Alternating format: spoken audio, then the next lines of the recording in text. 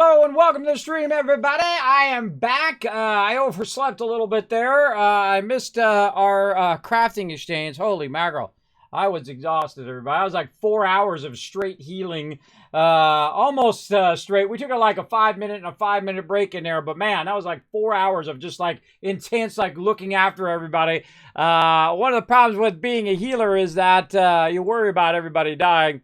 And it really paid off because all the healers were doing a fantastic job. We're doing a fantastic job of DPS and tanking too. So we crushed that, everybody. I thought we did it exceptionally good. I thought, especially when we went in that really hard area at the end, I thought we were going to wipe there for sure. But nope, we got all the way to the end. And then the last boss, with gigantic guys spawned out of nowhere. We had some other mobs that were off to the side that were hitting. We should have took care of those side mobs, lesson learned for the future. But those people, those mobs were like hitting our tanks, let alone anybody else. But they were hitting our tanks for like 3/4 of their health. And it's just too awkward to heal in this game. It's very, very difficult to heal people through that. But I'm going to keep working on my gear. I'm going to keep working on my expertise and especially working on my skill rotations to get the maximum healing for my crew as well.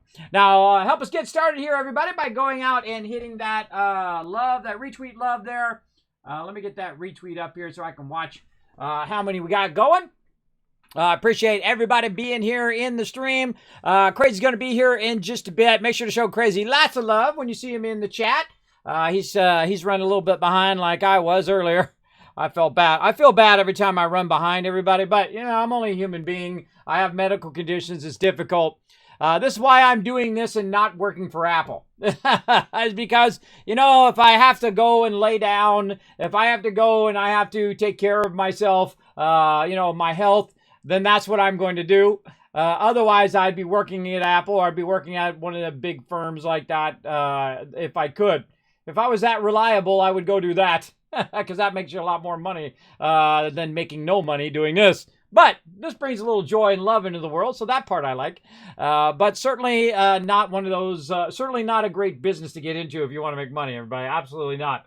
Probably one of the worst, unless you're really lucky. I guess if you're really lucky and it pays off for you, you become a super big streamer, then awesome. I like that. Let me go ahead and click some buttons here and see if I can get this to load up. See if we can log in. All right, I think it's working.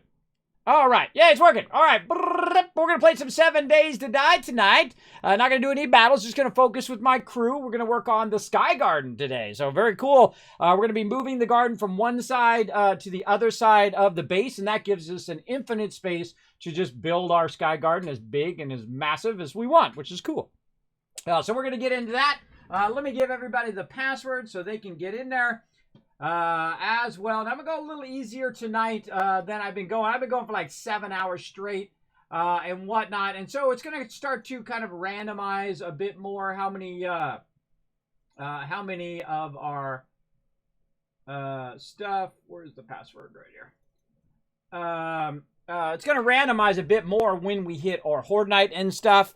So let's get into that. Oh, there's Crazy. Show Crazy some love, everybody. Yeah, Olaf showed him some love. AMZ as well. Hey, Paul. Hey, Gorks. What up? What up? All right, let's get into it.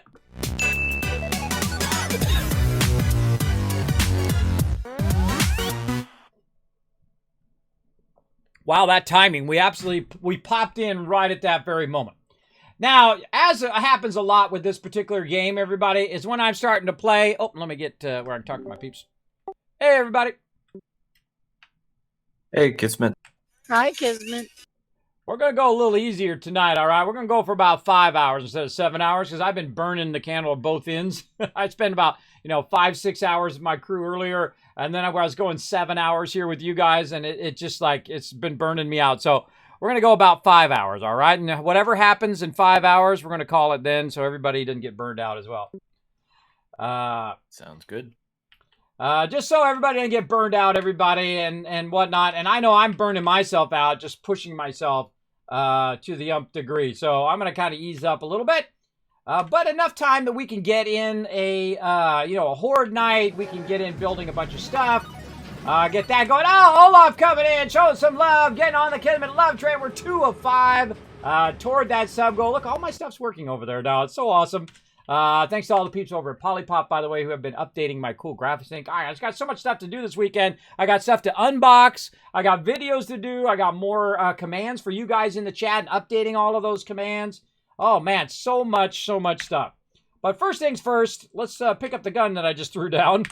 And let's get in and get in group with the crew. Here we go. Let's do it. There we go. Let's get in group. Let's get it going. Let's hope I don't goof anything else up today.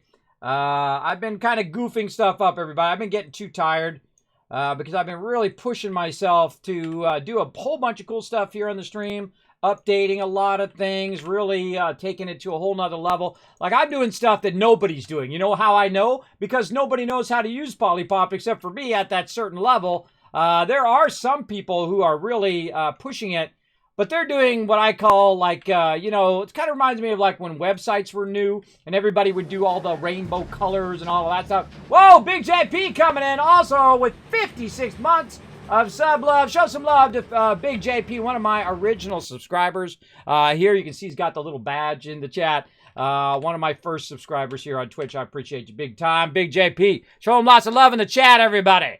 Again, anytime you see someone like Olaf or Big JP showing the love in the chat, please do me a huge favor. Throw a bunch of hearts in there, whether it's hearts from my stream, somebody else's stream, or the global emotes. Make sure to blow it up and show them some love, because these are the people that keep this stream going, everybody. And it barely stays going. Each month is like, oh man, this is going to be a close one. So I try to do as much as I can. Now, of course, the magic number is that 250 right now that we're trying to hit. Eventually, one day, I'd love to hit that 500 subscribers. So I'm just going to keep bringing more love and more entertainment for you guys here in the stream as best I can. And that's where all those hours go into, everybody. It goes into improving the stream and showing you guys some love, working on giveaways and things of that nature. Big time here in the stream.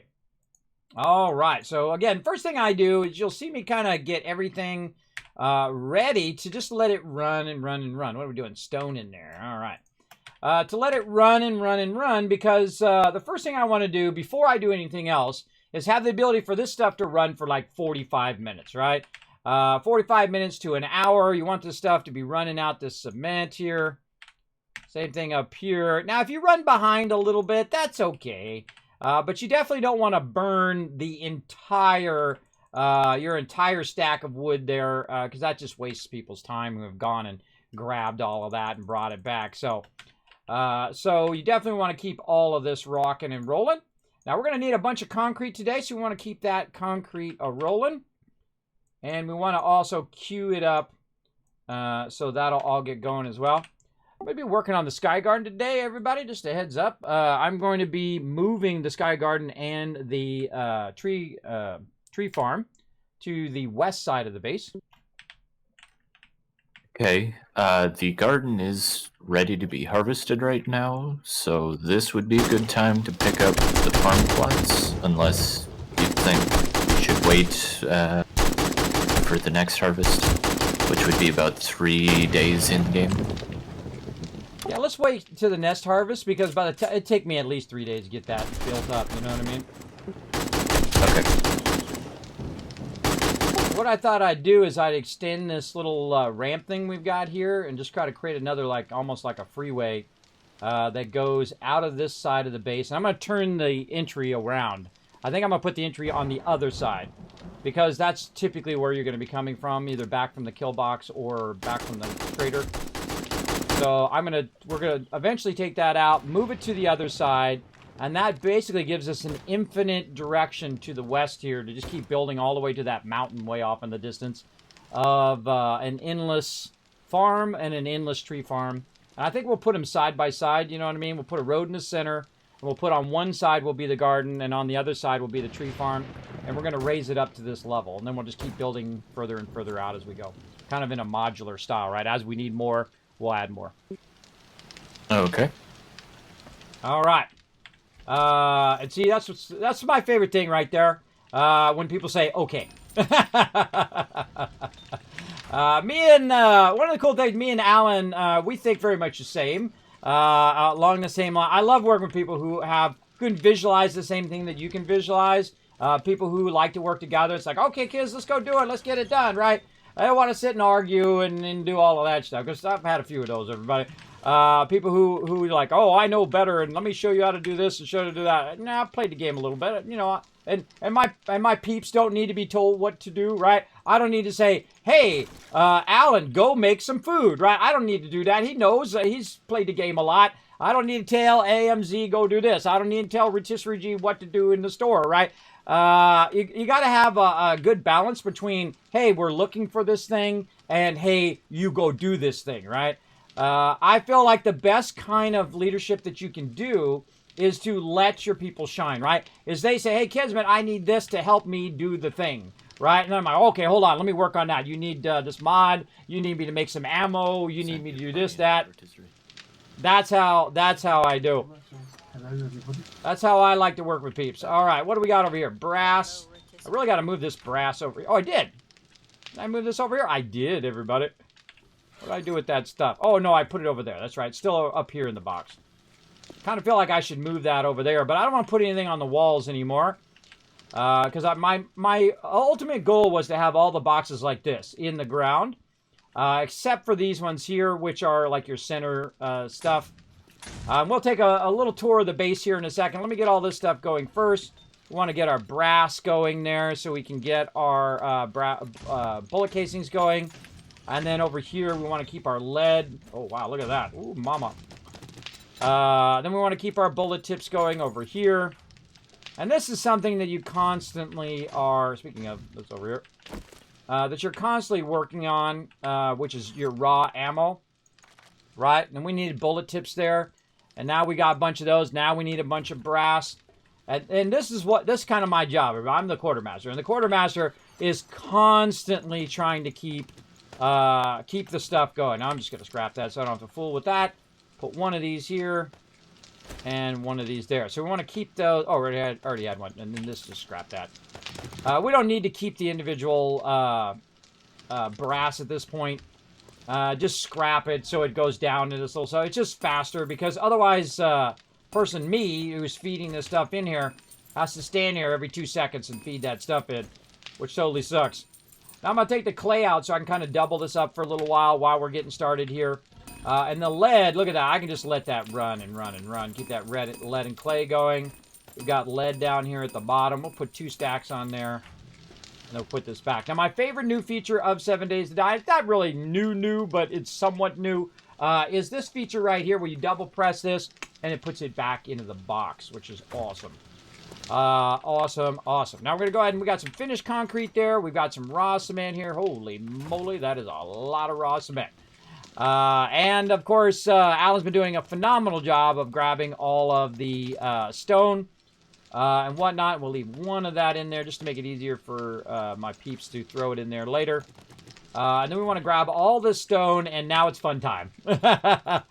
As a builder, everybody, this makes me giddy every single time when I look and it's 10,000. So what I'm going to do is I'm going to go ahead and just say 6,000 in this one, and it's going to run for a very long time. And really, 6,000 is the maximum you ever want to do in these concrete mixers. The reason why is because it can't do more than 6,000. Now, if you're in a hurry, well, then you can split it up perfectly if you want. Me, I'm just going to go 2,500 there, and then over here, just do the rest. So it's not perfectly balanced to where it's all going to finish at the same time, but I'm just going to max these two out and let these run, and then that gets them going. Then I can go in and I can look and say, okay, I'll run a little cement on this one. Is there any cement? Oh, there's some more right here. What are we out? Sand we need as well. We'll grab this out of here. We'll run any cement that we can run. Grab some more out of here, run a little bit more cement. Now, one of the things I like to do is let it all get in there first and then queue it up for an hour or two. So it's just easier because the more you have to micromanage that, you can spend all of your time micromanaging that. And thus, I'm not building anything, right? I'm just micromanaging all the forges instead of actually building and producing stuff. Now, while I'm also over here, I'm going to go ahead and produce 10,000 sand in that one. So when this is done, it's going to produce more sand. And then over here, same thing. So that's why I kind of did these at half the distance of the other one so that I can put sand under there. And that's going to do about 20,000 sand, so we'll let that run. And then we'll put what we can back in there. And then back over here to the raw cement. Right in there. Nice. Now, I know that cement and concrete are two separate things, everybody, but I put the word raw on it so you can understand, okay, that's what that is, right? It helps a lot, for sure. For sure. Now, we got all that going. Now, one of the things I do is I keep myself a little box here so people can drop stuff in there and whatnot. I don't think we need two of those. So I can, basically people can drop stuff in there for me, or I can just temporarily put it in there while I'm working on other stuff. Because one of the things that I do is I manage all of the loot. So I'm just going to go ahead and hit R to grab all the loot here. And you just want to run down the loot to consolidate it down like that. Now, 10 drop boxes in the modern version of 7 Days to Die. Alpha 20 is a lot. That's a lot of boxes. You really could get away with 5. Because a lot of the stuff stacks better. It's easier to organize and whatnot because of these features here. So very rarely do I worry about, you know, sorting all the boxes. I usually do it once per time now, because otherwise it becomes, again, very, very time consuming. It's not really worth your time to sit there and micromanage this every time somebody drops stuff in the box. It's much more efficient for you to be doing something else. Like in my case, I'm, you know, building, or I'm working on the forges, or I'm working with my team if they need my help for whatever. But most of the time, I'm thinking of what's the next step. How do we keep up with the zombies? Because even though we have a pretty amazing kill box, eventually they're going to get to the point where we're not going to be able to hold them back. They will breach that kill box and whatnot. So I have to constantly keep up with that rising cycle in the game, and I love that. I absolutely love that it's a challenge to keep up with all of it. And let's go ahead and grab a bunch of this random ammo out of here. I feel like we're just going to do ammo first today. Any other ammo? Wow, I got some acid there. Very nice. And nothing in there. So I basically just condensed all 3 of these boxes right here, except for that, into these 2 boxes right here. So you don't really need, again, that many boxes. I could have condensed those down and just left them and then came back to it. And the reason why you don't necessarily need to do all of this all the time is because now you can just grab everything like that. Boom, now I got an inventory. I can then go over here to, let's see, we're going to do ammo. Go right to ammo. I can double press and boom, it just put all that ammo in there for me. So it's not like you have to micro add it to the thing. Same thing with weapons here. I can just double press and boom, weapons go in there. Any weapons that don't go in there, I can just click on them. I can also come back later and say, okay, I'm going to look in this box, and if I've got too much of something, then I'm going to put that in the trade box, which I'll do here at the end. I feel it's better to sort it first, then come back, because then you have an overview of what you have. Same thing here, double press. Anything with a number on it goes into this box, and anything without a number goes into the clothing box over here, and just double press. It all goes in there. This one, actually, football helmet, into here. Now, if it's full, then you want to start, you don't want to create another box, everybody. I've made that mistake in the past, where I started making another box, and then I had like the boots, and then the chest, and the hats, and all of that stuff, and I had so much of it, and not one person used it. After a certain point, it just was a waste of time, right? And once you reach a certain threshold, like you see all these are starting to get to 6s and 5s and all of that, then everything below 4, you just get rid of. Just get rid of it, either scrap it, or let your trader go in and trade all that stuff out so we can get it going. There's a reflex sight mod in here too, Alan, if you want to grab that, and also some water purifiers and other things I think might be useful to peeps, and sawed-off shotgun too. And I think the only thing we're looking for on the board right now is the auto shotgun, right? Are we looking for anything else from the trader? We got the auger last time. Wise, it might be the auto shotgun, but I think we're looking for a number of books still. All right, I'm gonna put the request board up here in just a bit here after I'm done sorting. All right, so let's do something that's a lot easier. See all of these here? We can go ahead. I got it turned around there. And if you notice, I've got all the workbenches sunk into the ground. It makes it so much easier. Like right here, we have the raw bike box, and I can just double press. Boom. Again, all of it goes in there. Do not need to keep this many radiators in there. I'm not making that many more vehicles. And brass is one of those things that you have to just constantly keep feeding everybody. It becomes quite the burden for your quartermaster. Keep that brass running. And we'll put the rest of this up here. Now, one of the cool things that I really like is the miscellaneous crafting box. It keeps a lot of the random loot that we're constantly looking for in one place.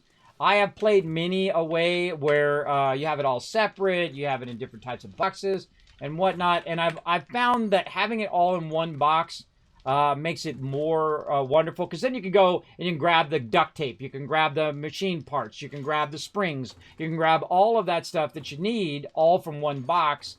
Though it's sometimes a little bit annoying because this game cannot have two people in the same box.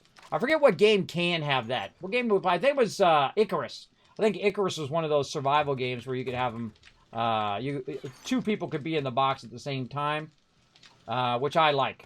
Because otherwise it just slows everybody else down. Just gonna scrap this. Let's put this stuff in the building box. Oh, we got some lock picks. Where are we putting our lock picks? I'm going to put them with the repair kits. Now, as you can see, I can go in and also rename this. And lockpicks. I can rename all of this. I can readjust it however I want. But I see there's a bunch of lockpicks in there, so we're going to get that going. Let's see if we have any more bones sitting around here. Oh, there's more lockpicks in there as well. Look at that. Look how easy it is. Watch this. In 2 boxes, I'm going to get rid of most of this right here. Double press, and then bike box, double press, boom. I just got rid of most of that. Easy peasy. That's why I love this sorting system. It is so good. All right, that one's done. So, and this is how long it should take. It should just take a few minutes. It shouldn't take you a half hour to do all of this stuff, right? You should be able just to very quickly put this stuff away in its various boxes. We got a bunch of mods there. And again, I don't put mods in a whole bunch of different things.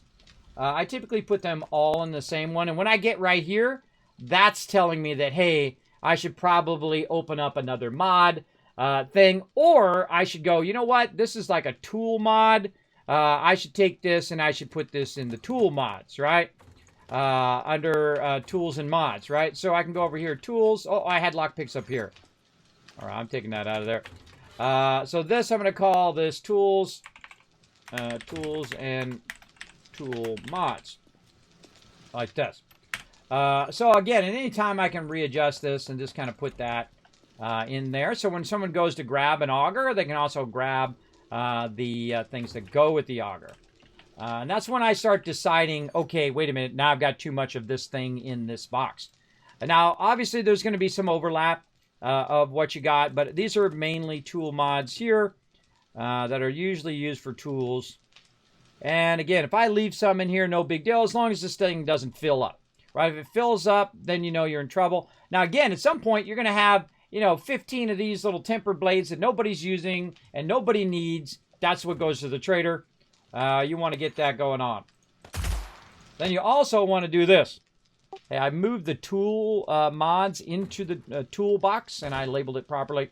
So if you're looking for any mods for your tools, they'll actually be in the toolbox. So communicate with your crew.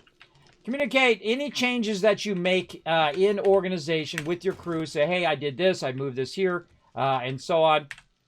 Same thing with lockpicks. I moved lockpicks in with the repair kits. And so on. West there. We've got some more mods over there. And then we have a bunch of random stuff. Now, here's another fun thing you can do. You can go your wood and stone, double press there. You go to your iron, double press. You go up to lead and brass, double press. And what you want to do is leave a little bit of that thing in there. Now, this actually, I'm not going to keep these anymore. I'm just scrapping those. If I see them, I'm straight up scrapping it because it takes too long and it just is a waste of time, I find, to have that ready. Raw ammo, same thing here. Put that in there. We've got our beakers. Really? Oh, I was going to say, we don't have any beakers? Wow, look at that. Look at all those bones. Wow. And then over here we have our gold and nitrate. Or coal and nitrate. How are we looking? Over here.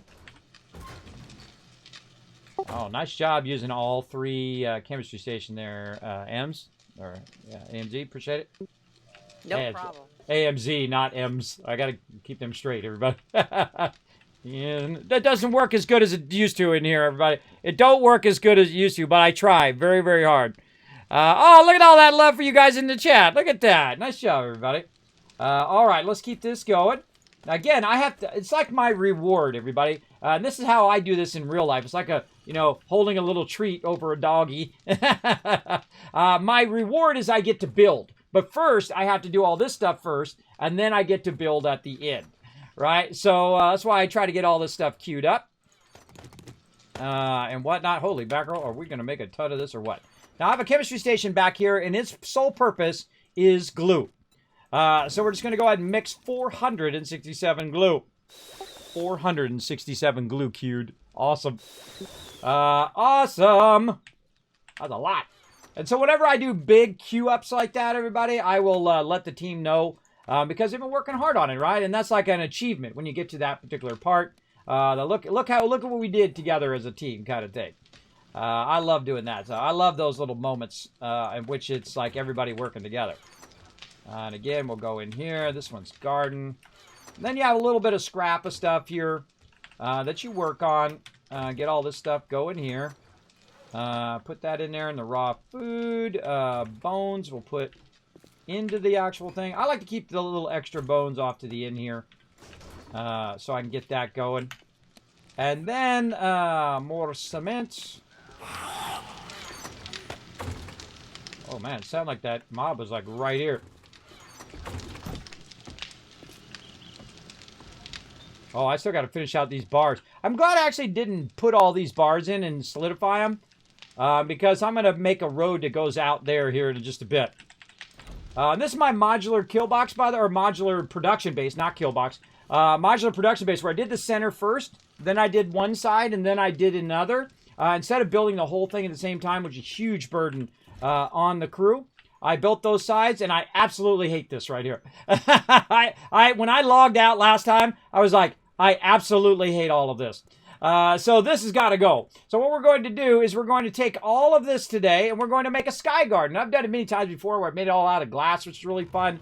But we're going to first just start on the platform, and then we'll probably build up some glass to keep people from getting ganked when they're up there collecting it. Oh, there's somebody just drove out of there. And so I built this kind of automated system here where they can drive out, but it'd be way easier if they could just drive in on this side and then drive through here and then go out on this side, right? And if you build something, you have to recognize when it's not right, when it just doesn't work well for your crew. And I feel like this is one of those things, right? And I wanted it to come in on this side. I actually wanted to bring the road in and then bring it in this way, but I decided that I wanted to turn the base this way and not long ways at the very beginning. It would have been cool long ways because then they could have just drove down the street to this. But then I realized they're not always going to be coming from that way anyway. And it's easier for us if we use this spot where there's not a road, right? Because otherwise I'd have to run this out into the road most likely. Or maybe not. Maybe not. I did count it back before I actually put the base down. I counted back because I made it in an illustration. Check it out, everybody. This is this base I'm in right now. I illustrated it first before we even started on it. It appeared in my head. I worked on it for like an hour or two, too, to illustrate it before we even started. And it's actually been it's now one of my favorite bases that we've done together. So this is going to be the out eventually. And then all the way to the horizon, as far as we want it to go, is going to be our farms and our tree farm. And what that's going to do eventually is make it where we don't have to collect the tree farm. We don't have to collect all that stuff because it will be beyond where we can really see it way over there at the kill box. Now, the kill box is where we do our horde night. That's actually called the horde base if you've played this game before. So you have your horde base way over there. You can't even see it because it's not refreshing it. But there's a big giant base over there. And we'll get to that one as well. But I want to get the production up and running before we get into all of that. All right, there we go. We got that done. We got this. Let's get this brass in here with this. Okay, I just want to keep this brass blazing and then bullet casing blazing. Now, I could sit here and queue up a bunch of ammo, which I'm going to do, but I'm going to need to come back as well and queue some more up. And AMZ has got a bunch of stuff going for gunpowder, and I want to put in some more chemistry stations so we can speed that up, as well as I want to look at our 7.62 in here. Now, any ammo that is going to probably used on the kill box should already be moved to the kill box. So this is just kind of like run around, get into trouble ammo that we're going to get from, say, collecting loot and whatnot. And then there's like the serious stuff. The stuff that's like we're going to actually use on Horde Night. So let me actually put some of this ammo back. Like this and this and this. Back in there. And then I'm going to drive out of here. Now what I've got is I've got this little pressure plate. Now sadly your vehicle does not do the pressure plate, which is what they should add. I don't know why they don't add it so your vehicle does it. But you just walk over it, it opens it up. Then as I come out here, there's a camera up there that sees me. And then automatically puts the powered drawbridge down. And you can see that it automatically goes back up, which is the most important part. You want that thing to go back up again so people don't end up in there working, all of a sudden some mob comes in and gets them. Now, eventually I'll add turrets as a backup, so even if people are running, they're like running away from the mobs and a huge horde after them, and they come up the thing, the drawbridge comes down, they come in, then the turrets will start firing to keep them protected. Now, over here, we've really been stocking up. Look at this, everybody. Look how many rockets we have. I should have put my rocket launcher back in here.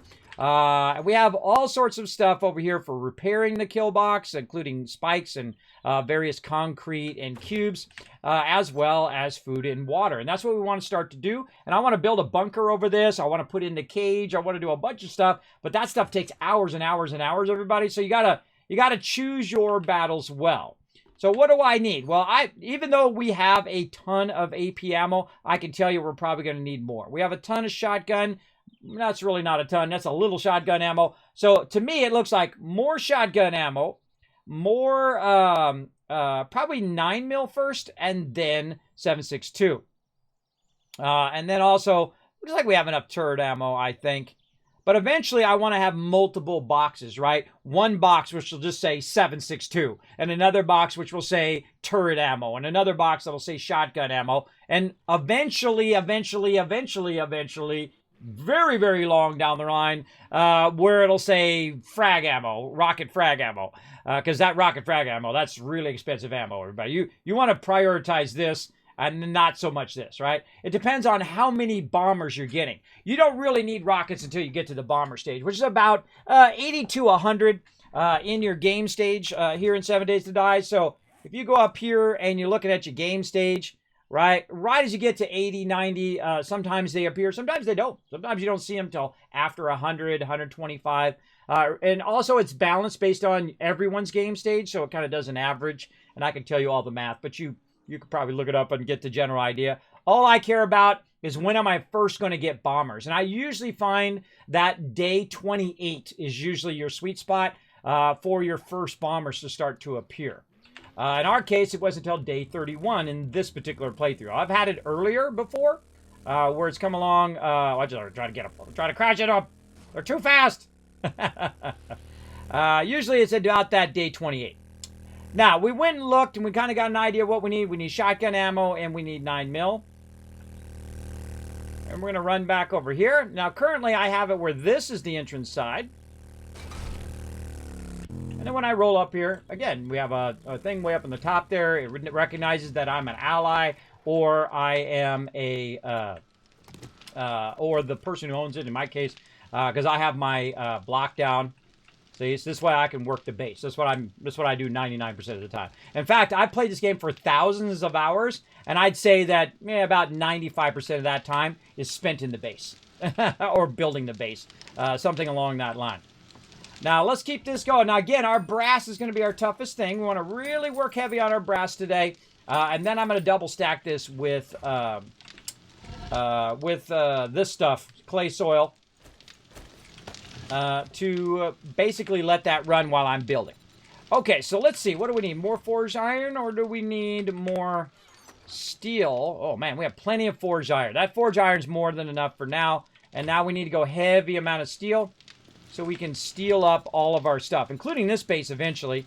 But I would say that this base probably doesn't need steel for a very long time, because this base is not the Horde base. The Horde base needs a lot of steel love.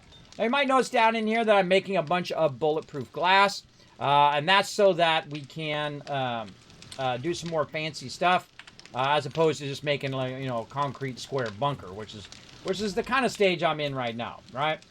Let's see, stone is done, so let's switch out the lead. There we go. How's our sand doing? Man, sand takes a really long time to get that going. And then over here, bulletproof glass, what do we need? Sand's looking pretty good. Let's go lead again. And then eventually, the next one, this one's going to need is stone.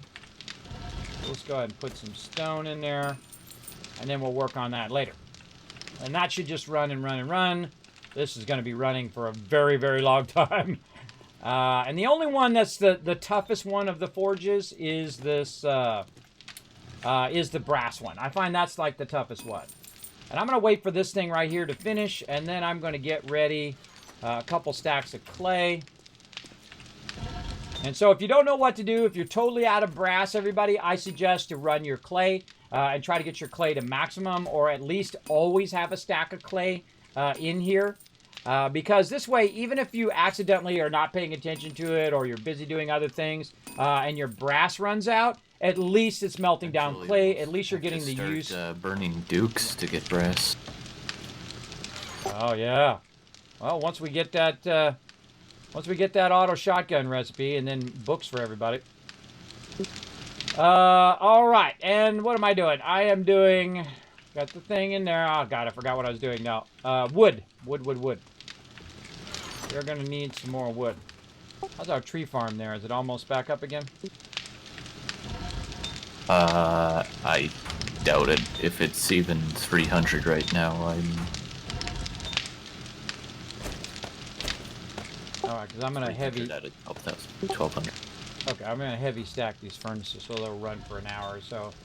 Just kind of let them run. Alright, that's gonna be fine there. Over here... Oh god, yes. Man, I already heavy stacked these. Now, what I call a heavy stack is when you put like 1,500 in there, everybody. I normally do not do that much, and that's because I don't want to waste it. But these forges, at this point, at this stage of the game, should be running and running and running. They should not be stopping for any reason whatsoever, because you are going to fall behind. Oh, that's already got full stack. Actually, I take that back. Apparently, I full stacked it last time. All right. Okay, so let's get that going. Now, what else is going to take a long time? Ammo. So let's get back in here. Let's get this. Let's get this stuff. Let's sort this. Grab all this out of here. Grab all this. And then we'll do what I call the single stack. Boom. You just put one in there, and then one in there. Single stack that stuff. We're going to need this paper as well, so single stack that.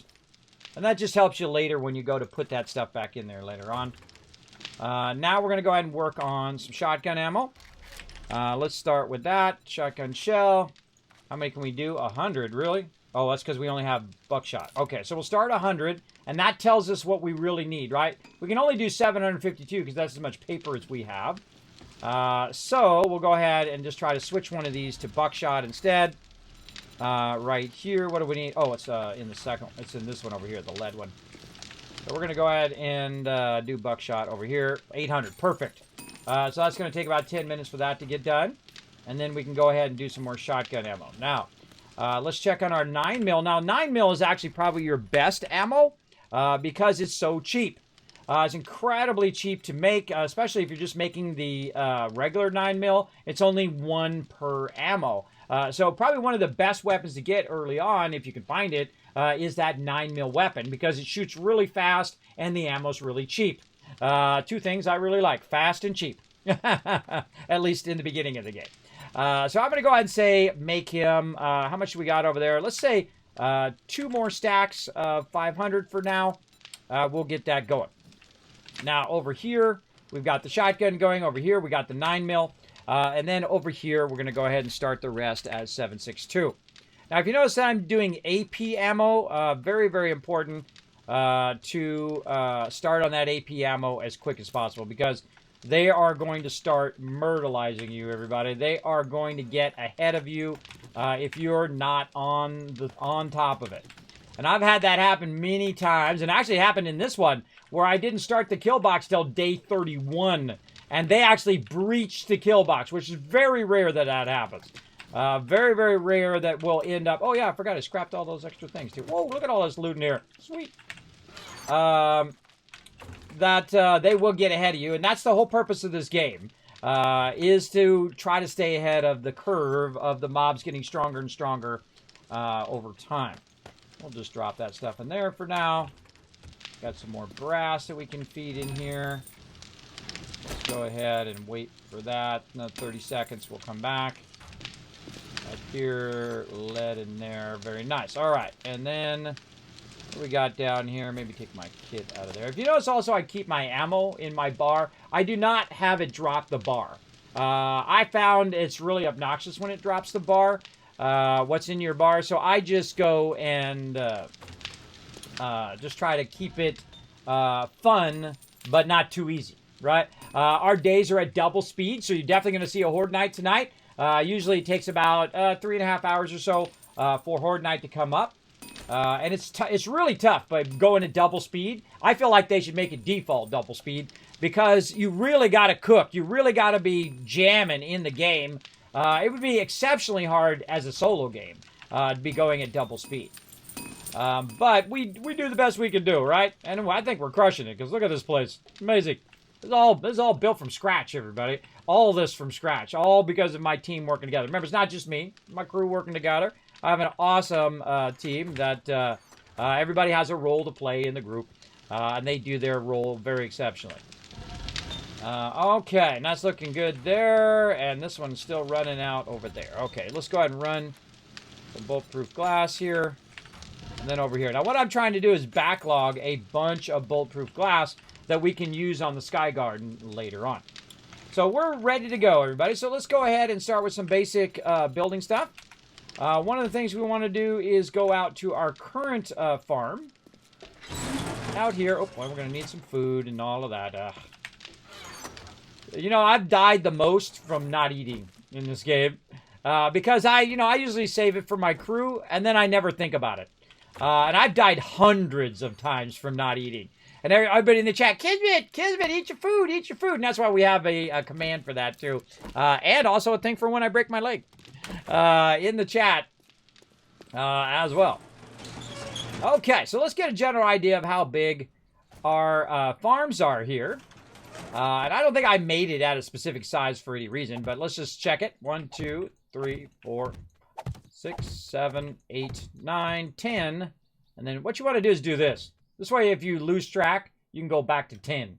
1, 2, 3, 4, 5, 6. So 16 wide. Is this the perfect width for you right here, 16? Or would you like to be wider or slimmer? Well, so I was thinking if everything up to the super corn would be nice if it was one plot, but also maybe rows of 15 rather than 14. Okay, so maybe make this one more wider. Because I'm going to actually turn it. I'm going to rotate it, you know what I mean? So it rotates by 90 degrees, but I was going to keep that same width. So if you want me to add one more, I'll add one more. Yeah, add one more. So 15 across. So it's 15 plus 2, so 15, 16, 17 would be the total width. 15 by 12 as far as the farm plots would probably be what I'd look for. Okay. All right, and then I'll add kind of a border. So let's say 16 by 16. Yeah, okay. We'll do that. No, it'd be 14 by 17. Okay, tell me that again. So it's 14 across, plus the 2 edges, so that'd be 16. And then how long do you want it the other way? 14 plus 2, right? So it's currently 14. I'd like it to be 15. So on the Oh, yeah. No, that's what I meant. That's what I meant. 15 plus 2. Yeah, sorry. My bad. I just said that, and then I just said it wrong. 15 by 12. Skinny it up slightly because I want all the super corn not in with the food. So this is going to be 12, and this will be 15. That's why you write this stuff down, and this is also why you clarify everything. Always double check, always clarify with everyone, because you might screw that up as well. All right, 15 by 12.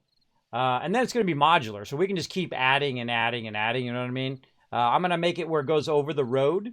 It's going to be up high, where it's at the same level at the base. And you'll see, and I'll just start one group of it, and then if you want to go and keep building onto it and onto it. And then on the other side, I'm going to have this toward the trader on that side, so toward the north side. And then toward the south side, then we can just keep doing our tree garden as well. Just have it just continuously go on and on and on. Forever. As much as we need to do it. Have a seat, lady. Get out of here. I'm building here. Should I be scrapping clothing? Yeah, just throw it in the Dropbox for now, and I'll scrap it later on. Unless it's a burden for you, then I'd probably just scrap it. If it becomes a burden, as you know, if you have 50 things that are clothing, I just scrap it for the stuff. Okay. And you might want to, you know, when you go out to loot, you might want to just glance in the box and see what we don't have. Like if we know we don't have a bunch of boots or something like that, then those I wouldn't scrap, and I'd just scrap everything else.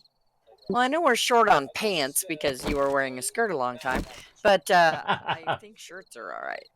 Oh, sure. Just bring that in front of my stream. I see how it goes.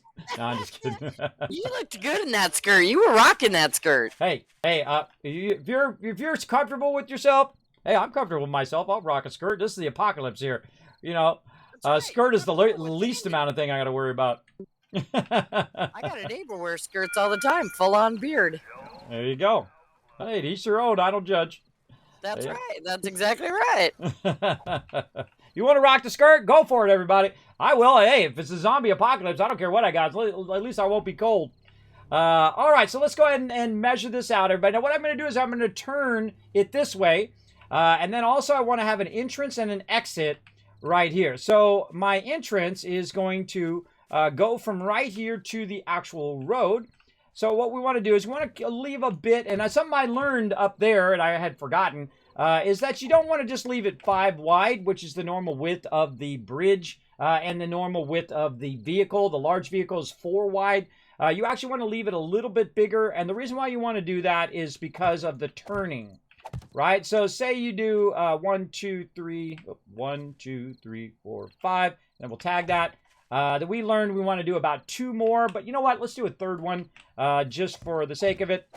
And then this is going to tell me where I'm going to have my road coming from the other road over here.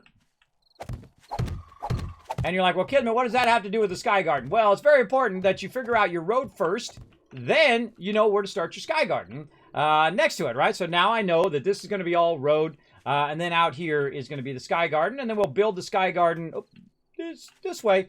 We'll build it up over the road as well, and I'll try to accommodate the road so that when you're driving along and it's like boom, you're not hitting the road, and we'll make it big enough so the actual Jeep can drive underneath the actual Sky Garden that's up above. Now your biggest problem is that clay weighs a lot, and then also mobs may spawn up there, so you want to watch out for that. Now also what I want to do is I want to leave a road in the center.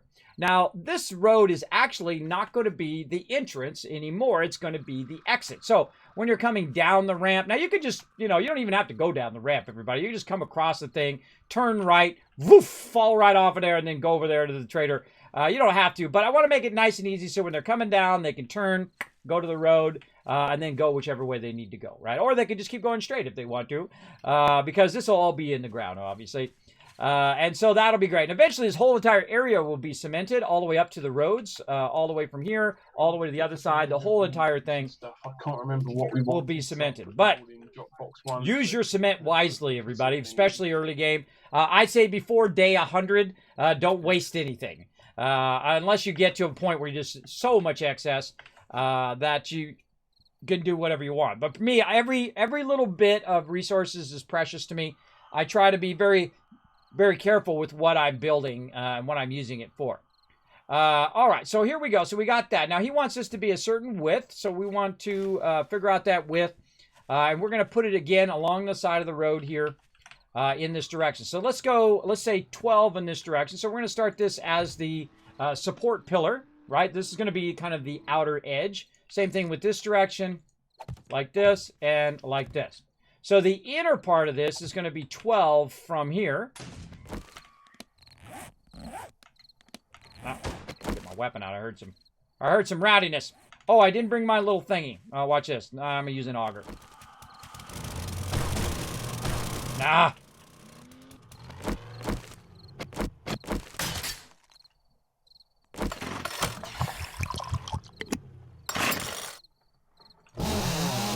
Okay, fine. Be that way. Be that way! Pa-pow! All right.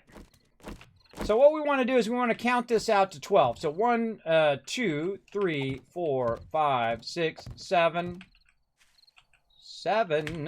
8, 9, 10. Put the top one on there and recount it. And again, the outside edge does not count. This is just going to be a border. And that border is where we're going to have all of our supports and all of that stuff over here. And then this is going to be our starter. So 1, 2, 3, 4. Start again. 1, 2, 3, 4, 5, 6, 7, 8, 9, 10. There we go. And then we need 2 more right there. And then we need our outside border again. So let's do something like this.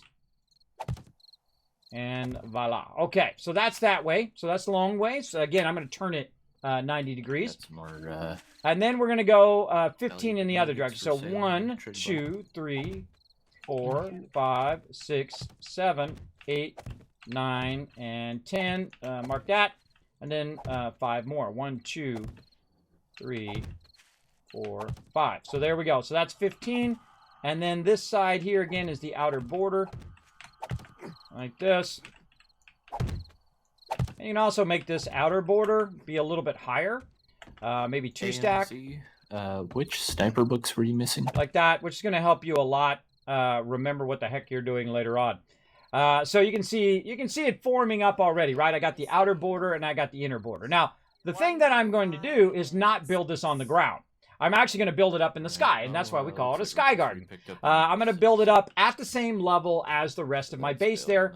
And then what I'm going to do is I'm going to have a road that comes right down the center here, so you can drive your vehicle down there. And then this will just go on and on and on as much as we need into the horizon. And the further it goes away from the actual kill box, the less lag we have on Horde Night. So you don't necessarily have to take the tree farm out. You don't necessarily have that out. Because what's going to happen is the further away it is, the lower its level of detail. Right? It's called LOD. So further it's away, the lower its detail, the easier it is for us to make a giant tree farm as big as we want it to be and not have to worry about it on Horde Night and take it down every single time. So that's what we're working on. So here is say box number 1 or farm number 1. They often end up in the chem bench in the kitchen.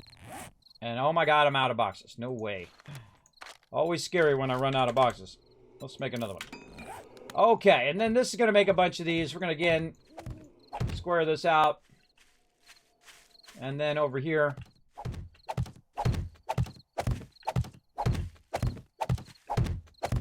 Now, if we go and we count this, right? I'm not doing the outside border right now. If we count this, it should be 15, not counting that outer block. So 1, 2, 3, 4, 5, 6, 7, 9, 10.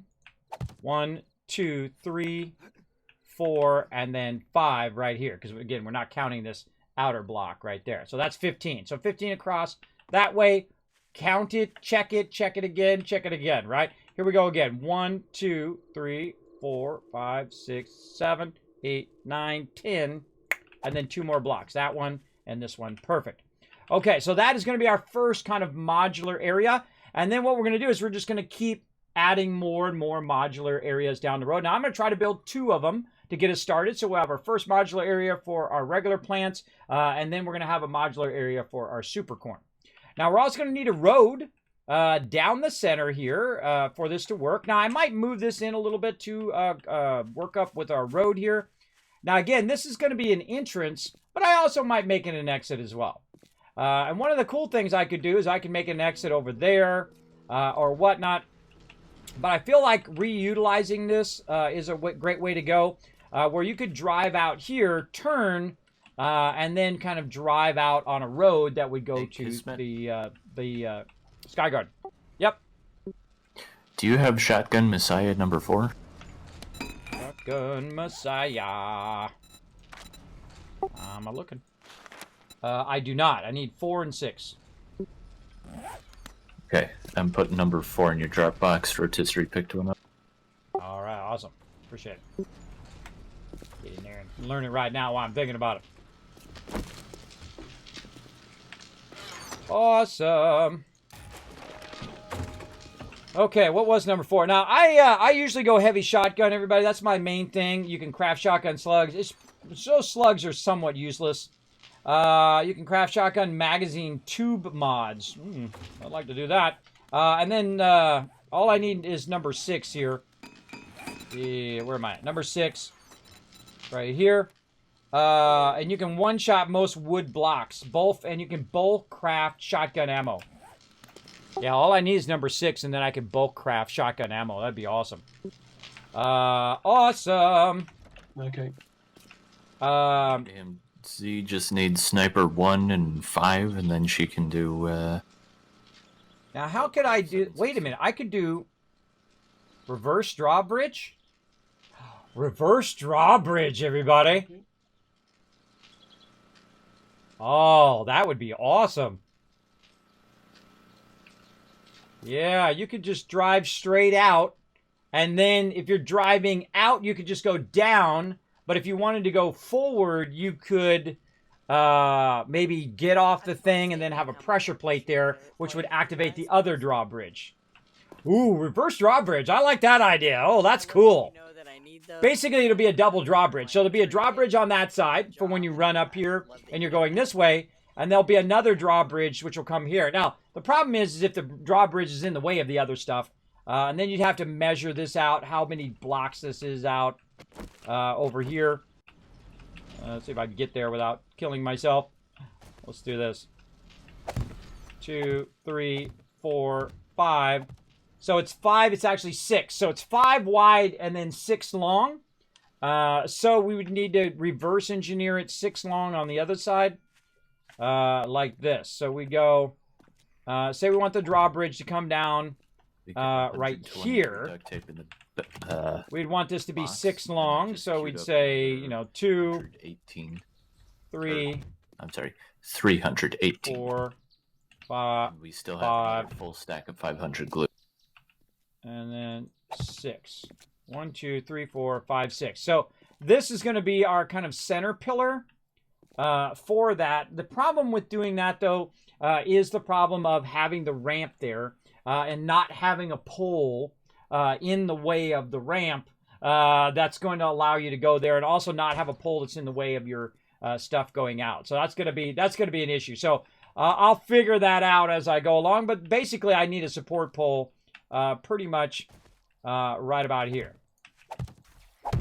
So we'll go ahead and just kind of put that in. Now, you could get away with a 5 wide support. I've done it many, many times.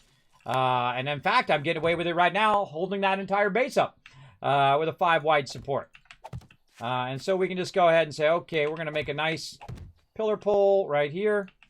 Now, if you notice that one of the true geniuses of this game is these things right here I'm using. They're called frames. And you can go ahead and get yourself a general idea of what you want to do, right, straight away. And so we want that to sit on here. Now, you can kind of fool around with stuff first to see what the problems are going to be. And see, that's going to be a problem. That's going to be a problem because you can't drive your vehicle down through those blocks, right? So that's going to be an issue if I want to do a reverse drawbridge. And that drawbridge is going to be up here, though. So there's 2, 3, 4, 5, and then 6. So the drawbridge would sit right there and then come down, but that's obviously not going to work as a block. But you could try to go in and try to use your different shapes, let's say we were going to set this on a pole, and then we could set the pole to the back to where it's not going to hopefully hit somebody's car.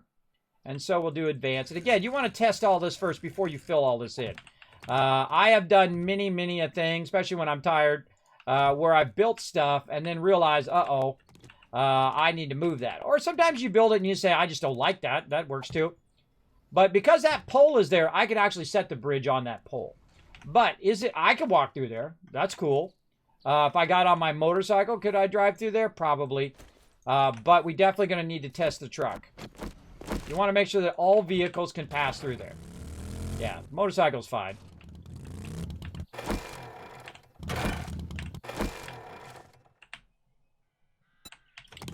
So yeah, that's fine. So let's see if we can go ahead and get... Hey, somebody do me a favor and drive their truck around and try to come up this ramp on the west side. Put a little pole across here to try to put the drawbridge up above it. But I have a feeling it's gonna, you guys are gonna run into it. Get out of here, lady! I'm building! My lawn.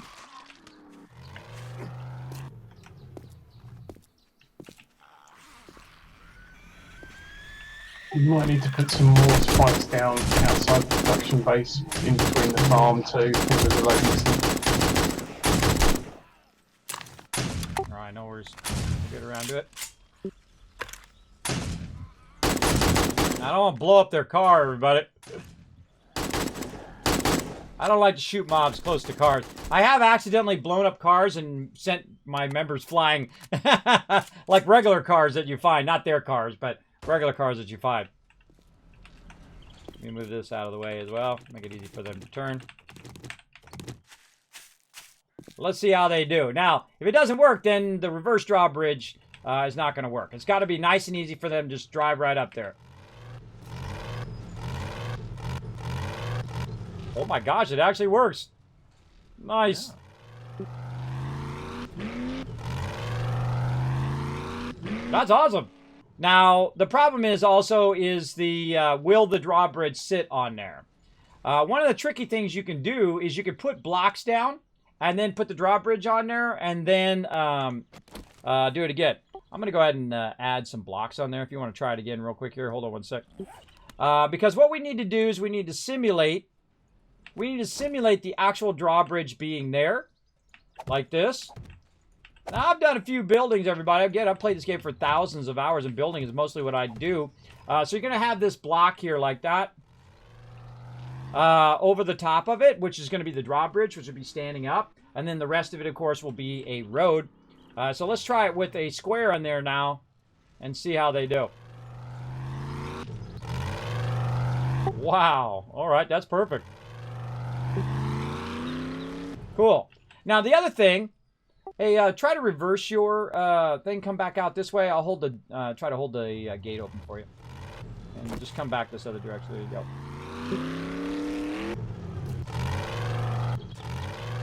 All right, perfect. Thank you. You can go back in. I just want to see it in the other direction as well. What?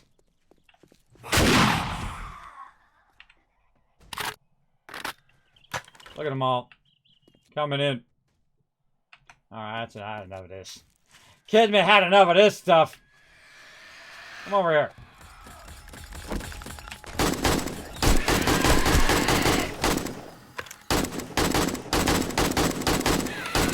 Look at me hitting this guy. Go for the radiated ones first. Hit that guy in the leg to knock him down for a minute.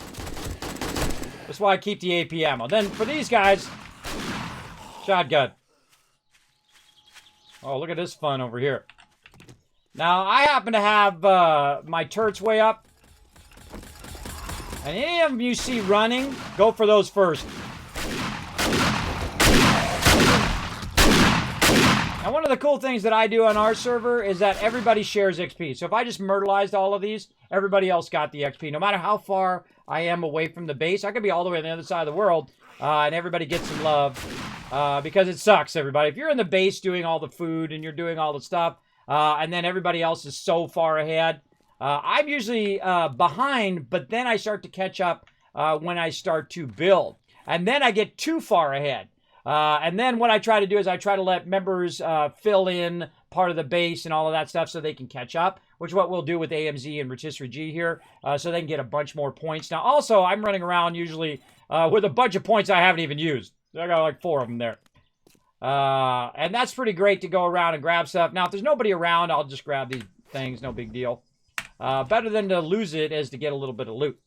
All right, so that, in theory, that should work. So we're going to give that a go, which is awesome. We will try a double reversed thingy there. Now, definitely what I want to take out, though, is I want to take this out right there because we don't want the mobs walking across into our base. That'd be not good. Okay, so we've got that figured out. Now what we have to do is we have to figure out the distance between here and over here. We've also got the level, by the way, that we want to have it across the other side, which is essentially this level that we want to go ahead and run it across over here. Now notice I can't put that block there. That's because that actual shape there. And then we're using this as a support. Lady. Yeah, look at him.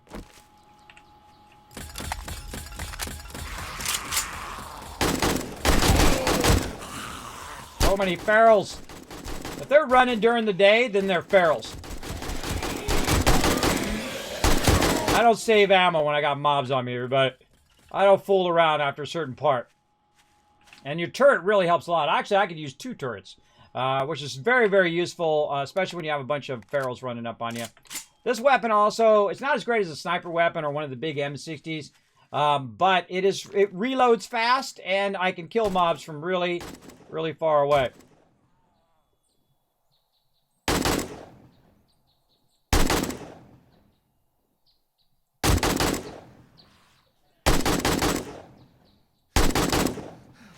I don't have to run over there. Okay, now this happens, the later you get in the game, the tougher and tougher that the mobs get. And they will continuously try to kill you. And so eventually what I want to do is add turrets up here. But I really want to figure this out first so that Alan can keep going on the farms. And then eventually just have an infinite expansion, or at least as far as that mountain there. Oh, he's already dead.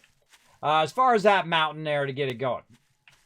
And it's good to have a turret. That's why I like the turret while I'm building, because it'll draw my attention to them, because I'm usually looking at blocks and whatnot. But, all right, so that tells me exactly how high I want that to be. Now I got to move out of the way here. How high I want that to be. And this is going to be one of my central supports that I'm going to start using for my offset for the rest of it. So we're just going to go 1, 2, 3, 4. Oh, wow, that's perfect right there. 5. And I don't want to put this support in the way of the drive-through over here, so we'll go ahead and say 5 there. You can do a gap of 5 and make it your 6th one. So there's support there. Pick up my turret now. 1, 2, 3. God, they're just spawning these suckers like crazy. Spawning them like crazy. How many bullets I got left? 13. Better go up here and get some more bullets. Now, instead of using my AP ammo, I'm just going to use more of the lower end ammo here. I just happen to have some AP on me, but when we run out, we'll switch over. Now, in the meantime, I've still got to leave this functional so people can go in and out. It's probably the hardest part of building, is to leave your stuff functional. So now we know we wanted that to go through there. Now we can go ahead and now do a big gap. Because we want to leave a gap in between here. Now, watch what this does, everybody, if you do this. It starts to flatten the ground. I think it's one of my favorite features. Something you definitely want to explore in 7 Days to Die. Just put a whole bunch of blocks down. And the whole purpose of this is just to flatten the ground. Now, eventually, I'm going to take this out and put concrete here. But for now, we're just going to flatten it just to make it easier in the long run here. AFK minute, refilling my drink. And then we'll take all this out. I'm just hitting E to pick all these back up again. Alrighty, now if something gets damaged like this, I don't bother with it. I can just, you know, shoot it like that, or I could repair it if I wanted to, and then pick it back up again. Depends on how damaged it is and how much I want to put into it, how much time I want to put into that. But now look how nice and flat it is, right? Very cool. So again, we want to think about, okay, they're going to be coming down. They're not going to be going up. They're going to be coming down this way. So if they come down this way, all they really need to do is come down and turn, right? Or they're going to have the ability just to keep going straight if they want to, right? Because again, it's going to be lifted up off the ground. So now what we want to do is start to put a nice, as wide a gap as we can get away with. In this case, I'm just going to do it at 5 because that's enough for vehicles to drive under it. And then also be a good support. So if one of the supports goes out, the other supports will be able to sustain it. And 5's usually my distance, right? So you have your support pillar, and then you have 5, and then you have another support pillar. And that's kind of like the basics of 7 Days to Die. So there's 2, and then 1, 2, 2, 3. I think that's 5, actually. 1, 2, 3, 4, 5. There we go. 5, and then this is going to be a support. 1, 2, 3, 4, 5, and then a support. And then you can just take this out. And you can take this out. You get the general idea. And then now we just rinse and repeat that same thing. Now, even though I put this over here as a kind of a test to get a general idea of the size for this area, it doesn't mean I have to put it there. In fact, I want it to be as close to the base as possible because I don't want them to have to run, 4 miles off in that direction. So now what we want to do is we want to basically undo everything that we did, right? Because this is what's so great about it is it's just temporary. All right, just temporary. You can put it down temporary and then come back. Oops. I didn't mean to do that. I was just trying to repair it. Well, I got to be careful when you're repairing. Usually I just come over here with my shotgun and say, take this block. And what happens is the mobs come along and they damage the blocks while you're working. Most of the time. All right, let's get these blocks back because this represents wood and stuff. Let's pick all this up. Yeah, look at that one. See, I just destroyed that one. And I'm not too worried about getting every single block because, my time is valuable as well. But I try to get as many as I can. And then if it's broken, I just let it fall. Okay. And there we go. Get rid of that one. And now what we want to do is, we have any leftover stuff. Take care of that, so my team is not running into that stuff.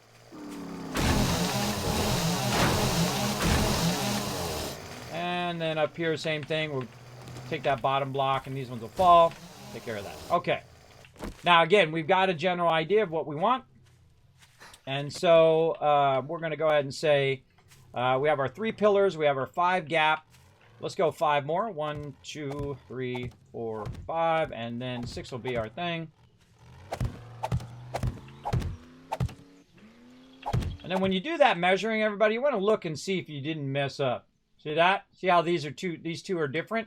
Why are they different? They're different because this one is different right here, as I just noticed. So 1, 2, 3, 4, 5. So that's 5 there. This one I made an error on. So 1, 2, 3, 4, 5. Wait a minute. Hold on. Hold on. And let's go this way. See, there's something definitely wrong there, right? If you do the math and you double check, you'll find that, oh, wait a minute, I went 5, 1, 2, 3, 4, 5, and this is 6. On this side, the actual support pillar, this support pillar, is back 1, right? And so this is actually not the support pillar. This is the support pillar because it'd be both on both ends. And then we double check this, 1, 2, 3, 4, 5, and there we go. So we got all that good. Take that out. And again, we're going to do a gap of 5. So 1, 2, 3, 4, 5. Yep. I'm going to take that back out. And so now this, well, actually, you know what we should do? We should take out this block here. There we go. That'll make that easier. Like this. Okay. And then, so this one on that side is right, and this one on this side is actually wrong. So 1, 2, 3, 4. This is 5, and then number 6 is our actual pillar. And then they should now match up across. So not only do them long ways, but also do them crossways like that, so that you know that you're not screwing up. And I screw up all the time. It's okay, everybody. If you make a mistake, especially you get tired, that's usually when I mess up the most. When I start getting tired like that, now it has to go back by 1. Because this is 1, 2, 3, 4, and that's 5, and this is 6. Then we can just go across this way to see if we're matched up. Aha, see that one's matched up. We double check. 1, 2, 3, 4, and 5. There we go. Nice. And then this one is nice. Okay, now we got ourselves some pillars.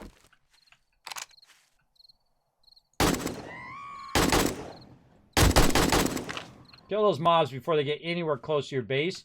This way they don't scream. That's why you need turrets. Turrets will kill those mobs without them screaming, and thus you don't, as long as no one's around, and thus you don't have to worry about the extra mobs that are going to show up. Okay, let's take this back out over here, and let's hope these poles work for the drawbridge. We'll see.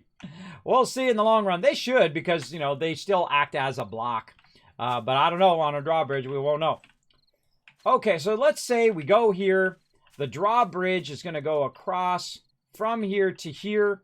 Then we probably want to leave a little bit of room for the cross thing here so that we can see mobs coming in and out of here. So we'll actually start it right here. Now, I'm down through the middle here. I'm going to have a road.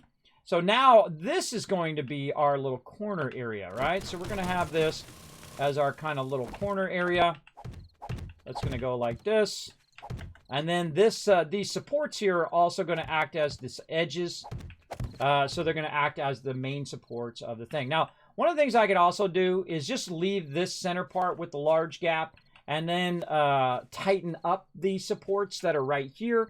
So my team can still drive through the middle, but over here, they can't necessarily drive through the middle if it becomes a problem. I would try it with 5 first, try out 1, see if it works. If it works great, then awesome. If it doesn't, then add more supports if it all falls down. You don't want to test it with all of your farms in there, everybody. You want to test it completely first before you put in your farm plots to make sure that stuff ain't going to fall down. So let's start to go this direction. So now we want to go ahead and do our supports again. So 1, 2, 3, 4, and this will be 5, and then 6 here. Okay, now another measurement we need to do is the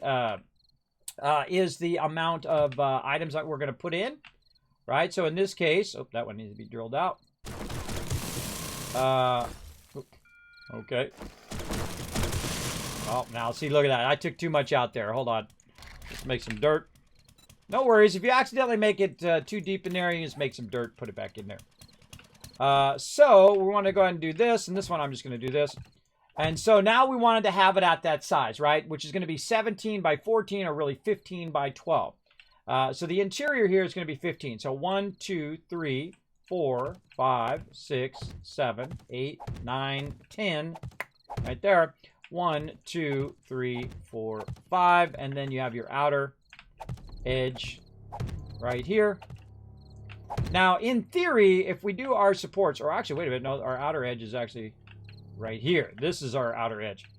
But you get the general idea. We're just counting lengthwise. So 1, 2, 3, 4, 5. And then this should be number 6. Count it again. 1, 2, 4, 5. And then this is 6. And so what I want to do is match it up to the length of what the distance that I need. And then 1, 2, 3, 4, 5. And then that would be 6 there. But do I need that much length? Probably not. Probably don't need it to be that far. So let's take this back out again. Let's go ahead and get this on the right thing here. We'll take this out. And then we'll count it once again. And remember, we're not counting the outside edges, just the interior. So 1, 2, 3, 4, 5. We'll count it up there. 1, 2, 3, 4, 5. So we're going to count it every 5 now. 1, 2, 4, 5, and bam. So that is the actual edge, and then this is the outer edge of our planter. All right, so that basically is that. These are our outer supports and our outer edge, which will kind of line the outsides of the planter. And so there we go. So now we have a general idea. Now, one of the cool things is this last one here is a bit what do you call it, is a bit shorter. And so I don't necessarily want to do 3 because the vehicles cannot get under it. So say you're trying to go through here, you're going to run into some supports.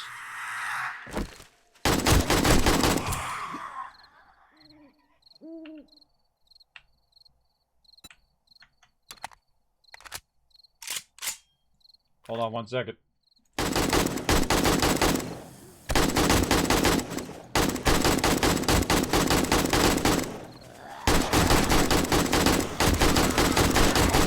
Dang, Pharaoh guy, die already.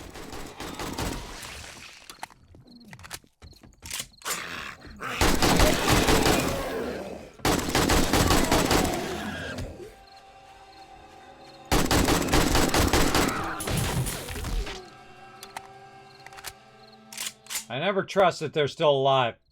What you do is you shoot them and then you shoot them a couple extra. Now, because we're on a high stage, game stage, everybody, because we're 88, I'm at nighttime, they're running, and they're ferals. You notice I seeked higher ground. I got up on these pedestals because they got to climb up to where I'm at. And while they're climbing, I can try to wipe them out. Always good to do that. Also, like in Minecraft and things like that, you can start to nerd pull and all of that.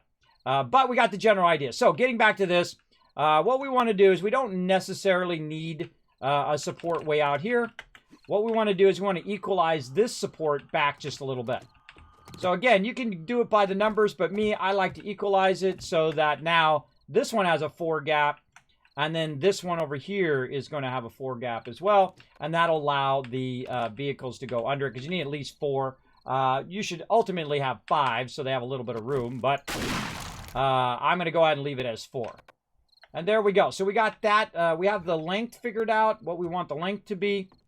Right here, and again, 1, 2, 3, 4, 5, 1, 2, 3, 4, 5, and 1, 2, 3, 4, 5. Now, what we want to do is now figure out the other distance, right? The long distance, or really, this is the long way. It's wider than it is long, or depending on how you look at it, X, Y, Z kind of thing. Hey, thanks for the biddies. And hi, Sport. Thanks for coming in and hanging out. Hey, Ravens Bite. Let me catch up a little bit on the chat. Hello, Man Likely. Hootie, thanks for being here as well. Appreciate everybody coming in and hanging out. Obviously, very focused on what I'm doing, but I appreciate you coming in, hanging out in the stream. Feel free to hit that follow button. We're going to be doing some really fun stuff tonight. We're working on the Sky Garden. Quite a big one, so I'm not too worried. Okay, so we got this now squared away. So now what we want to do is we want to count this block right here as block basically number 1. I want to take some of our dirt and put that into there. There we go. And now what we want to do is count 12 in the other direction. So we're going to do 1, 2, 3, 4, 5, and then up. And again, this is the center pillar, so let's do this. I'm trying to level up my traders and stuff at the moment. See that jump move there? So this is 1, 2, 3, 4, 5. And then 1, 2, 3, 4, 5. This keeps you from losing track, especially if you get like zombies on you when you're trying to count. It can be tough. And then this is 1 and this is 2. Ah, look at that. It didn't quite hit it perfect. And the reason why is because I still want an outside lip to it. And so I'm going to need to kind of equalize these supports a little bit more so I can get that outside one, which I want to actually be right here. So now we're going to work backwards. And again, notice I haven't built anything really. I'm just building, just figuring out the spaces of what I'm doing first. And then I'm going to work backwards from there. So let's go ahead and do the opposite this way. We're going to do 1, 2, 3, and this is going to be 4. So 1, 2, 3, 4. And then this one's going to be the support. 1, 2, 3, 4. And then the same thing here. 1, 2, 3, 4. And then the 5th one here is going to be... Whoa, hello. Broken. Always have a backup weapon. Man, they are really after me today.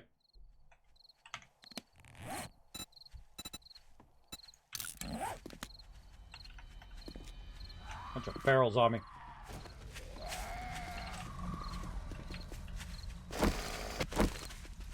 Show you a little trick, everybody. You put that down and you let them run to you. Shoots them in the back. Slows them down.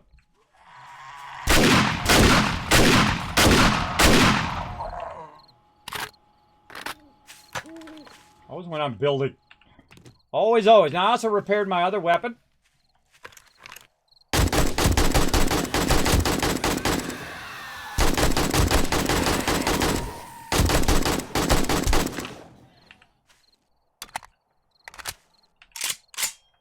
why it takes me so long to build anything here, buddy.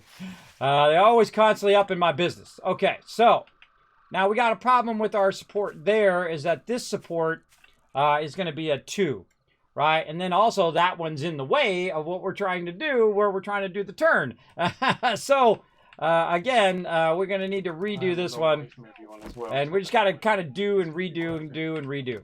So 1, 2, 3, 4, 5. And then this is going to be 6. So for sure, this is going to be our outer one so that we can accommodate our road that's going to come through here. That would give you the best chance. And then this other side over here, just forget this other side. Just take that out and key off this side. And then again here, 1, 2, 3, 4, and then this. Kilometers away from me, so. Yeah, I know. That's all right. I can drive. 2, 3, 4, 5. Very nice. Figure out where. And then this is 1, 2, 3, 4. And then this one you want to be right here. So I would probably leave that one. Again, let's go back and count this again. This is 1, 2, 3, 4, 5. And that's that one. This is the outer edge. This is the outer edge. 1, 2, 3, 4, 5. I'm going to do a little bit of pre-looting on the place, but I'm not going to actually loot an awful lot. I'll just kill everything. So 6, 1, 2, 3, 5, and that's that. And then this is 12, and so this needs to go there. Okay, now we're getting somewhere. Make this go out like that. Again, we needed 12 this way, 15 one way, and 12 this way. That's the spec, and we're going to try to build 2 of them.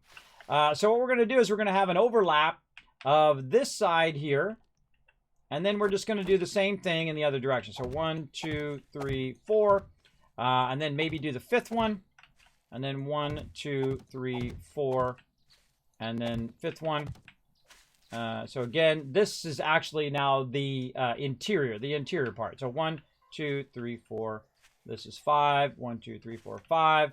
And then 1, 2, which is going to give us 12. And then you need your outer one, which is going to be right there. Now, again, look how you have this gap here. It's a 3 gap. Move this pillar back 1. Now you have a 4 gap. And then you have a 4 gap here. And then you have a 5 gap there. Lady, I'm trying to explain stuff over here. Do you mind?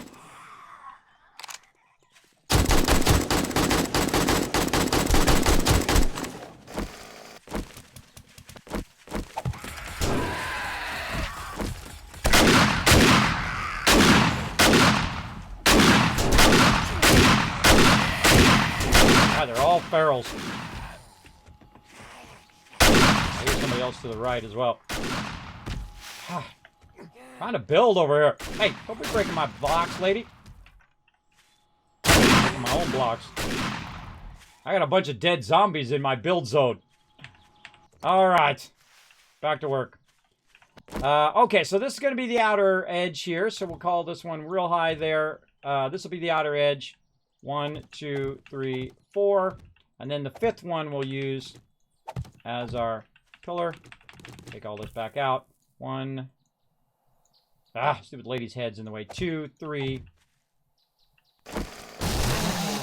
Just try to build some stuff here, everybody. Darn zombies. 1, 2, 3. 2, 3, 4, 5. Start over. Start over so you don't get lost. 1, 2, 3, 4, 5. 1, 2, 3, 4, 5. And then 1, 2. And then the outer pillar here. Then you want to back up, make this the center pillar. 1, 2, 3, 4. 1, 2, 3, 4. All right, 1, 2, 3, 4. Right. And then this is going to be our center pillar. This will be our this will be this. So that's 5. That's 1, 2, 3, 4, 5. 1, 2, 3, 4, 5. 1, 2, and then outer. Okay. Again, you got to do a lot of counting, everybody. A lot of counting to try to figure all this out. Now we're to the stage of when we just go to it, right? And we want to start first with our kind of Rosetta Stone of what we're working on, which is our primary supports over here. Now, one of the things I suggest you do if you are putting in supports is you put in a secondary support like this. Then you pull out your primary support here, and then you start to put it in. So I always put it at least 1 block into the ground, in case, you know, bombers come running up or something messed up like that. Oh, I can go get my cement blocks. Let's get my cement blocks, and I'll come back. You at least want to put it into the ground so that they don't knock out the dirt block underneath it, and then the whole thing comes down. That sucks when that happens. Let's see. Did I put it back in here? These are cobblestone cubes. That I could probably just scrap. I need to get some cement cubes going. That's what I need to do. Get some of this out of here. And there's some over at the kill box, too. I'll go over there and grab those. Wow, this is almost done. Mackerel, that's doing that over there as well. There's a ton of concrete in here, so we can just grab this. And then use this right here. This is kind of like my working bench here in the corner. Concrete shapes. So we don't need to make 3,000 for right now, but let's say 500 here. And then, because we're going to need a lot of concrete blocks. Absolutely. So we're going to make them in both of those. Put this back in there for now. And let those run. Then we'll run to the kill box.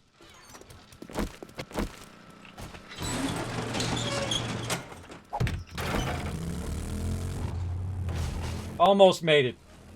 Slight problem. No worries. Because we're going to be taking this out in a minute anyway. Take my own little legs. Alright, headed your way for sure. Hang on. And up to the kill box we go to check in on these concrete squares. And again, there's no reason to have this sitting over here and not being used. But you definitely want to leave a little bit of them behind. Like, I'd say maybe 20 as an emergency. I don't need to leave this many of these blocks behind. Maybe, again, let's say a little bit more than 20. 27. Because I should be using these blocks for our new building. Again, I don't even need to use the drawbridge. Everybody's off the side. I'm out. I'm out of there.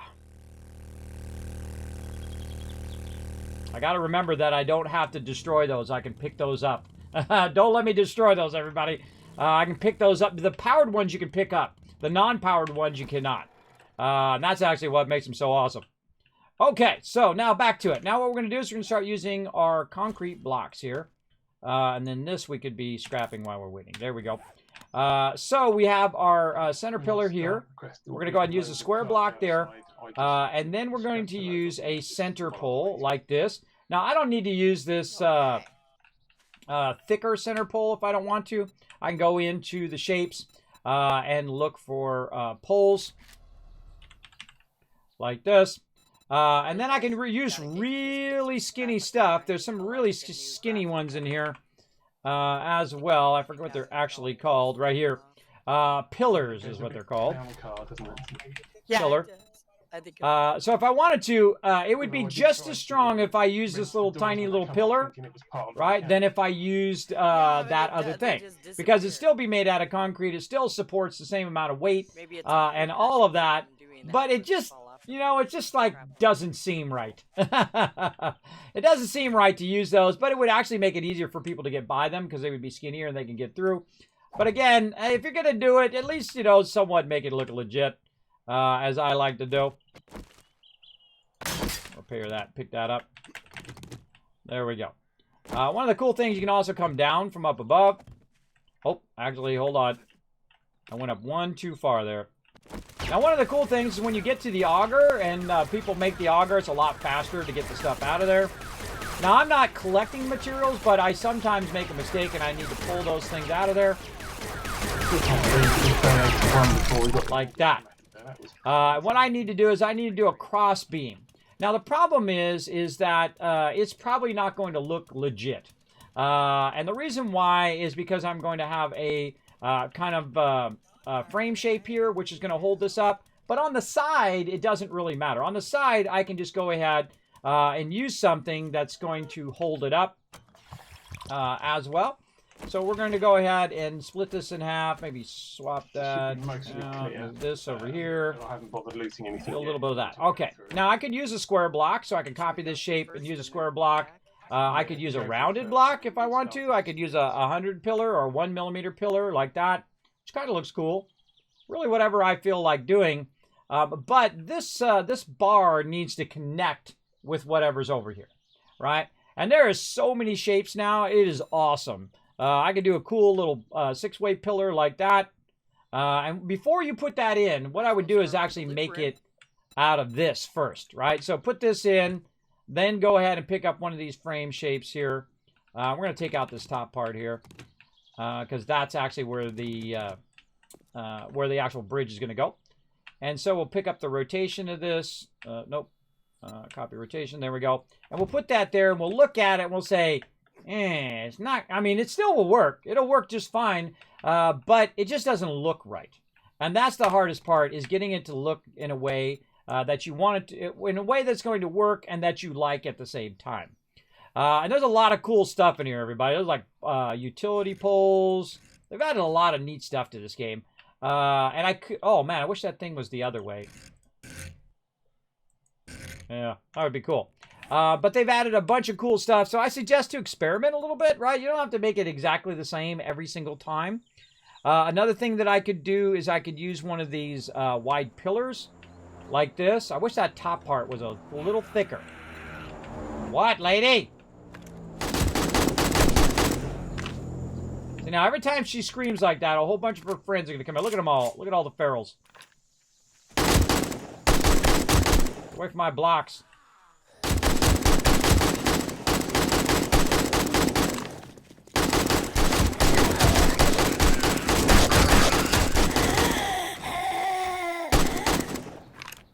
Huh? Stop breaking my stuff.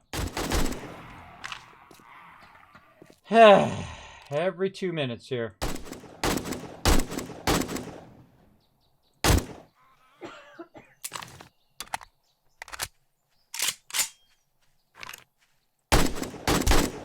They speed up when you shoot them sometimes, too. Okay, so let's get back to what we're trying to do over here. Again, we're trying to get one that's thicker at the top, right? But it's got to go all the way to the edge. So we need to look at this. What's this called? A pillar center plate. I don't see any that are thicker that go to the edge, but we'll go ahead and look.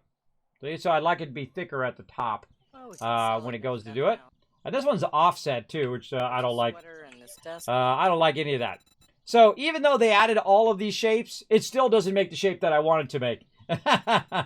Now this one right here is kind of cool, except for it's really awkward because the thing is really tiny. All right, look at that. That's too funny. But it gives you a general idea what you're looking for, right? Half pillar, so it's half a block thick. Now, what I really want is I want like a quarter block thick. Oh, I'm standing in the road to try to drive around. There's a mod in here. There we go. Armor in that one. So, again, this still has to be functional while I'm working on it, everybody. Yep. And so, what do I want to do there? So, again, that one's not bad, but I don't like the bottom pillar of it. And I don't see one that's thick on the top that has the same thickness as what I want. So, you know, ultimately, I find a lot of times I just go square because that's the only option I have. But let's see if we can find something else. What else do we like here? Maybe we can use a square block, something like this with a half and a half. Go advance.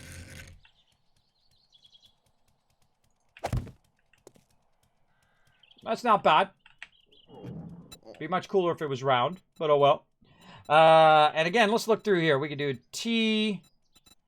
This one here is a pole plate centered T. Nah.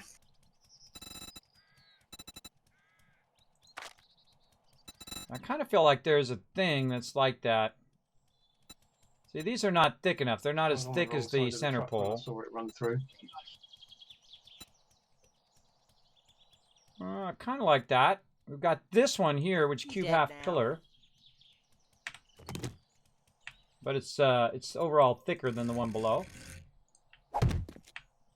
It's rounded at the bottom. So not bad. We could do something cool like this pillar four-way, but it doesn't perfectly match up to it, so bummer. I heard somebody driving. So bummer. So these are the tough things you got to figure out as being the builder. Be cool if this one was offset. All right, all the simple basic stuff, I think. Oh, I gotta go up this level. Hold on. About something like this, a little pole bracket. Now this is just embellishment here, everybody. Wow, a piece of paper. Ooh, ah. This is just embellishment here because I could do Well, it's part of the book, I suppose. something like that, right? So it's like a center pole. Doesn't make it less annoying. But I'm burning up my most important thing, everybody, which is time. You only have so much time, and so I'm burning that up trying to figure this out. Let's keep looking. I think the closest thing is this round one so far. I mean, that piece of paper is another shotgun shell. That's true. I'm kind of liking that. I just don't like the fact that that bottom part's so I thick. really could use a drone with some storage. Well, we've got this. I think Kismet's got the drone schematic he can, or someone has, and there is a cargo schematic mod at the base for it as well. Schematic for it. Yeah, I have all that stuff. We just needed the robotic parts for it. I'll check it next time I go in the base. Right now, I'm trying to build out the Sky Garden. I know the schematics in one of the boxes. For the cargo mod for the drone. Yeah, I'm not liking any of this, everybody. I don't like any of this. All this sucks. Sucks, and more sucks. What about rounded outside edge? Let's try that. Let's try something like this, where it's rounded on the outside edge, which gives you that kind of rounded pole look up at the top. And then a nice straight pole. Let's go with that. Let's see. I kind of like that. And it's got this kind of like metal edge to it as well. We've got kind of the two-tone. Yeah, I like that. Now, the thing is that this is not going to be here. So you want to take that out so it's not affecting your look of what you're doing. And this way you can just look at it as you're going to look at it. Remember, they got to get underneath there. Then we got to have the bridge on top. And it's good to have a flat surface for you to put that bridge on. Because the bridge actually is going to go here in the center as well. And so we'll see if it's going to let me put that up there. But what I'll do first probably is put down the bridge by having squares on there. Whoop, not those squares. These squares. Your word for the roof. And so I'll put just nothing but squares across here, put the drawbridge on top of there, and then go from there. But I like that. We're going to go with that. Let's commit to it by going in, doing this, getting our rounded piece here, wherever it went. It's kind of like two-tone rounded piece. Treasure. Yeah, it's one of those ones where you expect there to be something somewhere, and it turns out there isn't. Actually, let's go all the way to the end, and then we'll work our way back. I remember it was a couple back.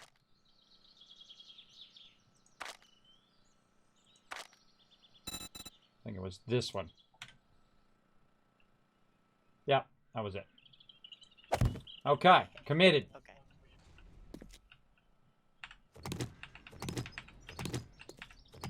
And then we need to go ahead and make this other shape into this shape. Shape. And now what we have is we have both shapes in our bar down there, so we can just easily build it out. Make sure that's right. Yep. Oh, we need to drill that out.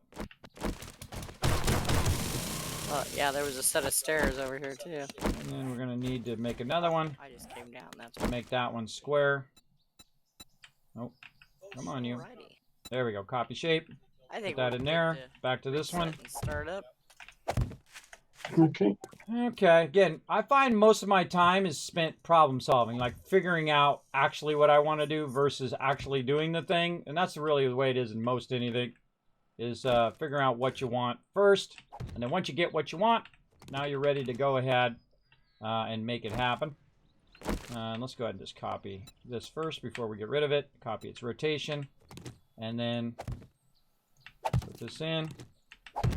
Basically, that's when you're committing to it, because that if I wanted to take that out, I'd have to actually use my thing at that point. Yeah. And then same thing here. We'll go ahead and take this out. I parked on a car. Put that in there. Grab a block again. Put that there.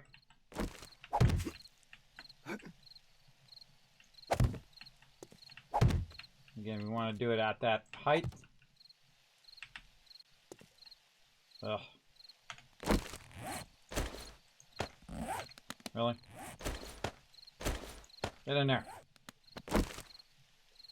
This is when I miss Satisfactory right here, because it's awkward to build in this game sometimes. Once you've gone to Satisfactory, no other game will suffice any longer. All right, now on this we don't want to. We don't have to do solid blocks here, but I would definitely do solid blocks over here. But since I'm just going to do solid blocks there anyway, and solid blocks all the way around, I'm just going to go straight solids across here, or square blocks, basically, like that. And then on the other side, I'll do it as well. So there we go. So now we've got those edges. Same thing over here. Oops.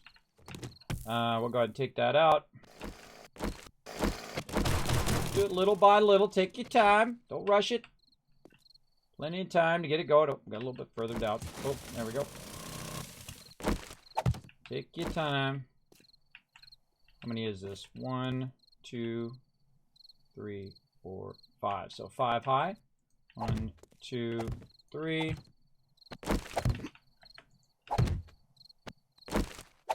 4, 5. And then we've got our square blocks. That looks right to me. Jump up here.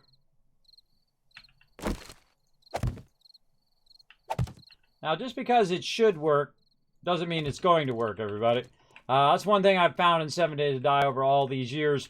Because what will happen is that you'll think, okay, I have it at 5 distance and my supports are at 6 or whatnot. And then sometimes it'll fall down anyway. Then you're like, God, it fell down. Yep, that is definitely going to happen. Not literally. All right, so here's our next support right here. Because we already figured all this out. We've already kind of figured out where we're going to put our supports. And so let's go ahead. Oh, you little. Yeah, there. And so we'll go ahead and start. Oh, darn it. What the heck are you doing, Gabe? Stupid Gabe. I know your little tricks. Oh, no, because I've already done that, I have to do the other thing. Oh, yeah. It does that right when I click, everybody. It loves to move my cursor right the second I click. I go, okay, I'm on it, click, snap, it moves. And it's usually because my mouse is so sensitive. But now I gotta take all this back out again. I hate wasting resources, but I do what I gotta do. Everybody targets you no matter what game. I know, right, Ravensbite? I'm telling you, it's high charisma. Happens all the time. How are we doing tonight? I'm doing good. Running around, getting into trouble. Just slow Saturday night. Well, there you go. Well, thanks for coming in and hanging out. But sometimes I get real focused, everybody, because I'm working on stuff. Let me actually turn the game sound. I don't know why it is 7 Days to Die so much louder than all my other games. Fallout is probably the worst one. Fallout 76 is really low for some reason, even though I have it turned way up. By the way, using my auger attracts mobs.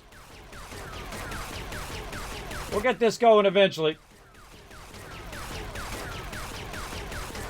Figuring out your supports is your primary thing. Now again, look how high up that's going to be. The whole entire Sky Garden is going to be up there. And again, let's just do it one pillar at a time. No rush. Now again, across the way here, right? So we're gonna triangulate where this one is, or not really triangulate, but offset, figure out. What you can also do is do this, everybody. So instead of putting the block where you're going to put it, you put it off by 1. And that helps you a lot. Try to line up I like how she screams when she's on me. Oh god, here comes a whole bunch of them. Right when she's on me, everybody, that's when she screams. She doesn't scream from, you know, 10 paces away.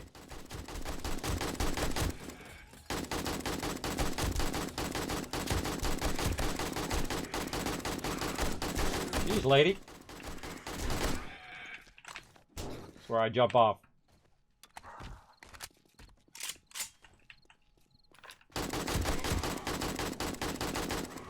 The cop!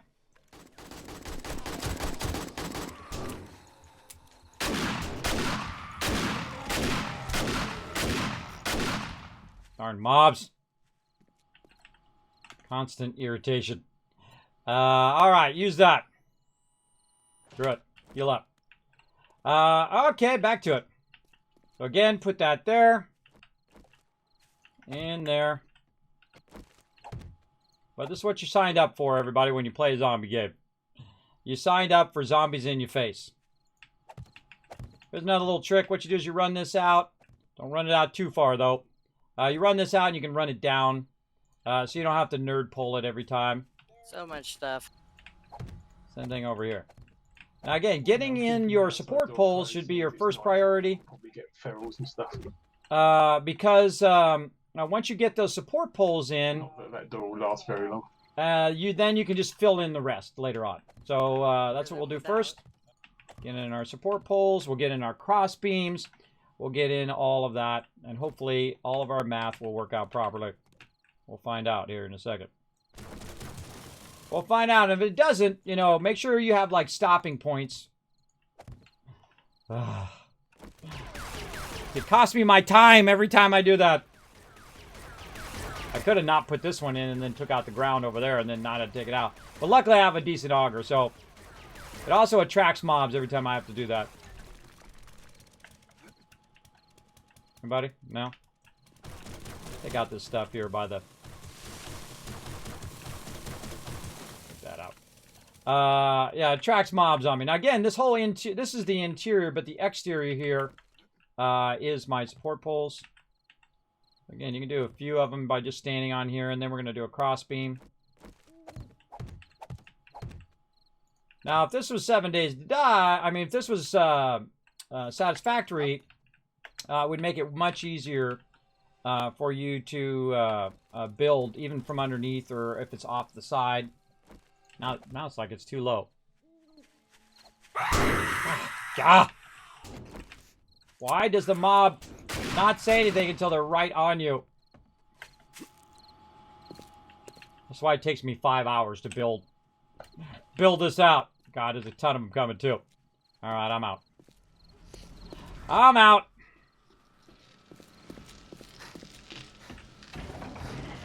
Go use the kill box. There's a loot bag in the gun range as well now. Okay. This is the Kismet kill box.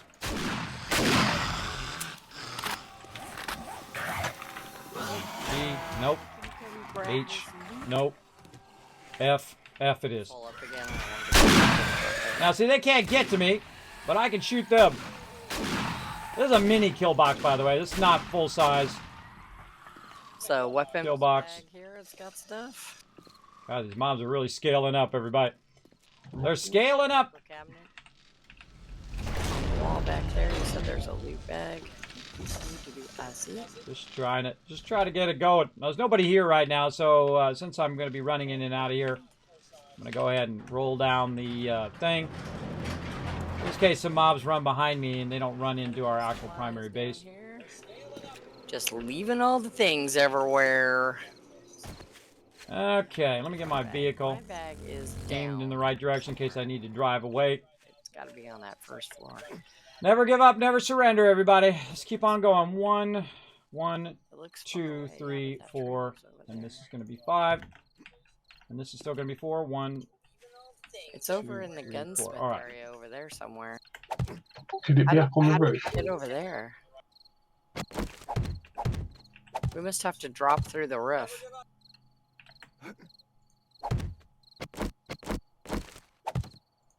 Really should move my turret over here. much ammo this turret got? I think I ain't got a lot of turret ammo left. I feel like they keep running from this direction, so I'm gonna go ahead and put my turret over here. Gotta watch my back a little bit. My turret has been slacking on helping me lately.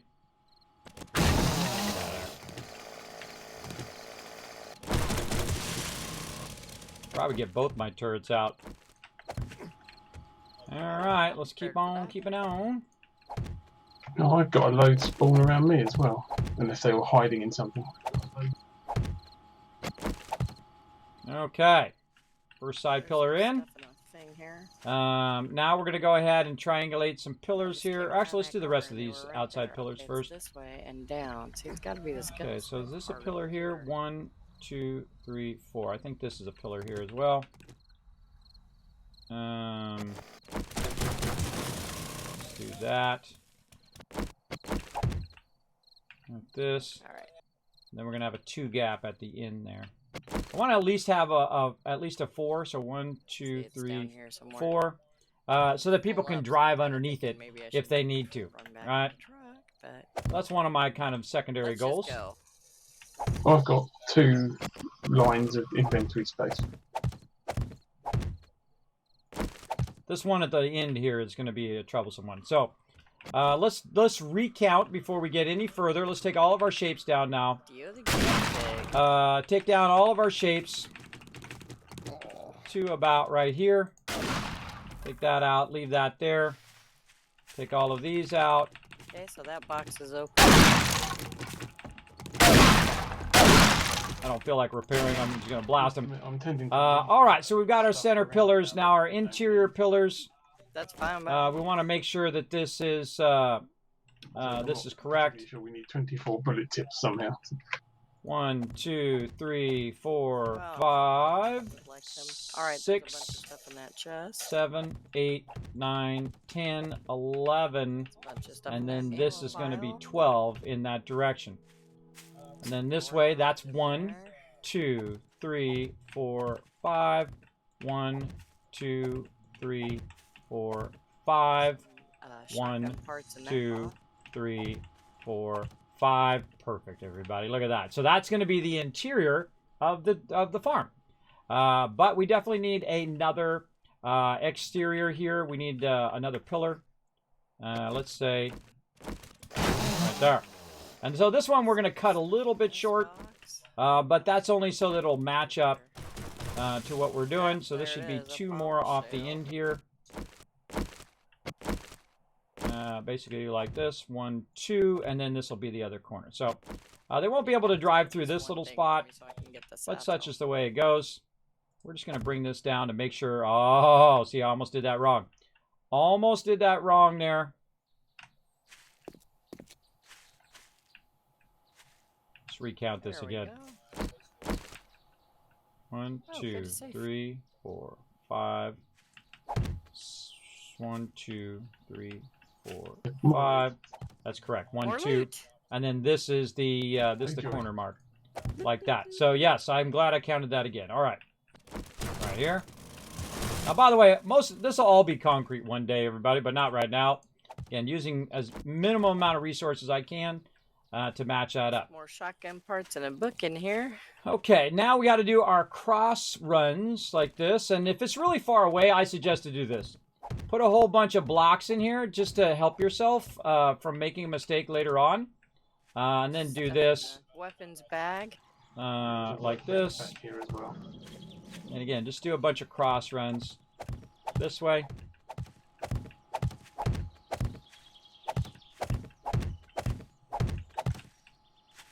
And if you do it a little far, that's okay. I'm not really counting these. I'm just putting them down. Just as a reference. I'm referencing the pole distance over there. And then again the other way. Why do they always do it like right? Oh, well, that's not too close. I'm out of bolts on that one. Come here, big boy. I got things to do. Why I gotta always fool around with you? Get out. Oh, there's somebody behind me. Oh, and here's my actual satchel. Alrighty, liar.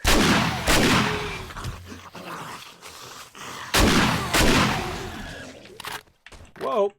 There's where he was.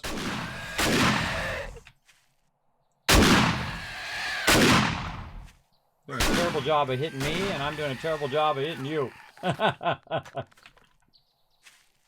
Stopping every 5 seconds, everybody. It's really annoying. Makes me want to build a huge fence around the whole thing while I'm working. But, yeah, that's how it goes. So, cross beams. Oh, well, I'm going to definitely be taking those out. Cross beams this way. There. This is the easy way to take these out. Just take the block underneath it out.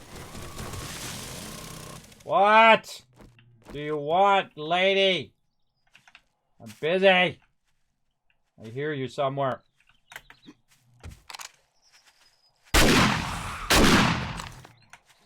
God, I gotta put those turrets in. I gotta put those turrets in so I can stop doing this every 2 seconds with these mobs. Now this one I have to actually drill out. Now what happens in the game, everybody, is that you have a certain amount of mobs that spawn just for you. In my case, I have it set to the default, which is 8. And so they're constantly going to be... thank you, Crazy. They're constantly going to be harassing you the whole time you're doing stuff. And that's how it goes. And so now we need a support beam there.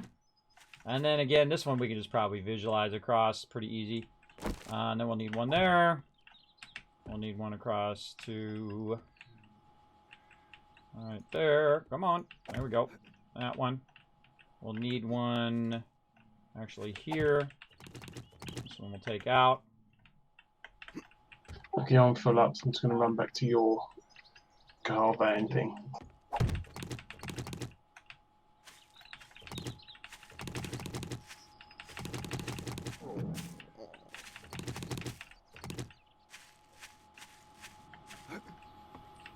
And then right there. And right there. And right there. Okie dokie. Take these middle ones out. I'm thinking I'm good. Okay, we're going to put this one off to the side, and then we're going to drill this one out. Put one there. You don't want plant fibers? Come on.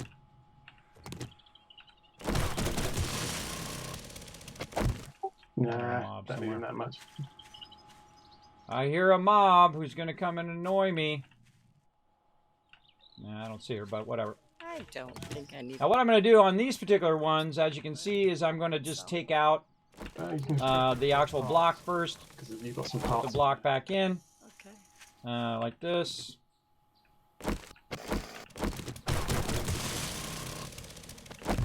Then I'll put all the supports in later. All at the same time. Alright, I think we're good. Let's head to the trader. Okay. Okay, support beams there. Yeah, I've just been trying to get some of the other traders up in the quest things because we don't really need that much from them at the moment.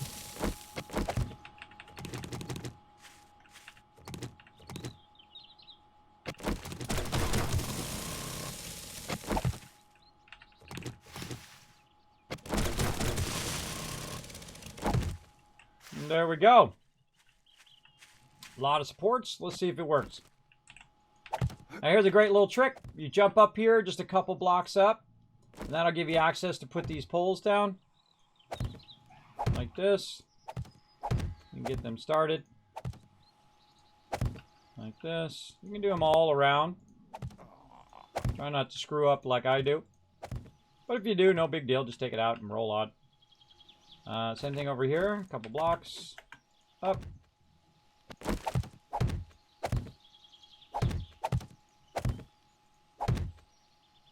Another one on there. Level 4 ratchet or level 5 iron gloves? Gloves, yeah? From my point of view, it's anything that we can sell will be good for me. It doesn't matter that much, though. If we need something, then pick that if you need something. Yeah, I think we already got the ratchets, right? Everybody got a ratchet already? I'm actually still rocking a level 2 wrench, but I think we probably have something that I could upgrade to in the base already. The thing about ratchets, you can get ratchet parts. That's the thing, right? You probably want to get something that has parts versus something that's just like cloth or something. That's what I would do. I think ratchet would scrap to steel tool parts. Oh, I grabbed the iron glove. Sorry. It doesn't matter. Well, those probably sell for more. Yeah, in the long run, they'll all work out no matter what, really. Can you grab that Great Heist book? And then here's my dukes and the gloves. Okay. Look at this work. Look at all this hard work I'm doing, everybody. I put a lot of time and effort into it. I think I've been going for 2 hours straight. 2 hours straight of just building. Now, again, before you go too far, make sure you put that support in. And then a little bit more, and then we can do a little bit of a cross support there, which really doesn't need to be there, but this will all be flat eventually anyway. Drop it. That's a... Support there. We should also probably be trying to get as many sewing kits as possible. Support. Even possibly buying them if they're not super expensive. And then take this one out. Yeah, I'm keeping an eye out. It's basically. And now I'm out. Acid and the sewing kits. Let's see if I have any more in here. I do. I have concrete cubes. Now, I could also make these into plates, everybody, if I wanted to flatten it out. I could make it out of bulletproof glass if I wanted to. I wouldn't make the base out of bulletproof glass, though it is cool to do that. I have done that in the past. But in this case, we want to make sure it's super sturdy. And that can withstand, you know, a bomber coming down here and blowing up. Because you definitely don't want to be losing your farms. We got those. And there's a huge risk to put it up high. Steel armor. But also it makes it easier for you to not have to worry about mobs attacking you every time you go over to the farm. And if I have to add more supports down here, if it falls down for whatever reason, and it could, absolutely. If it does, then I will add more supports. But this should be more than enough. Again, I've built it in Sky Gardens before. But again, you never know, because remember, it's an alpha game. So all you can do is, you know, go by the rules, go by the parameters in which they've set, and then if it falls down, just add another support as well. Now again, that's why you test it first, though. You test it first by running all of this, and then go standing on it, driving on it, all of that to avoid losing a ton of loot later on. I don't think they changed how the system works, but actually wood does not support out as far as concrete, and concrete doesn't support out as far as steel now, which it used to be if you used the same material, they would all support out the same distance. Yeah, they changed that a long time ago. But when they changed, this was still in Alpha 19. Well, not that I saw. I could go way out further with concrete than I could with boards, because it actually tells you what its tensile strength is in the thing. For sure. Right, but so if you did all concrete blocks out or all wood blocks out, they would go out the same distance in Alpha 19. If you put a concrete block on the end of a bunch of wood blocks, it wouldn't support it.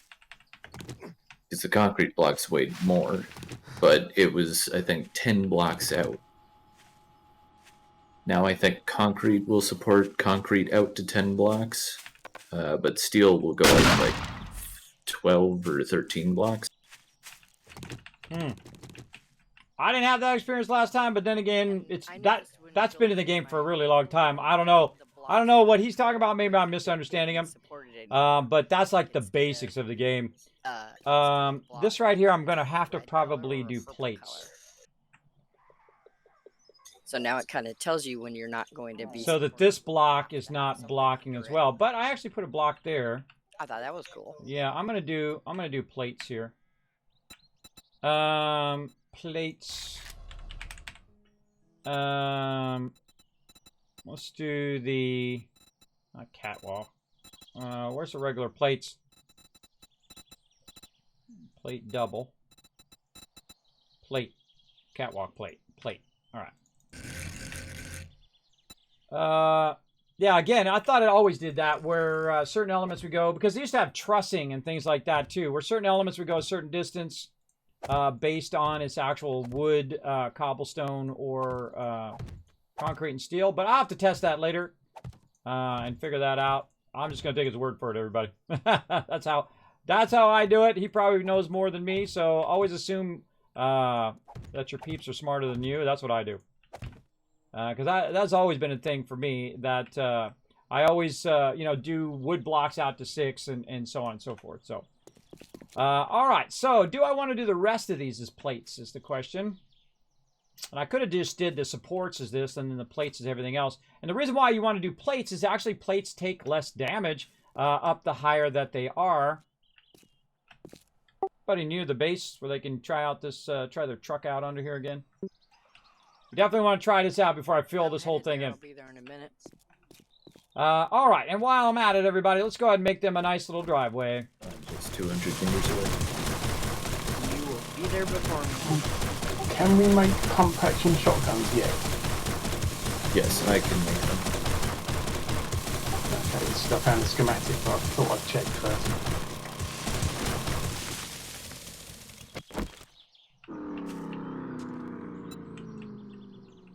What did you want to test the truck with? Just going up the ramp again? Yeah, just going up the ramp. Still kind of filling the blocks. Go ahead.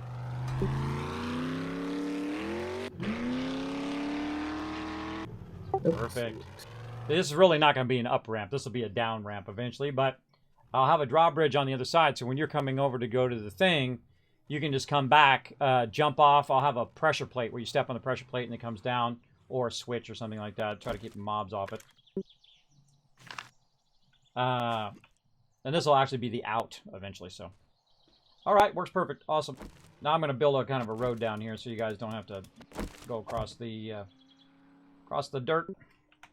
All right, now we're just going to do something super simple, everybody, where we just build out a quick road. Again, it still has to, whenever you're building, it has to stay functional for your peeps. Otherwise, you've basically blocked them. Now, sometimes I will have to, there's just nothing I can do. I'll have to make it where they cannot get into base or whatever while I'm working on stuff. That'll happen from time to time. All I want to do is just quickly take this out and then fill it in with a bunch of blocks. So they can just drive straight from the road. Or actually eventually drive out to the road, but for now drive into the road, in from the road.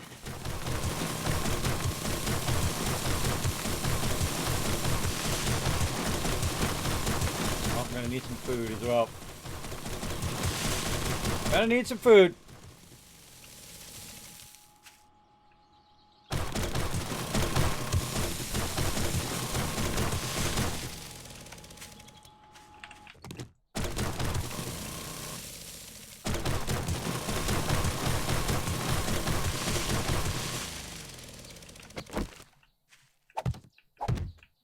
Show you a little trick, everybody. You ready? See this little thing right here? That's a nightmare for motorcycles. You get stuck down in there. What you want to do is just go in, and this is a good time to use your plates. And just put your plates over the lip of it like this. And then motorcycles won't fall in there. And the same thing along the sides. I'll line the whole thing. But eventually it'll all be concrete, so I don't really need to line the sides. But I'm not going to concrete out the road, at least not in the short term. But for right now, I just make it easier so they don't fall in there if they're on their motorcycle. So again, I got to get this going so that we can start moving the part of the garden out, and then I'll work on the second part of it so we can move the second part of the garden. Then I'll work on the tree farm and so on. Tree farm is going to be way easier because the top part is not a specific size, so I can just make a big flat platform.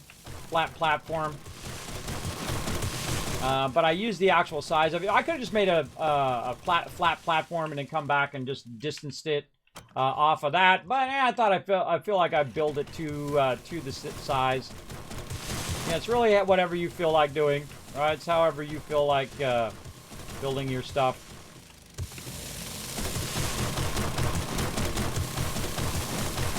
Run inside and get some more blocks too while we're at it. We're getting some food.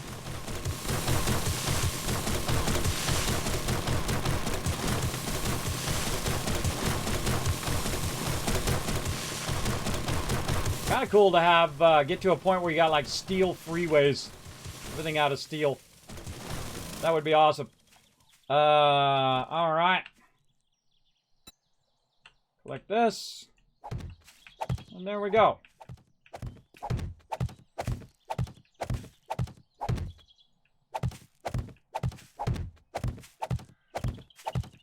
I'm just backtracking.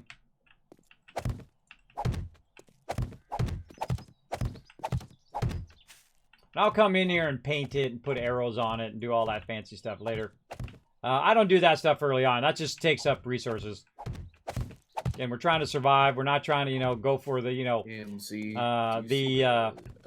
not trying to go for an award, right? We're not trying to end up on a magazine cover. We're trying to survive. No, I will go in towards it, and I'll see if I can see it. I'm right by the base right now. I'm coming up the ramp in a second. Yeah. You know, there's that house south of the base. It's just a bit beyond that house towards the pocket of snow. Okay. I put those blocks in because she said she was nearby. See?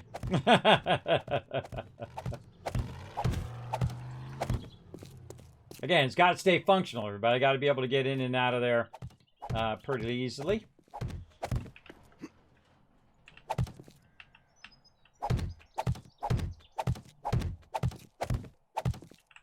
And I knew I was going to run out. I think we got just a few more here we can use. Are we going to do it? Oh. And there you go. Nice entry road I made it for you now, and eventually it'll be an exit road.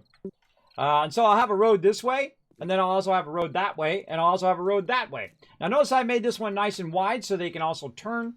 And basically we'll have a road in every direction, and this one will go out to the other road. This one will go out to that side road. But that's a later thing.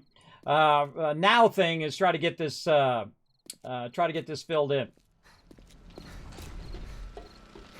Let's get some food while we're at it. Yeah, try to get that food and water. Let's do it. Steak and potato. Let's have 2 of those. I like to let it run low, and then I just eat like 2 of them, and then I'm fine for a little while. If you notice, I also don't carry food and drinks with me most of the time either. Okay, thanks. I'll remember to get the juice back out again afterwards. And this one I probably need to do... What am I at? 2 of those is good enough? Oh yeah, it's way up now. Way up now. Okay. So we did all of that. Let's get our shotgun ammo back in here. Let's get a little more shotgun ammo so when people get rowdy, you can shoot them in the face more. 7.62. Reload. And then reload our... Well, let's get 2 of these. Let's get 2 of these. Oh, not the 13. Well, whatever.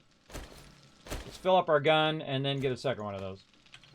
Okay, now let's check in on our brass over here, which should have been running. See, with the clay the whole time.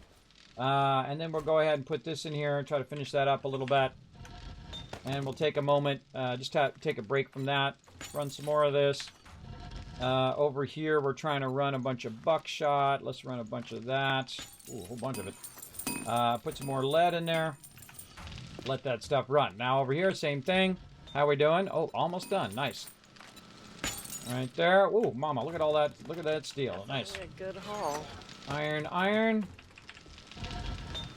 So I've got plenty of clay in there, so I just double up on the iron. Just so I can get that going. This one here is full of clay now. So, a bunch of iron.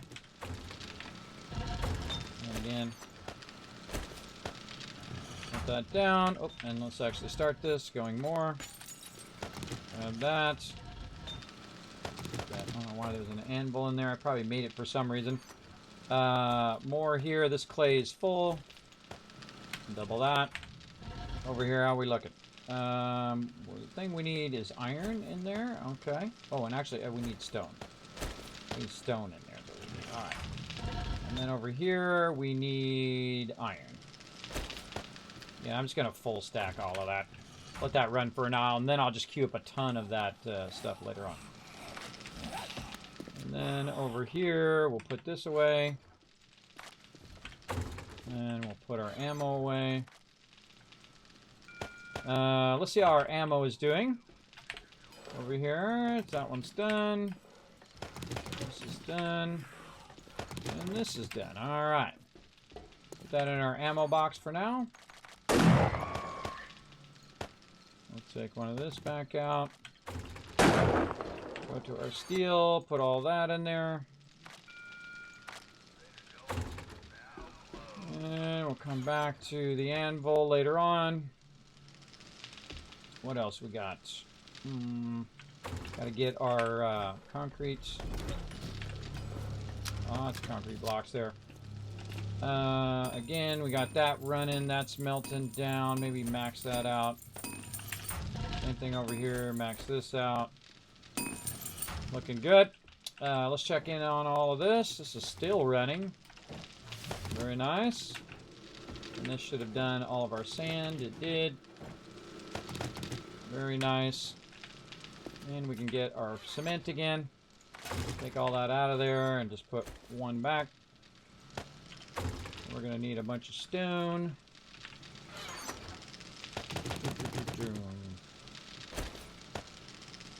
And what can we put back? Maybe some concrete into here. And that's going to allow us to grab that sand. Put that in there. Okay, there we go. And now, since these ones are done over here, same thing. We'll go over here. We'll say concrete mix. And this is going to be a lot, everybody. So this will be 6,000 over here. And then another 6,000. Right there. Showing the airdrop, but I think it's and then anything else we have left over, we'll do over here. So 800. Again, you notice I'm not like in a super big hurry for it now, because it's really not necessary to be in a massive hurry for all of that stuff. You definitely want to keep a little bit of stone and wood on you, though, maybe even a little bit of clay. But again, the whole point of it is for it to run and run and run for a very long time while I'm busy building. And if it runs out, no big deal.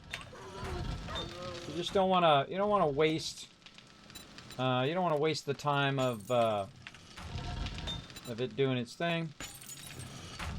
Do that up. Do this up. Do that up. All right, and that should run. Make sure none of those are maxed out. All right, that'll run for a while. Okay, so that's all ready to rock. We've got some more of our cement blocks. Where am I going down there? I want to go out this way. I heard some doggies out here. Oh yeah, a whole bunch of them.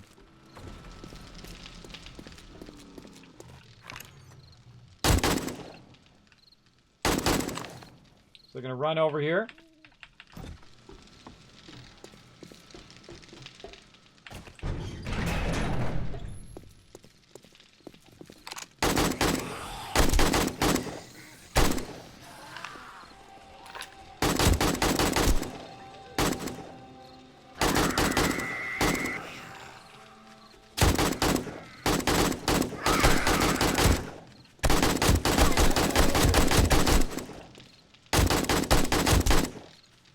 Good test, too, to see if they'll hit the poles that are supporting the base.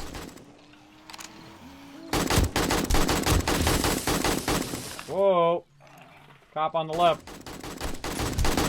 Barrel cop, too. See how many bullets that guy took? That's a lot of bullets, bro. That's why you need that armor-piercing bullets, because they do more damage and they can pierce through tougher mobs. Yeah, that's some scary stuff right there. Schematic as well. I don't know if anyone actually ever learned that. I know that I don't know. Which schematic, sorry? The Cripplum mod schematic. I picked one up, I couldn't remember if we learned it or not. Tons of mobs coming in southwest. Man, it's feral after feral after feral.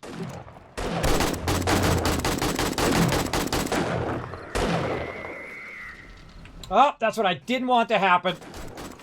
Somebody came walking up or it saw me down below. Oh well, let's do this.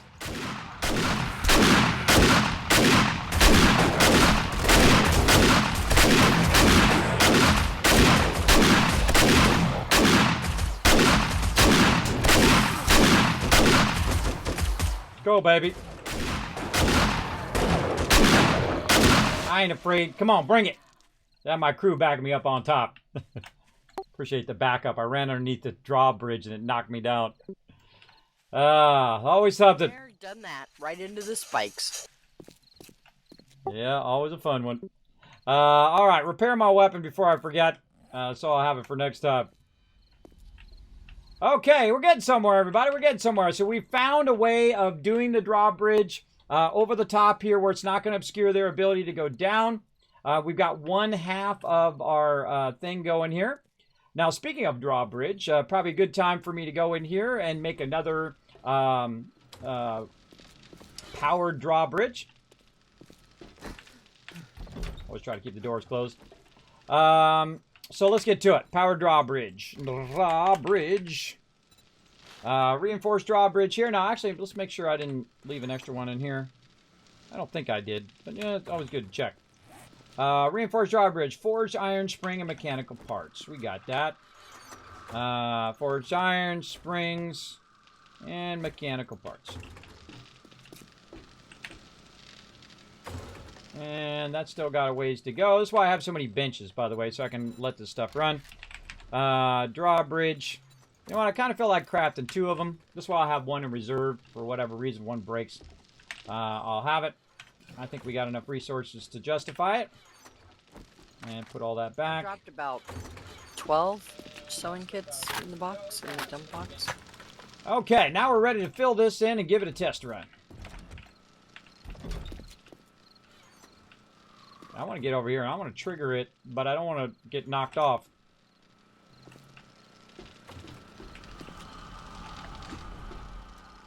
There we go.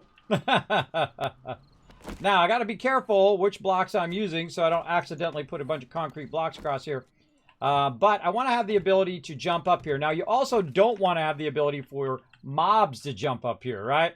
And that's why we'll have the drawbridge here. But in theory, they can be able to jump over here on the side like I just did, right? So if they get up here and then somebody's over there, they could, in theory, jump to there like I just did. So I will put a blocker there to block it so they can't jump across along that edge. And then you can just actually do it just by blocks like this, right? Just put blocks on these corners because this is going to be the easiest place for them to jump up. And then your team can come back later and pull those out when they need to jump up if they need to later on. But right now we just want to fill all this in. So let's get started. Now I suggest to start with one side like this and just try to fill this in a little bit. And then you can reach the other side like this and you can just run it across. Nice and easy. And this will become like our freeway here. It'll come straight out the base and it will go way off as far as we need to go. Can't get me now, can you? Can ya?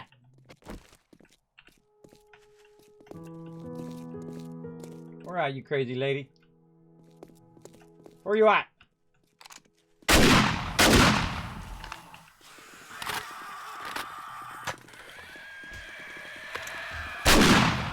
This is when they start hitting your pillars.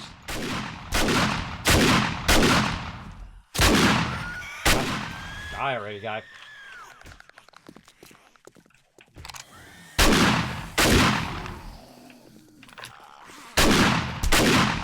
Good pillar test.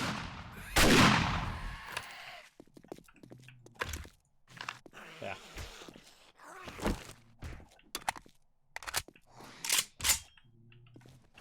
Now, one of the things you can do to make this an awesome way of killing these mobs is that you can just put bars here so you can shoot down below. And because I can make steel bars, I could actually do that. But this is just going to have farm plots here, so it's really not necessary. But we will have problems with mobs in the future underneath there. And you'll see me build a whole bunch of kill boxes, turrets down there to just kind of take care of them. But again, that's long-term stuff. You got to have the turret ammo and the turret parts and all of that stuff. And don't really feel like using that for turrets right now. Better to get our farms back in. Oh, this is a really easy one here because this is already done.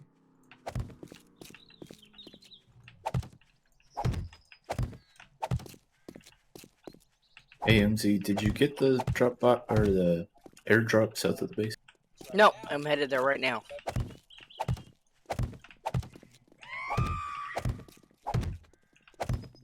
He doesn't see me.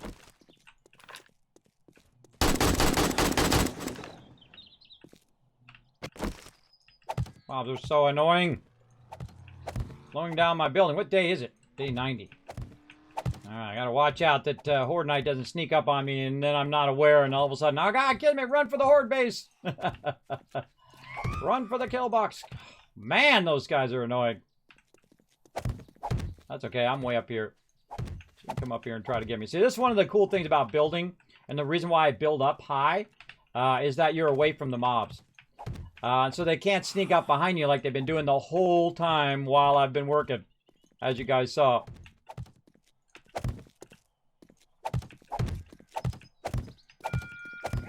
Not bad, 50 iron and some first aid kits.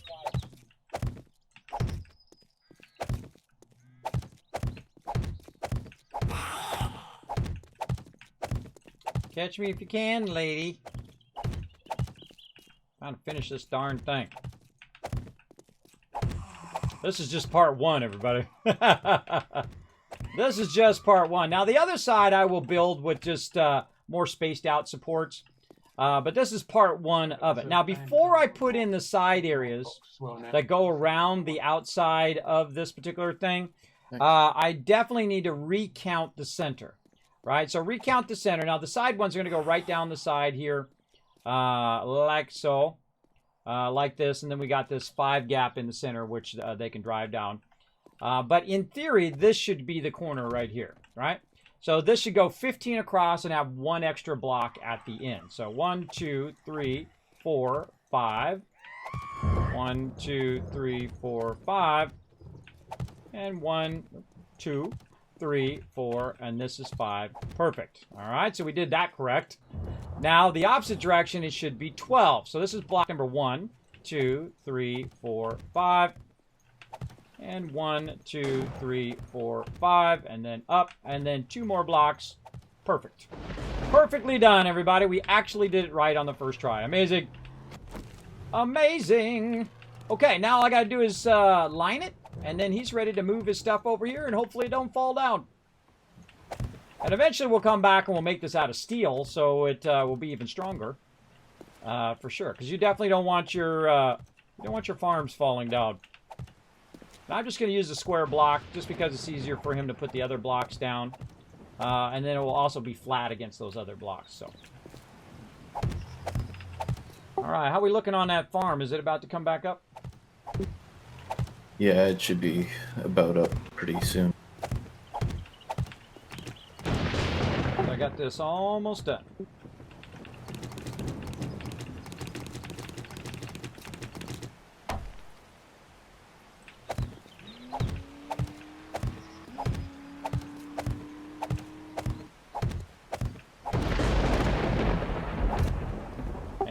Now it's done. All right.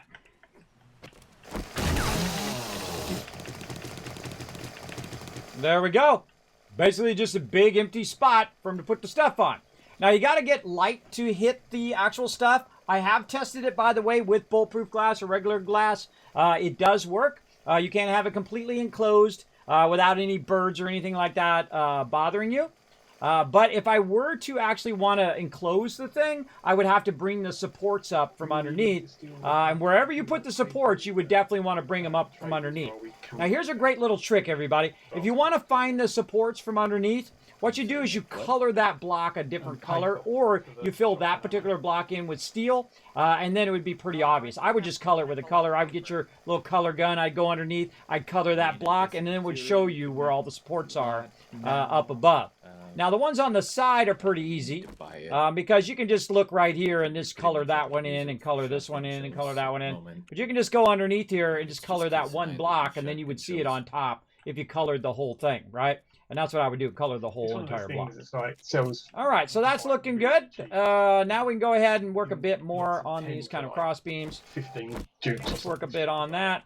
Let's say there and there. Let's go ahead and use our blocks here so we don't have to I mean, it visualize takes it too much. There we go. murky water. 1 glue and 10 wood to make a piece of paper. Well, at least it shows as 1 piece of paper. I don't know if it only actually makes 1. Okie dokie, so we got that going. And then we're going to need some more of our roundeds. Copy shape. Got a couple of shotgun missile volume 1s as well. Another great way to protect yourself against mobs sneaking up on you is to be up on a block while you're building as well. That helps a lot. I need that one still. I also got a couple more Lucky Looter Volume 3, because that's the brass in loot one.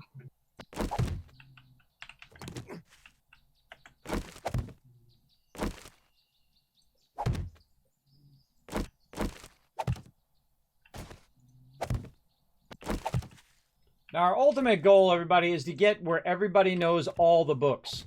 So everybody has every book unlocked, but in the beginning, I suggest to specialize for sure,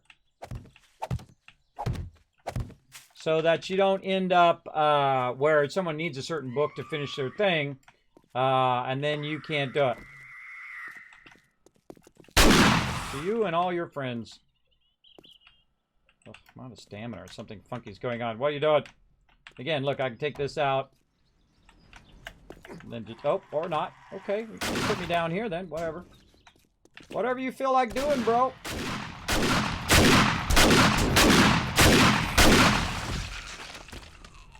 That was weird. There we go. Oh, now it did. Now it just hit the wall. Great cop. You're hitting my stuff.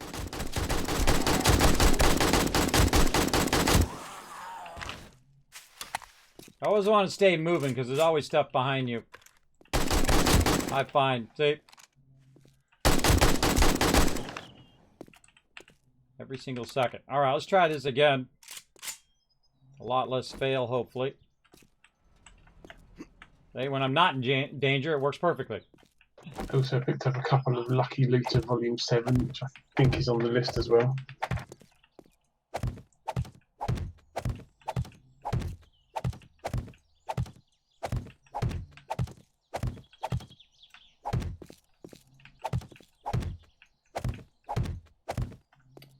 Okay, looking good. Well, let's go test and see if this whole drawbridge thing is going to work out. See how much more minutes we got on our drawbridge over here. 7 minutes. Hey, Siri, set a timer for 7 minutes. 7 minutes, starting now. All right. I also picked up a Tier 4 quest, which is... This love, sometimes it just doesn't run. Like, you see, I tried to run and jump there. It just said, nah, I'm good. Not going to run. Such is the way it goes.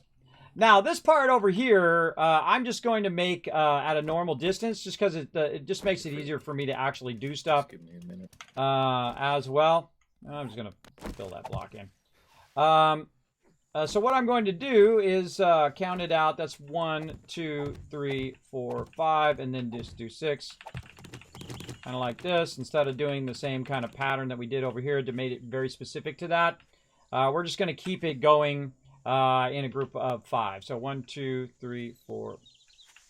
1, 2, 3, 4, 5. Yep, 5 there. 1, 2, 3, 4, 5. 1, 2. This is 5. I put the books in. So this is 5. So this is 6 here. This is the pillar. 1, 2, 3, 4, 5 is here, actually. Off of the pillar, right? So you got 5 going this way, 5 blocks to here. Then 1, 2, 3, 4, 5. 1, 2, 3, 4, 5. What? What? Lady! I hear you somewhere, I just don't see you. It's at our old friend, Butcher Pete's.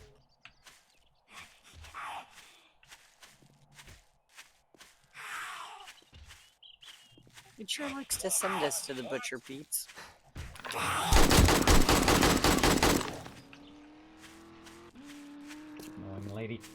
All right. Hey, look. I can just go right through there. See? 1, 2, 1, 2, 3, 4, 5. All right, that's 5. Then this is our 6, our pillar. Oh, God. Here we go again. Heading over as well.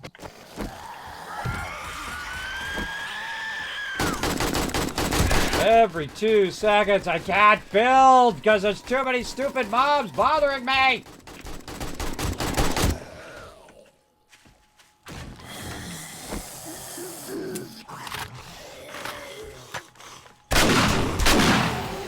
One guy behind me.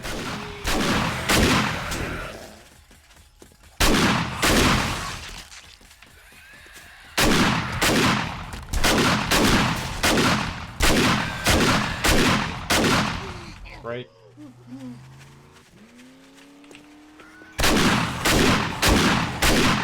Gonna die.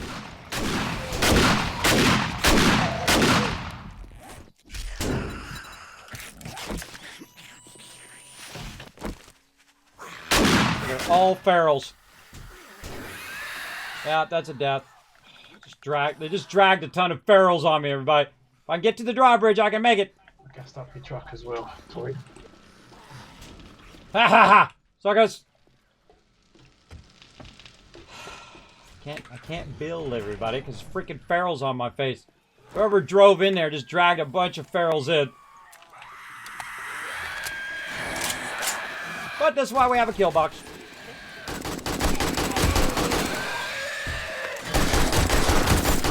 We're pre-looted, so whenever we're ready. Yeah, I know that. It's one we've been to before. Have to get my snowballs.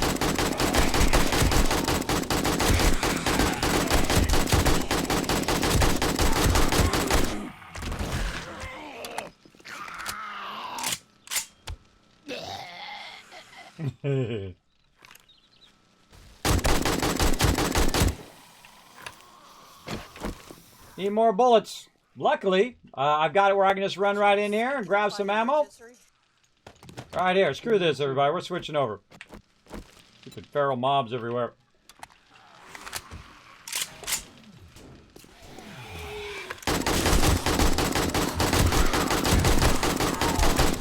Is there a downstairs in this place? I can't remember.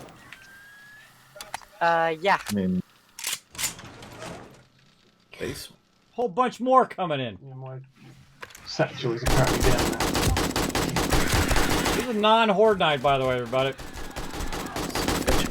Nope. Oh, how'd you get in there? Peter?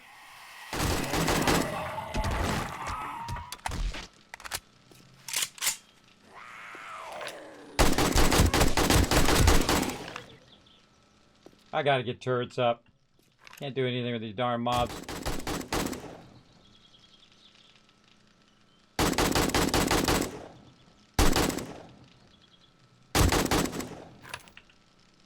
Meanwhile, Kismet's having a horde night back at base. Yeah, whoever drove through with their truck, you literally dragged like 10 mobs on me. Almost died. Hit like 2 health. And then I thought I could take them out, but then more and more and more kept coming in. Been killing them here for about 3 or 4 minutes. And of course, they're all ferals.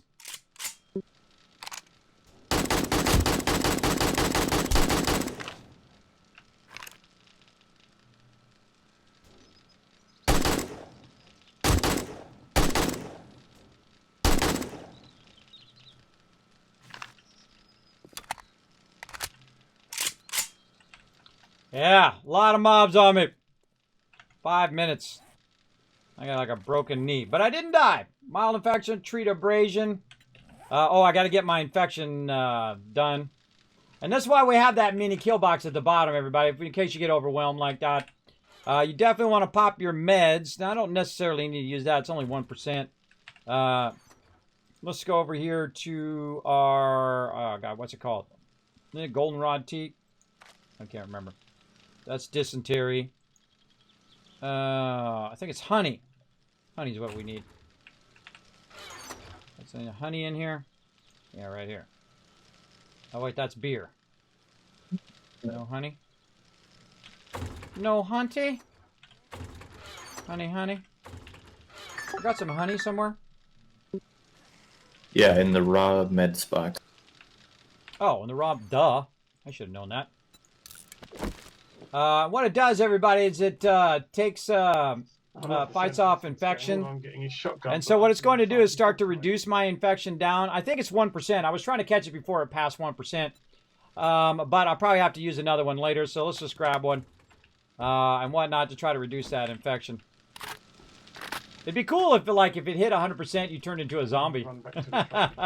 And then your team had to come over there and, you know, hit you with some sort of thing.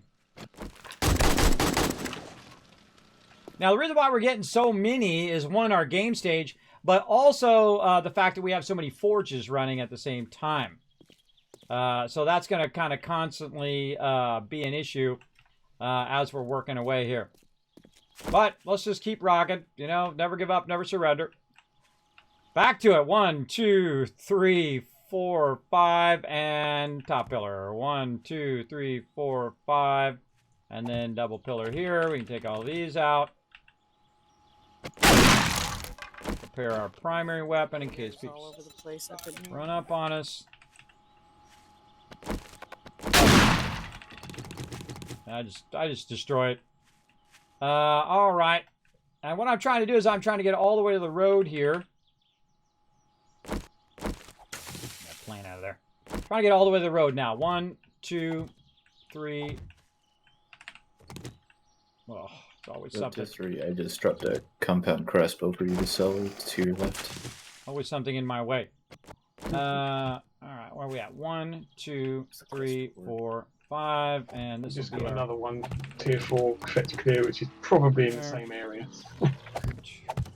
3. Oops. It's like 300 away. 3, 4, 5, and this is 6.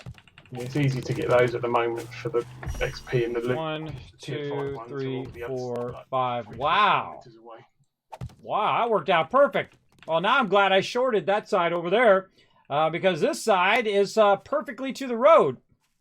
That's amazing that actually worked out mathematically by accident. Because you got to think you got the distance of this, plus the distance of that up there, plus the distance of the ramp and the drawbridge and the base. That just like magically worked out. Because I didn't pre-think that out, everybody. It just magically worked out, which is awesome.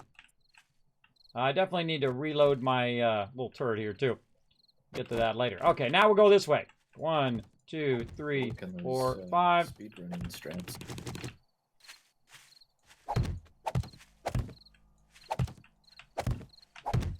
So 1, 2, 3, 4, 5. And that's 6. 1, 2, 3, 4.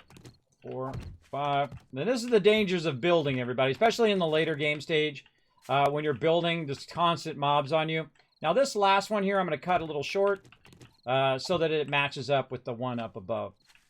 There. And then now we basically have all the supports where we want them to go. How do we know? Because we can just run this one down like this. And we just run a bunch of crossing blocks to get to the end. Got all the stuff that's constantly in your way. Wow! I can come back over if you need the help with the loot, AMZ. And then we do a cross this way. Not even in the loot room yet. I'm just in the loot room right now. Cracking this safe. Alright, I'll head back over just in case. Let's put that in the worst spots. Come on. No. I'm gonna get it there, I'd be dead. Okay, and so we definitely want a pillar here.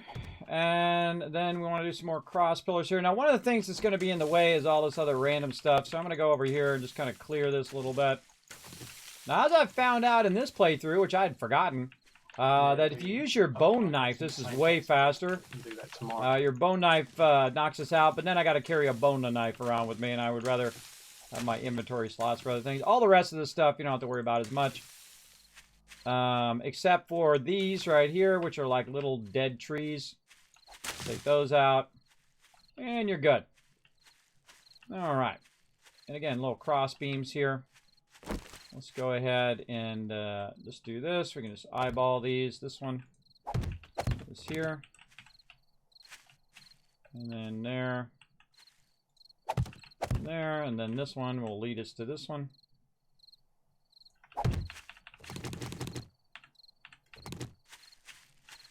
And so on and so forth and so on. Now, obviously, this one's going to be a lot easier because I'm not, like, specifically trying to make it to a certain size. And this usually is what you want to do. Is just make it as big as you possibly can and make it even. Make all the offsets even. Because it just goes faster than trying to figure out 12 this way and 15 that way and so on and so forth. But I think we should be good. And again, we can always expand and build it out over the road and then keep building it out further and further off all the way until we hit that mountain over there. Because there's no city over there. Oh, I think it's got a mine over there too. But there's no city over there, so there's nothing that's really going to block us from continuously building in that direction. And then the same thing here, there. This out. This one across there. Oops. Oopsie. A little overzealous on that one. And now it's nighttime. One more to go. Let's call it there. Yep. And all right, now we got some pillars. Now all we got to do is fill them in with ping, fill in the top part, and GG, done. Now, another thing I would do is actually extend this out this way as well, because you're going to need the road pillars. And so we'll go ahead and bring this out. Yeah, there's a bunch of stuff in here I'm not picking up right now. Okay. Downstairs in the basement.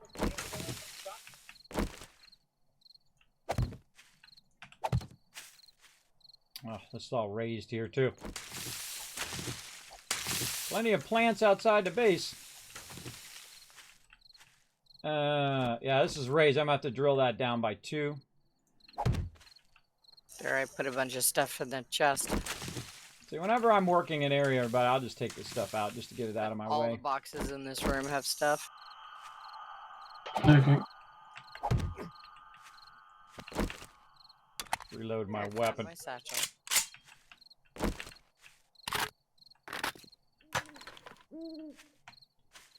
Okay, start on our pillars. Let's start with this pillar right here.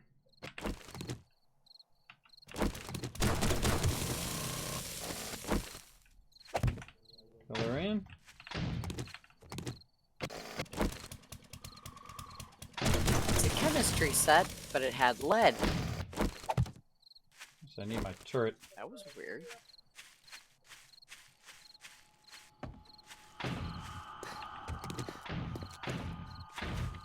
They're shooting at mobs. Get my turret over here so I can backtrack to the ramp and use my turret if I need to.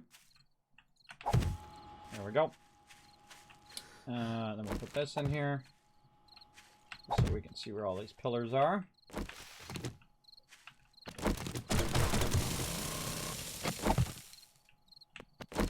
And double checking as you're going.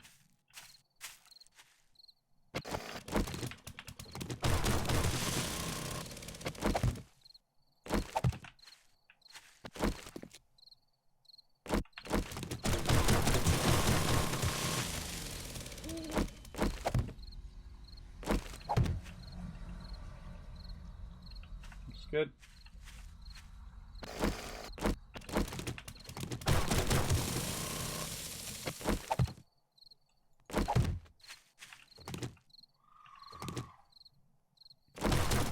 I don't stop for nighttime, everybody. I just keep going. And Horde Night is upon us soon, too. What time is it? Alright, okay, cool. It's not all of a sudden 5 o'clock in the morning. Wrong. Time goes by really fast when you're playing this game. Literally feels like about 5 minutes went by. I've played for 3 hours now. And that's the way it goes in a game you really like. Well, this I'll have to drill a little bit into the road. But oh well. It'll be fine. It'll be fine. And then over here as well. Take this stuff back to the base.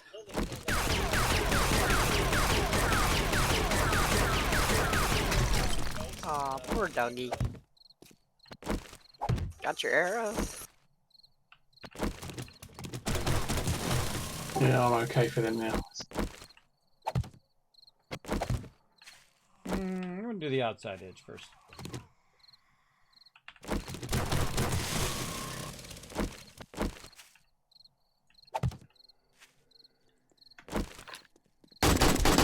Heard you that time, sucker. Yeah, I got another tier 4 fetch clear in the same place that we can maybe do in the morning. Yeah, Well, midnight. that's why I stopped scrapping everything. I was like, you know what? I can come back.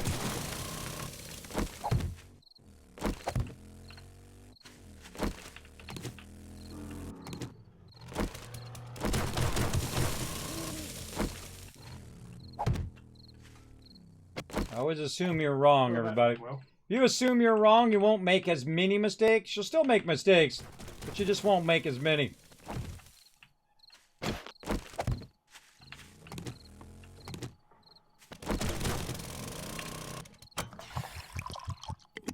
Whew, let me catch up.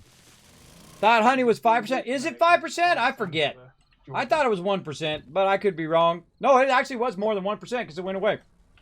So yes, apparently it is 5%.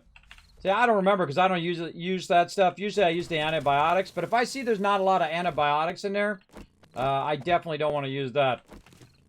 Because that's for the people who are over that 5%. Oh, I can come now.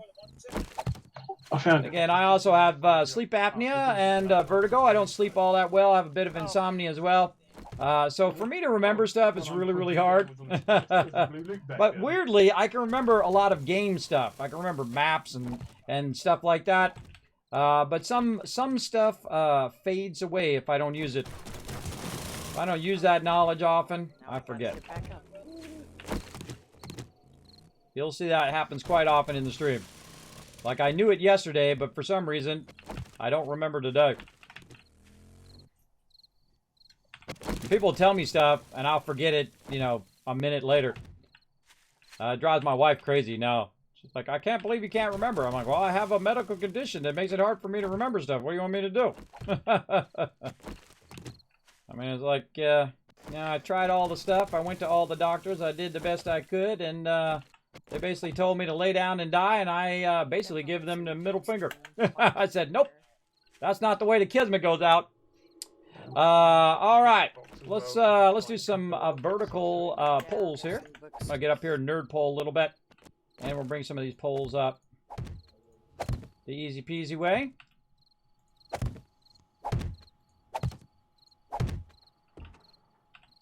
Just out of my reach. Nose back down. I want to try to get in the center of them all, but if not, no big deal.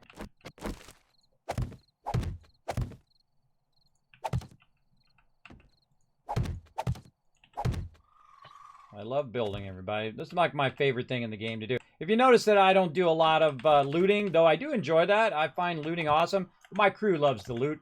So I let them do all the looting and whatnot. But if they need my help, I'll go definitely help them. And I'll be doing looting later on.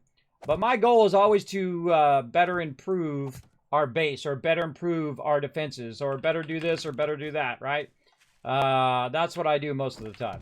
It's kind of like my role as part of the group. You got to know your role, everybody. Know what you're good at. That's what I'm good at, building stuff. Of course, most of my crew is also good at building stuff as well. But this is what I like to do. See, when you like to do something, I always find that people will invest more time and effort into it. Come on, stupid nerd polling. Go.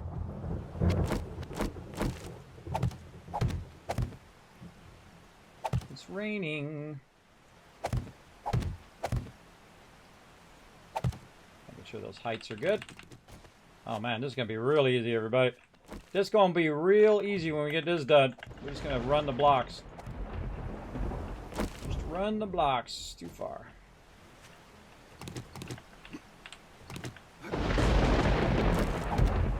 I would still love a sniper rifle schematic too.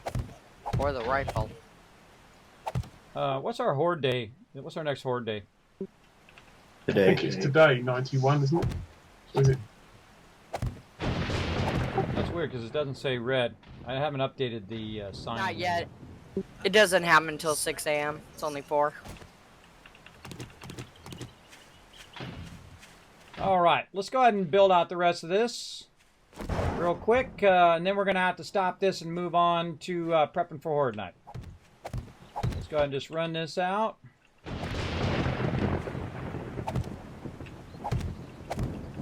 This is a serious structure right here, everybody. This is a lot of hard work, building all this concrete and running all these blocks and spending all this time figuring out the distances and all of that. This is going to be a nice, huge area for him to do as our farm. And then also he's not going to be bothered by mobs up there. And then I'll put turrets under here, by the way. Turrets that'll aim this way, and then from the corner, and then from over there and over there. And they'll be powered turrets. And so if mobs do come under the base here, it'll kill them. And eventually I'll at least do the supports as steel.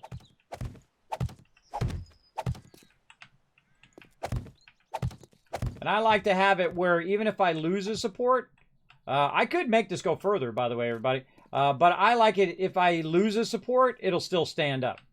Right? So if I lose, like, say, this center support here, these side supports here will still hold it. Because this will be 5 this way, and that'll be 5 from that side. And so from the actual side poles, they'll still hold the center when it comes to concrete. And so that's why you'll see me do it at the 6th one instead of just going max distance.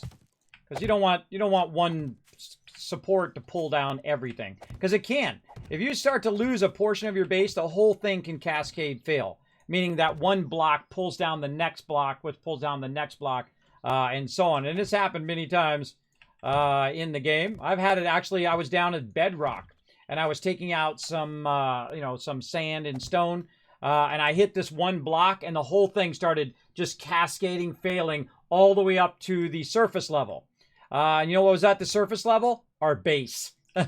So we started shoring up the sides, and we started putting in blocks, and we were trying to stop the cascade so it didn't cause our whole base to fall in as well. And we did, by the way. We stopped it. We stopped it before it got to the top.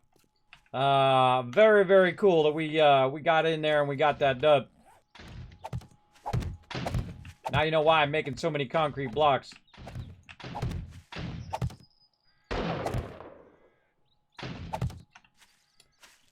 All right, let's keep going.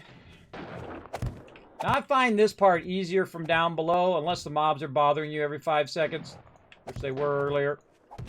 But easier to do from down below. And I also find doing this support pole easier to do by doing this first and then bringing that down. Since you have that extra support, you can go extra distance. Garden, not have to deal with these guys. Yeah, no kidding.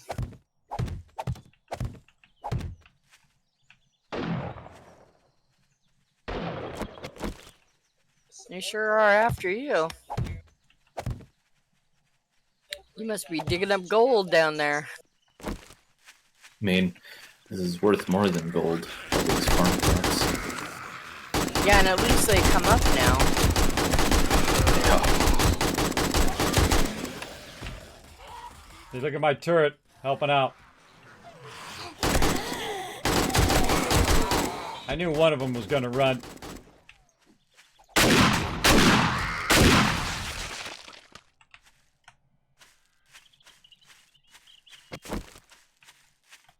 I don't know what it is about the Sky Garden, but man, they're really loving me today. They are loving me big time out here. I mean, that's basically what I experience every time I'm dealing with the garden.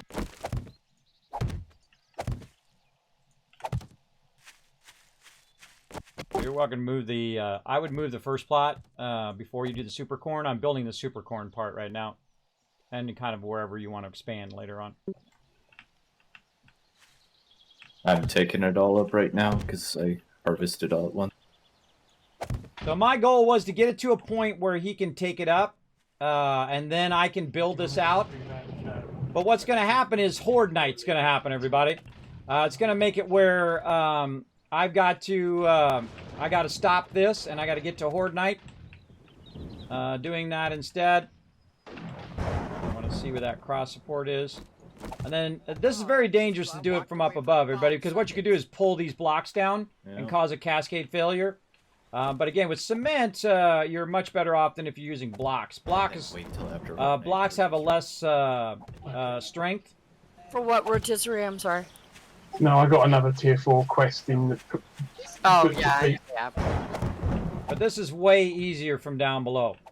Because if you do it from up above, it's really awkward, and then the poles are really far away. So you can't do your support poles from over there, and so on. I'm just going to do this long ways, then I can go on top and fill all this in later. Again, I don't want to go past where it is, otherwise it'll fall down and waste my precious concrete. Oh, that one I missed. Missed that one. Now, if you miss, what you want to do is you don't want to build this up right here. You want to take out this top one up here. I'll get on a block. Your trees look nice and growed up, though. Let's get this top one first. The reason why is if I build the rest of those in here, then I'll have to take these out one at a time. But if you take out the top one's not going to pull the rest of them. So if you take out the top one, the rest of them should just fall, and GG, you're good.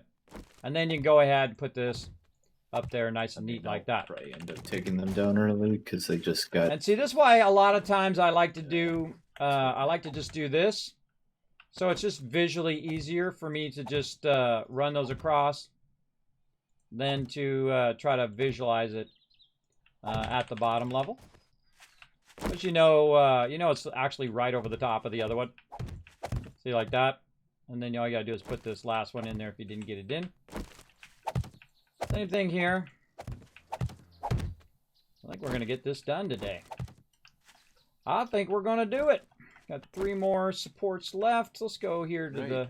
Just picked up 370 farm plots. Wow.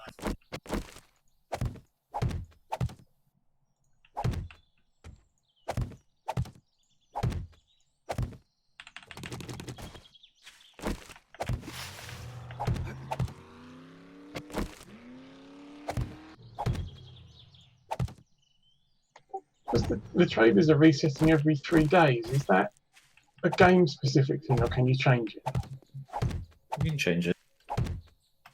It just seems really quick compared to my games. Well, we are at halftime days. Yeah, it seems quick because we're going at 30 minutes. That's why. Because otherwise it'd normally be an hour a day. But I haven't changed that parameter. That's default. It's every 3 days. Yeah. I just could have sworn that my game was like 4 or 5 for some reason.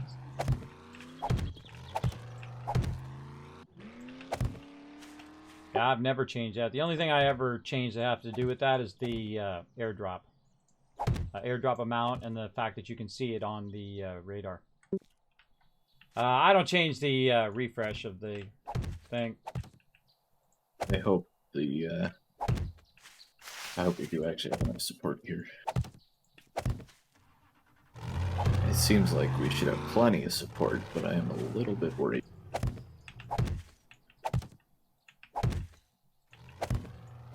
Well, on that side, I have shorted the support, so some of those are just a distance of 4 and not 5. I was listening to him and I misclicked.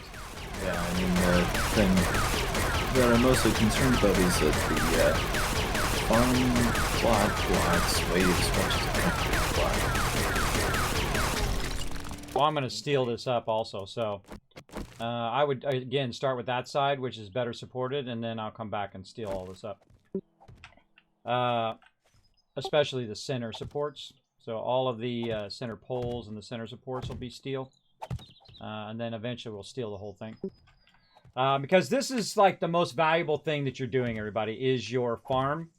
Now, I've built a farm with 5... I've done this exact thing before.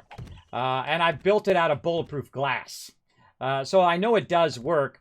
But it doesn't matter what should work. It only matters what does work, right? In any game. So, yeah, definitely want to shore this up so we don't have to worry about it later on. And we've got plenty of steel in there. And we will steal all this up for sure. Now, the one we don't really need to steal up would be the other side over there, because that's just going to be trees, and trees are like every other one or whatnot. So it's not as important. But I like to get all my center side beams in like this. Every time I do that, it slows me down. Slows me down. Every time a mob comes up and gets in my face for 20 minutes, slows me down. Again, I only have so many minutes between one Horde night and the next Horde night. I like to do upgrades. I like to continuously do upgrades in there. Let me catch the chat. I've not played 7 Dials a couple weeks, but spending too much time playing Lost Ark. Well, there you go, Euban. Yeah. People keep saying, Kismet, you gonna play some Lost Ark? Nope. Pay to win. Count me out.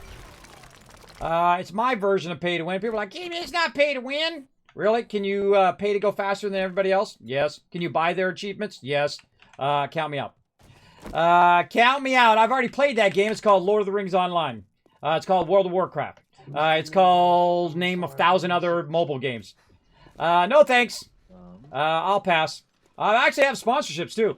But I don't know. I might check it out. Just go in there and look at it. I like the guild features. I've seen some videos on it. I like the guild features. It's probably my favorite thing, because that's always what I'm thinking about, everybody. I'm always thinking about the teamwork aspect of a game. I love it how you can unlock different stuff for the guild and all of that, but I'm not going to move my guild over there. We're playing New World right now, everybody. We're having a great time. We had a great time today playing it, but I'm not going to just hop to every new game that comes along. That's very disruptive to my crew. Big time. Big time. Okay. What did I come back for? I came back for getting geared up and then some of these blocks. Now I've got about till 1900, everybody, so I really need to get this where it's going the reverse direction now. Really? Really, I was out of bullets. So that's just the way it goes.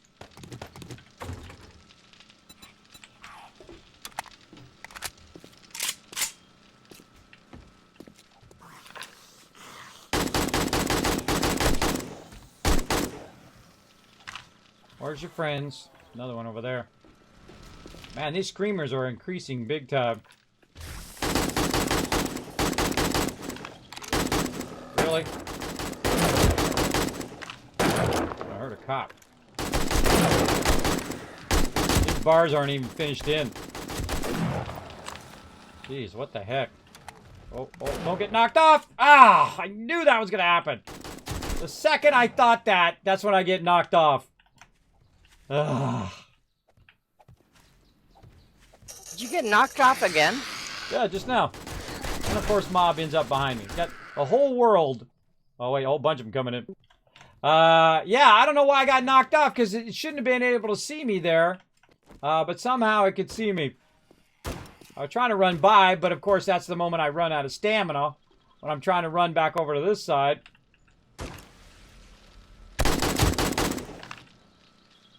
Darn mobs. Just try to do some work here, people. All right. Up here we go. You know what? Screw it. I'm not even going to bother to try to jump. I'm just going to jump on. What the heck is up with my jump today? Man, this jump is being annoying. Actually, I can see it. I can go grab it. Okay. All right. Need another cross beam. Can't do a cross beam there. Here's what you do. You run this like this. Then that'll let you get closer and do your cross beam. Just like be that. quick about getting back. Yeah, I may have to take a rain check. Southeast, there's a horde coming at me.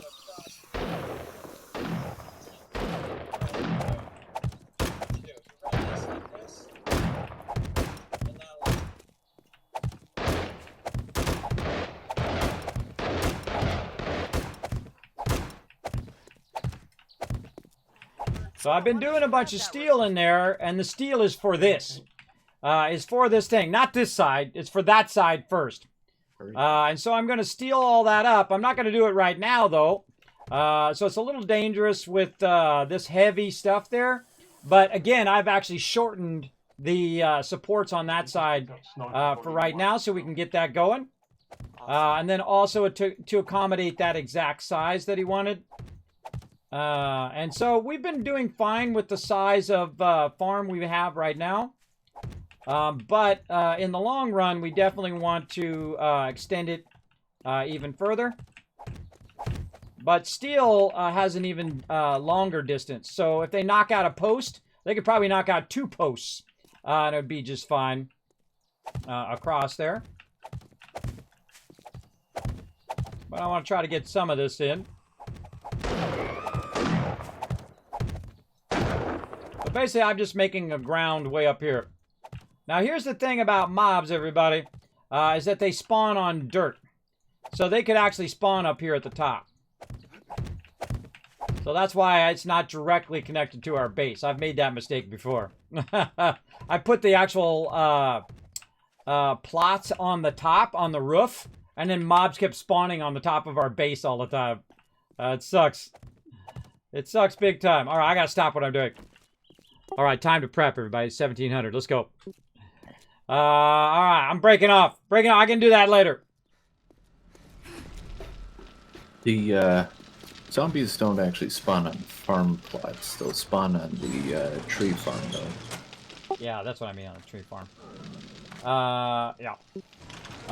So yeah, that's what I did. I put a whole bunch of trees on the top of the base, and they spawn right on top of the base over and over again. As well, which is not good. Let's see. Let's repair everything for Horde Nights. Get all my stuff. I just go ahead and repair everybody. You don't want to be repairing in the middle of your battle. Let's get ammo here. And I'm just going to grab all the ammo in here. And take it over there. Oh, I hope we have enough. We'll find out here in a minute. We already have food, water, all that stuff already over there. I always forget I don't have to go to the bottom anymore, but I can just walk out here. Where's my car? Oh, my vehicle's out here.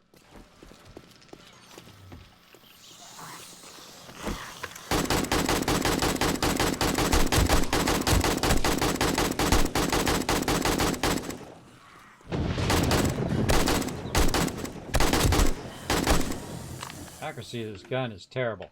Out of stamina. Ugh. It sucks. It sucks when you have no survival stuff, everybody. It's like literally I just slow walked off there onto the spikes. I gotta replace those spikes too. Alright, let's move all this ammo over here, because again, we're not saving this ammo for a rainy day. Alright, move that in there. Get all this in here. I don't know, whatever else we need. Bombs, I guess. And then we need to make sure that I have blocks of both types. I need to get a bunch of turret ammo. Let's get about, let's say, maybe 5 stacks. Put 1 stack there so I know I'm good. Grab a stack of rockets. I did bring my rocket launcher. What did I do with it? Right here. Rocket launcher is number 3. Nail gun here. And then reload everything. No. Reload. Reload this. Now, one of the cool things is that, what the heck? Thing. Everything on. Alright, and then I need to change this weapon to the proper type of ammo. And then get my turrets reloaded. I picked up in the bottom of the recipes and quests box so you can see if you need them. Okay, I'm going to need more shotgun ammo. Oh my god, we're almost out of shotgun ammo. Should have made more shotgun ammo, but oh well. I think we got this. Don't forget to get your turrets as well, everybody. Alright, come on, we should be over here at the base.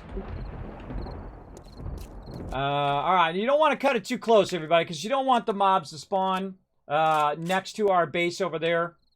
And it's cool that we've taken that out. Look, in our tree farm there, and eventually our tree farm will be way on the other side. And I'm a little tempted to do what we did one time, where we actually built a wall around the tree farm so we couldn't even see the tree farm. Or what we really need to do is build a wall on one side so we couldn't see it from the kill box. So it doesn't matter if we see it from that side. because what it does is it reduces the redraw of all those trees there, and it will probably be fine on here.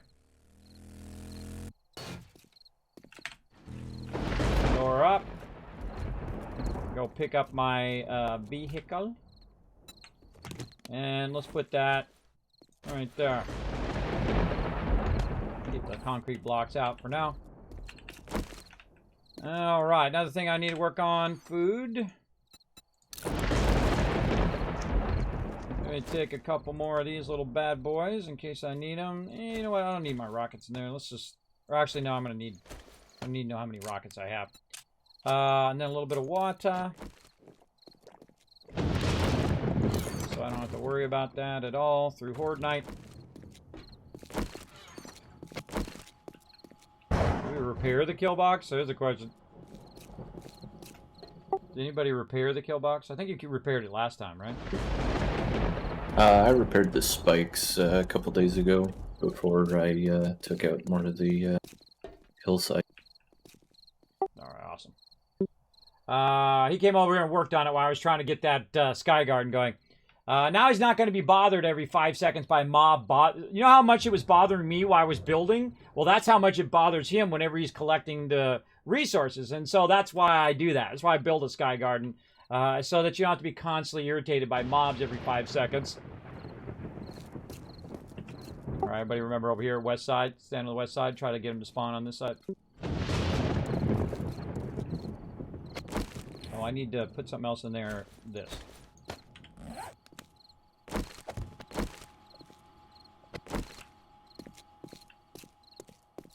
Normally we guess, but I thought of it too late now, everybody. Normally you guys guess north, south, east, and west. I've already forgotten. Yeah, I haven't played it in a while, yep. Well, I love me some 7 Days to Die. Absolutely. Very, very awesome. Here we go, everybody. Here we go. I think what we're going to do is we're going to do Horde Night, and then we'll go for another hour. Maybe we can get that filled in. Maybe we can get it steeled up as well.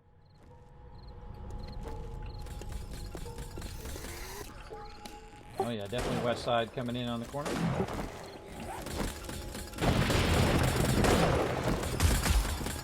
I don't start killing stuff until I feel like it's necessary.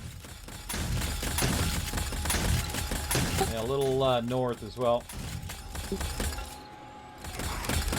They can't get over here because we got a drawbridge and we have this gate in the way.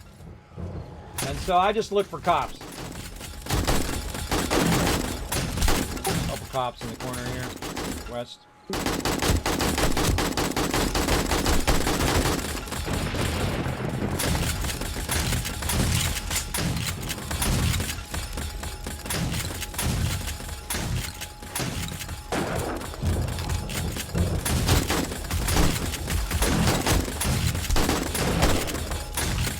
Three cops up in the corner.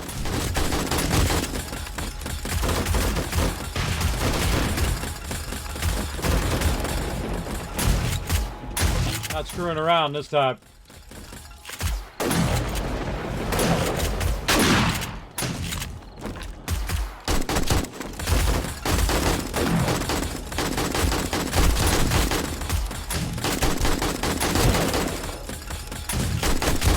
Always get the highest tier mobs first.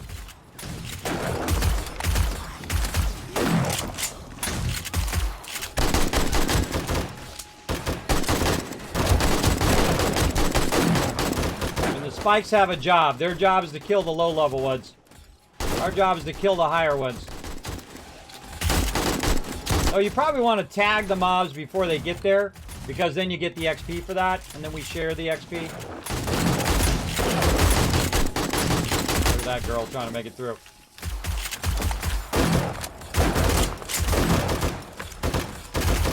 Got 30 down. Lumberjacks, you want to kill those guys? That we've rotated more north.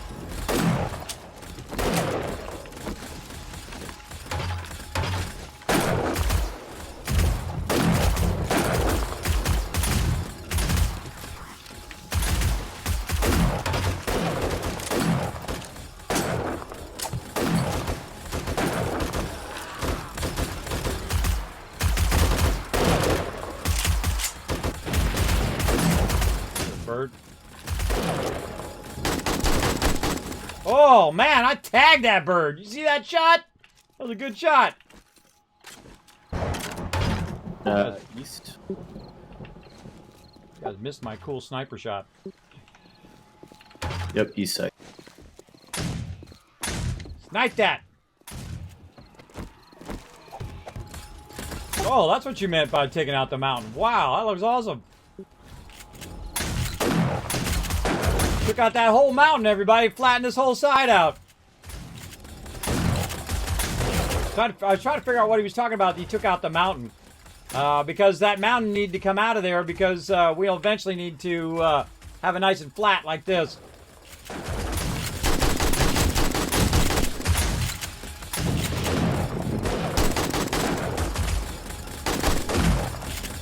And my main goal, everybody, is to look for bombers and stuff like that. Like right here, this is the perfect time to get all of these. Wait for them to come up, and then get all of them at once. That's a good use of a rocket there. You don't want to use up all your rockets, so when it comes the bombers come running up, then you'll be in trouble. Bird. Thought I heard a bird. Maybe he's scaling up. I'm gonna need to make a lot more ammo for next time. Holy moly, we're gonna have to really get busy on that ammo. What it does, it keeps scaling up and scaling up each and every night. So the mobs get harder and harder, which means you have to take more and more bullets to kill those mobs.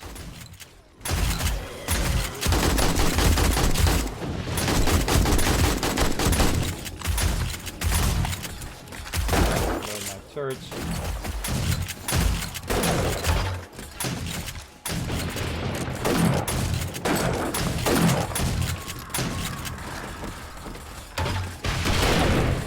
That's good. That's another good use of a rocket there. Only when they're grouped up or if they're bombers.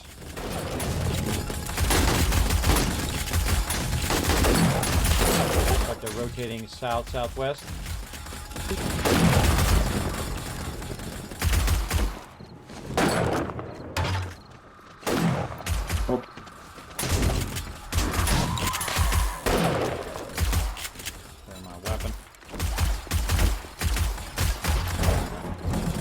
In there.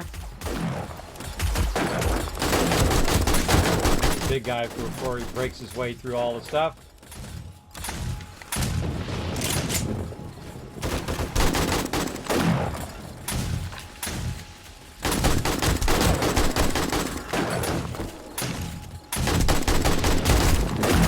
Great thing about barbed wire is it holds them in place. Helps a ton. Bomber, bomber, bomber. Sorry, west. I was in a scope, but I couldn't see what direction. I'm sorry. No problem, we got him. Alright, try to hit him before they get close to the base, though. Yeah, Want to hit him way out there. I was trying.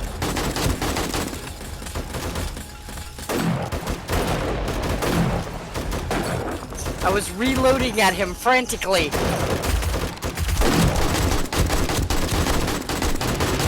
Bomber, west. There, that guy. Oh, you went off. Yeah, but luckily we extended the kill box out. Kill some of those mobs. Alright, just rocket them now. They're cutting in that corner there. Rocket those guys.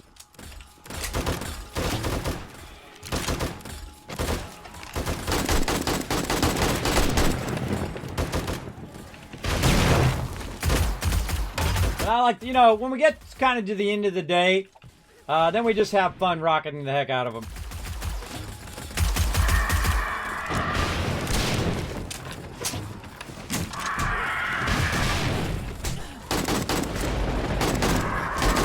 Ultra.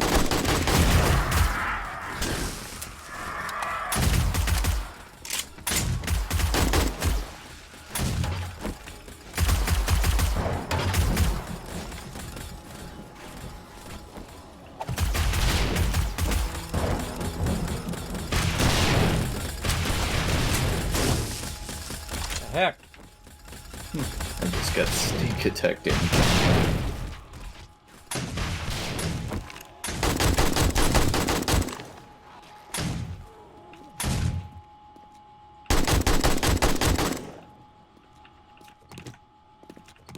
We're gonna need way more ammo next time. I can feel it scaling up. Yeah. Way more ammo.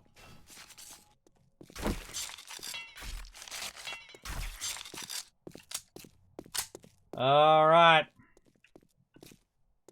Get over here and I didn't even need this stuff. Didn't even need it. I didn't have it on me either. That was really scary. Until she gets out of the box, and I'll put any extra in here. And just take the regular back. Like this. Oh, that is not what I wanted to do. I hate when I do that kind of stuff. No worries, just do that. Take this, put this back in there. Rocket launcher, this. That's my other turret. Put that back. I hate it when I do that kind of stuff. I'm going to take the shotgun shells with me here. I'm bogarting the box right now. There we go. All right. Put all that stuff back. That's not too bad. We have a good amount left over. And back to the base. All right, everybody. We're going to go for about another 20 minutes or so. And then we're going to call it. Oh, wait. No, not 20 minutes. An hour and 20 minutes. Sorry. Hour and 20 minutes to about 3 a.m. my time. And then we'll call it. I've been going till like 5, 6 o'clock in the morning, everybody, and it's too much. Ammo queued up so that we've got it for the next Fortnite when we get back. Because it'll only be like 2 days before the next one. Next time we play. I'm already on it. Oh, and I missed the bridge. Going back to the base to do that right now, everybody. I tried, but the bridge closed up before I got there. Can hit the southeast side of the horde base. Yeah, I can come back and do that. All right, let's get back to the ammo. Now, what I've been doing is running tons of stuff for our ammo over here, including trying to max out the clay. Now I can just run bullet casings for a little while. And then over here, same thing with our lead. We did a bunch of buckshot. And then we'll do a bunch of bullet tips. Let that run. And then also under here, we've got tons of raw ammo. But really what we're waiting on are these casings. A bit of gunpowder, which has been running over here nicely. Oh, well, thank you, Rusty, for the 300 biddies. Appreciate that. Thanks for coming in and hanging out. Hope you enjoyed that Horde Night. Super fun. Again, thanks for supporting the stream. Appreciate you. Let's see. Let's go ahead and, what are you, why are you not, oh, I gotta get out of the thing. There we go. I need the thing that says open. He's right here. 8. There we go. Alrighty.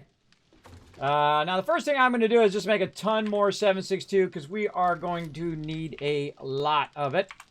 And I'm going to start with a whole bunch of AP. How much can we make? About 1,900.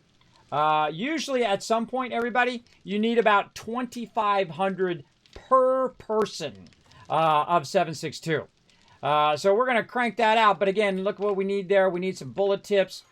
We just need to constantly get this going. Now, I'm going to have to eventually double these up for sure.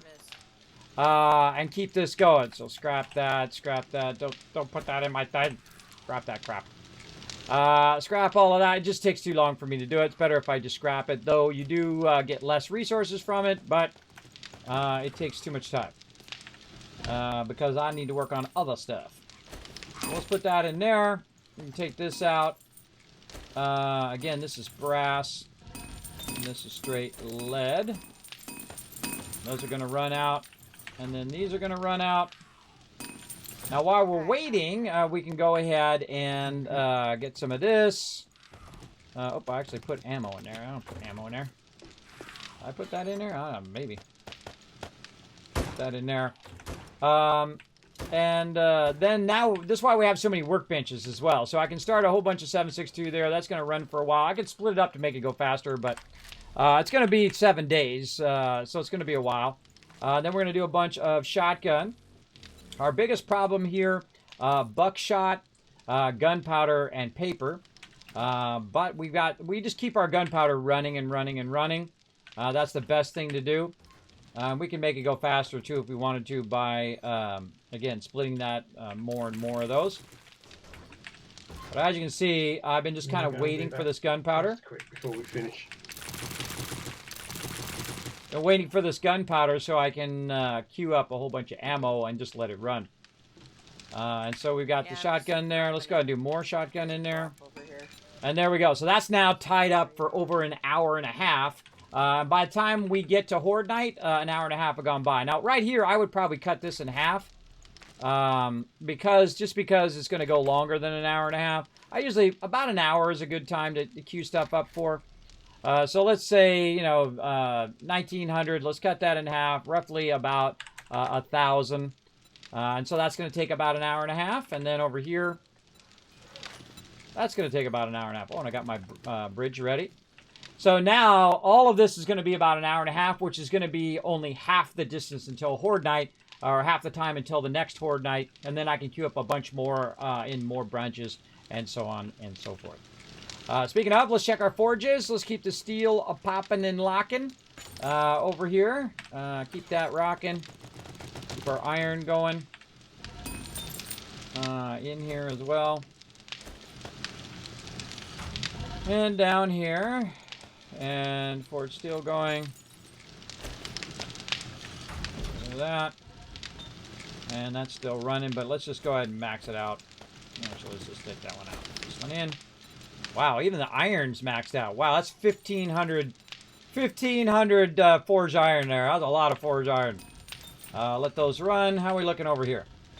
Anything's maxed out yet? No, nothing's even close to maxed out there. And over here, put some more stone in there. Actually, I put some more lead in there. Stone's full. Some lead in there and maybe some iron next time. And again, I'm just going to let that fill up and then run out eventually. I don't need that bulletproof glass right this second. How are we looking over here? More cement. Get all this out of here. Over here, same thing. And you want this stuff to queue for as long as you possibly can. Oh. Gotta get this off of me.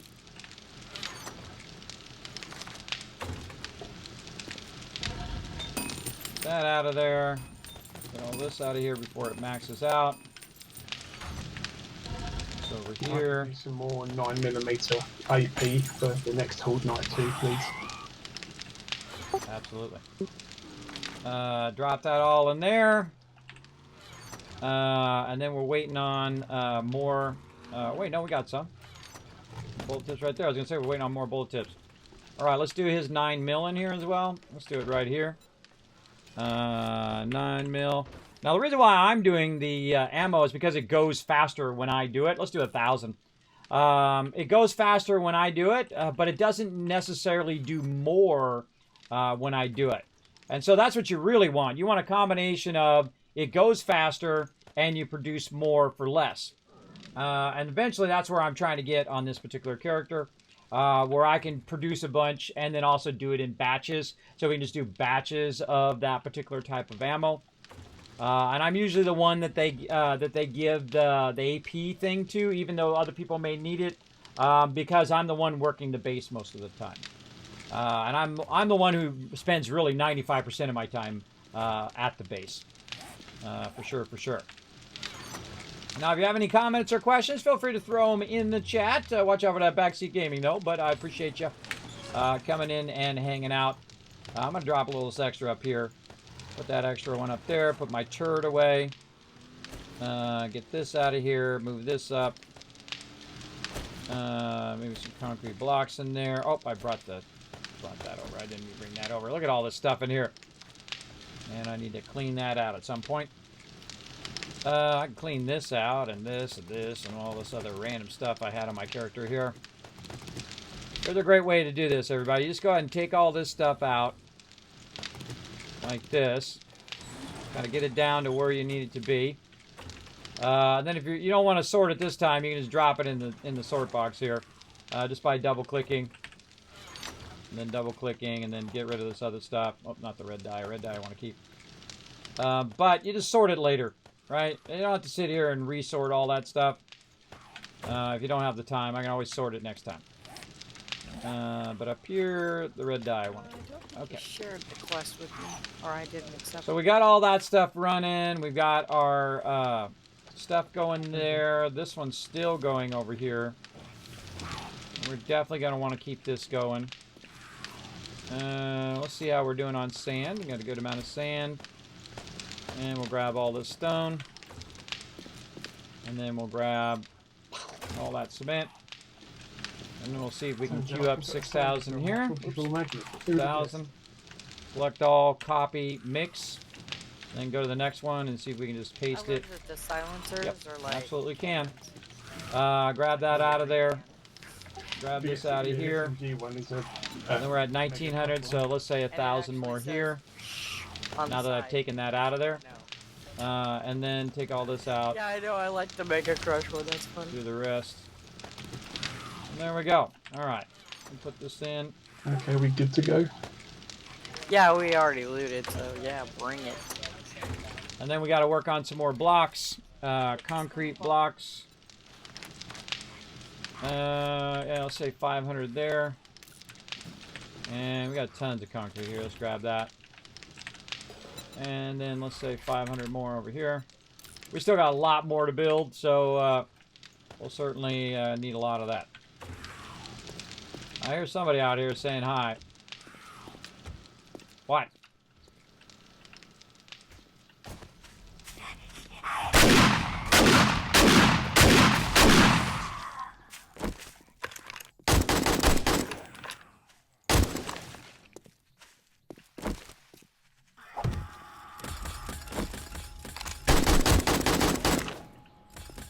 I like to use the ramp because I know nothing's behind me, right on the ramp, because they have to the mobs have to path up the ramp, and so it really helps. See, for little sneakies who try to get under you.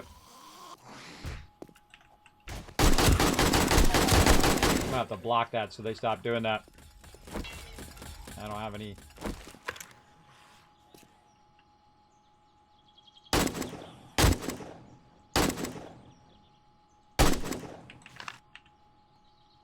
So you can do that all day forever. You can just sit out here and just keep killing these screamers over and over and over. It sucks. You definitely don't want to spend all your time doing that. I've done it before. Believe me, it sucks. All right, let's see if this works out. Let's hope so. All righty. The thing's going to be blocked for a minute here while I'm putting down the drawbridge. Everybody just heads up. All right.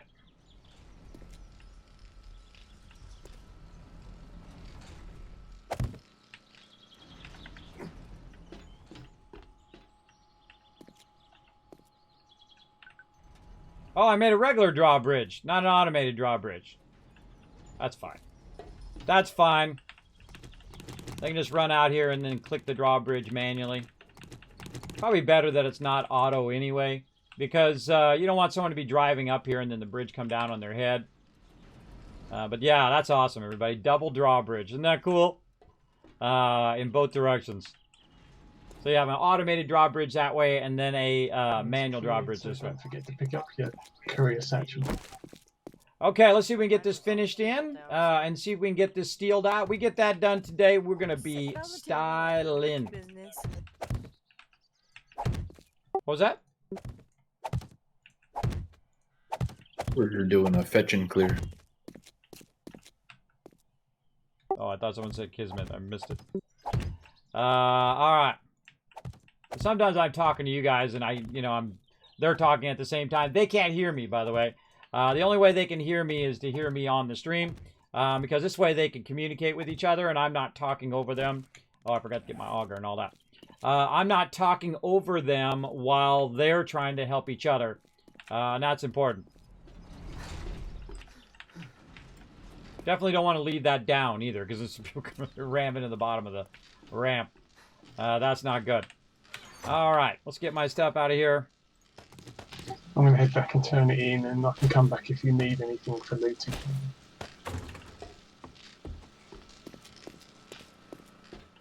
Now, the toughest part is right now I don't have this rigged, so it opens in the other direction. And that's because I got to tear all this stuff out on this side. I'm going to take all this out and then build a straight ramp down here that'll just come up from this side. And I'll make a road and all that stuff. Maybe make like a tri-road. Now, eventually, all of this down here, all of this interior part, this will all be concrete in the long run. But for now, we'll just do what we can do. Now, let's see if we can get this guy to actually jump this time. Oh, yeah, that was close. Not. All right, back up here we go. And the biggest danger is that mobs are going to sneak into your base. That's a big problem.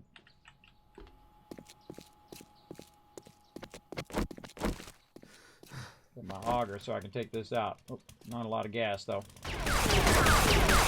I didn't bring a lot of gas. Geez, the only thing you need in this base is a demo horde. Well, this base is actually not our horde base. If you're talking about this base I'm working on right here. This base is this is the baby part of the base. It's actually really cool because I built it in a different style than I normally would.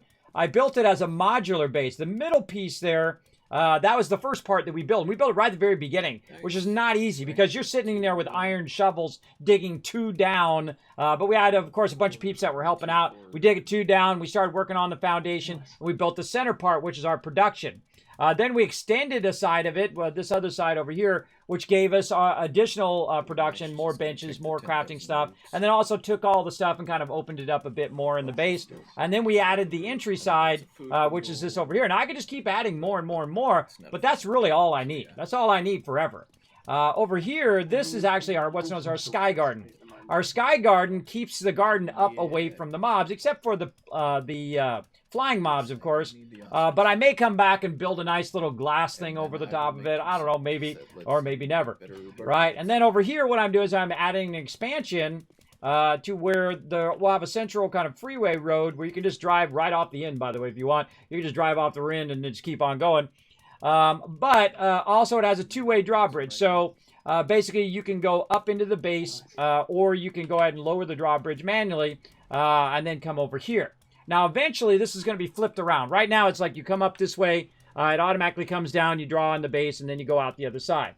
But I'm going to flip it around so you come in that side, and then you come out this side. So you have the option of going down, or whoever's working on this over here, which would most likely just be Alan.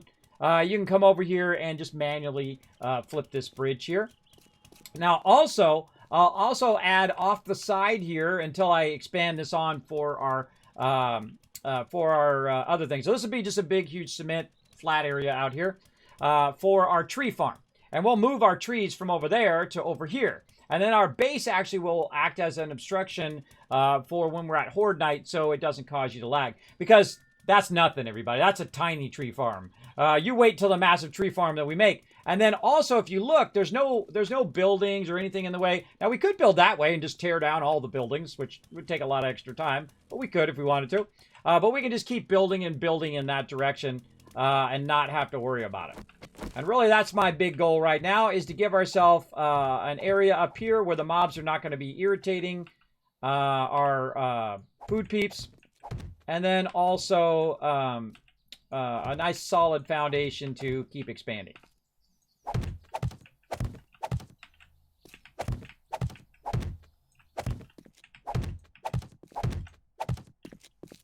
Now again, I could use that steel on our horde base, but right now I feel like our horde base is doing pretty well. If I saw them start to breach the inner part of the bomb wall, then I would be nervous. Then I would start upgrading more stuff. But in this point, they're not even breaching the outer bomb wall. But it's because my crew is so good. My crew's on point. They're taking care of the tougher mobs first. You're trying to kill the mobs before they get anywhere close to the base, especially bombers and stuff like that. You definitely want to kill those closer. I'm just going to keep where we're at. You can keep that lot if you want to. I've got over 40,000 now. Run out of gas. Yeah, This should be I hate missing the thing. I do not like riding in the back seat either. There you go. Be careful if you're putting. Yeah, well, as a kid, I used to ride in the back seat of my parents' station wagon. They had one. I think that was probably like one of the most dangerous things you could ever do for your children, because your children are actually turned backwards. Now, the reason why that's a bad idea is if someone rear-ends you, they kill your kids in the back of the station wagon. I never thought about it as a kid, but as an adult, I thought that's like the stupidest thing, because you know, they're gonna come right in the back. If they ram into you really hard in the back, it's gonna just crush in the back, and your kids' legs and their bodies are gonna get crushed. Whereas if they were turned around the other way, it would crush in that kind of cargo area in the back, and then of course have less chance of killing the people who are sitting in those back seats, depending on how fast they're going, of course. For sure, for sure. Now, I was going to work on turrets and work on some other stuff, but I kind of feel like this is my highest priority right now. I want to get this all filled in. So then he can just keep working away on his... These are actually a bit expensive because they take... on his farm here. And the first thing I'm going to do is go in and upgrade all of the supports to steel. All the way down, and then I'll upgrade all the blocks underneath where he's got right now to steel as well. And then that steel tensile strength will be able to, even if a couple supports get knocked out, it'll be fine. But see, the thing is, when it's non-horde night, see how they're not really even bothering me over here, everybody, when I'm up here. Like, I can cut down 100 trees and end up with like 2 honey. I mean, sometimes you luck out and you get like a full stack, but I've found more often than not it just needs to be a flat space. A flat space so we can come out here and then build those things out here. And then be strong enough to support the weight of this. And I've done this many times before. Again, the Sky Garden is probably one of my signature things, along with the Kismet kill box and things like that. And the Sky Garden is great because... again, it's just like having your base.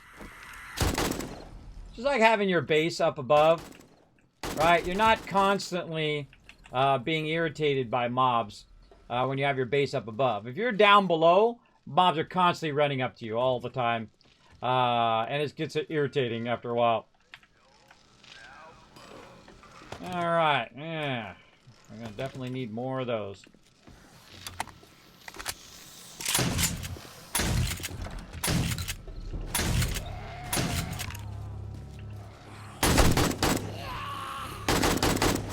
Whoa!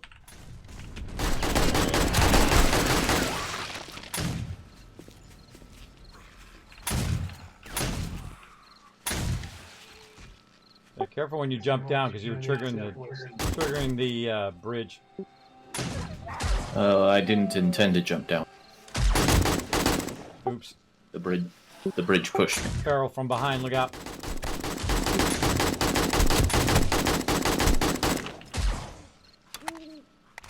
Yeah, I've already got that a couple times. God, they keep going underneath this ramp, too. Get out of there. They'll be doing a number to it, too. It's down below half health on that one. Yeah, I might have to steal up this bridge, too. Wait for it to go back up again first, and then go through. We're under the bridge and spike. Alright, speaking of steel, well, let's not do that yet. You don't want to bring the steel yet, because you don't want to accidentally steal stuff you don't want to steal yet. We'll do that later. Did I get my blocks? I did. Alright. There's a bear out to the west past the farm. Back is aggro. Of course, that's when I run out of stamina.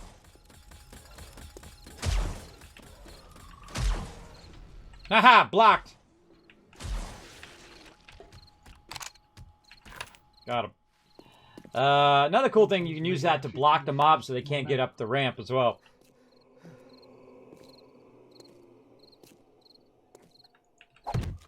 I might want to come out here and skin that bear.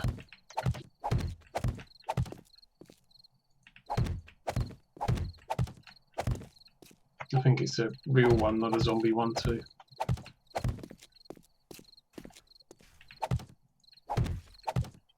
Food cooking. That's what I do, everybody. Just put down a bunch of blocks. All right, look at this. Almost done. Let's do it. Hey, Fox, how you doing? Fox Fair coming in, showing the love to the stream. Welcome, welcome, everybody. My name is Kismet. We are playing, of course, one of my favorite games of all time. Literally played for thousands of hours, 7 Days to Die, and still love it to this day. One of the biggest returns on my investment ever. Paid $10 for this game and literally played it for thousands of hours. I know you paid $60 or $100 or $200 for the collector's editions and not even got that much hours out of some of your games. The thing that I love about this game is it has huge replayability. Massive, because you can try different things each time, try different combos, build different types of bases. I'm always iterating on our base, always trying to improve upon it as much as we can. And I try to build stuff in stages, right? Like this didn't all happen on day one, everybody. We're day 93 right now.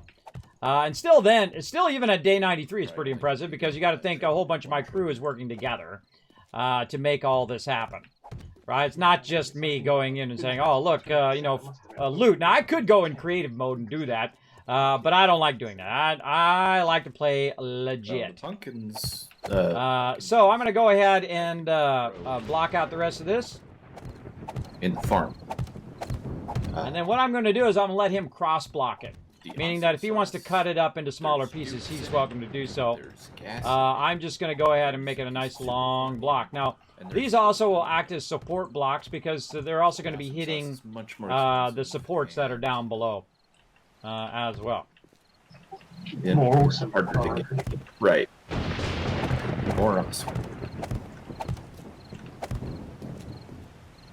Now, we have built freeways before, everybody. Big, gigantic freeways that took us all over the place, including freeways that were underground at Bedrock. We dig all the way down to Bedrock, and then we use a bunch of dynamite to blast our way to the different traders and stuff. That's a lot of fun as well. Beehives at some point so we can farm the honey a bit better. I just need a few more blocks here, and then we should have this first stage done. Zombie bee swarms. Again, I'm going to reverse this eventually, so it'll let me out on this side. Well, I mean, they had the Hornet in the game, and they took it out, and they have said that it is not coming back. I think I'm gonna be glad. Yeah, I'm okay with that. Now, you got to stay focused, everybody. I've been doing this for 4 hours straight now. 4 hours straight just to make this one little piece over here on the side. Now, of course, I've worked on a bunch of stuff in the base. But building is a commitment, everybody. It's not like, I'm not going around shooting zombies the whole time. If you commit to making something this big and this large and whatnot, you got to really invest the time.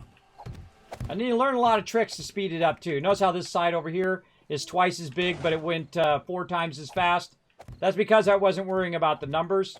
Second you start worrying about the numbers, it slows you down because you want to make sure that you're counting everything correctly. Over here, you just use your base numbers to extend it. Look at that, everybody. He's got plenty of room. Now, again, if he wants to make another one of these, he can just go ahead and go in 12 and then cross it there. Or if he wants to do a thing here, he can do whatever and just do whatever size. Alan, I made this next part over here. You can cut the cross beam however you want or not do it at all. You can just do the whole thing as one giant thing. Whatever you feel like doing. All right, sounds good.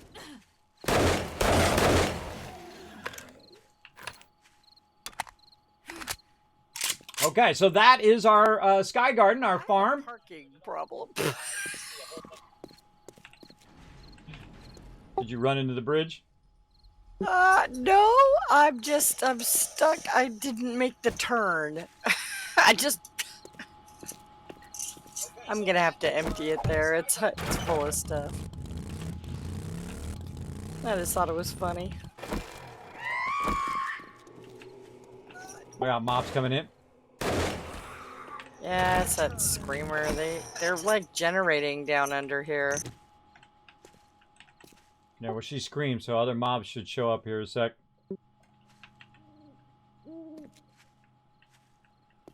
Man, that actually worked out amazingly. How I figured that out and just the thing with the pole and all of that, that worked out great. We just need somebody over with another truck to knock that off the side. I think that'll work. I could just empty it. This spot right here needs a little repair. We'll see if you can drive it back down. See if you can just kind of, or drive it forward and try to go off to the right. There you go. Just work it back and forth. There you go. There you got it. Keep going. Oh, and you're good. Gonna push. Wow.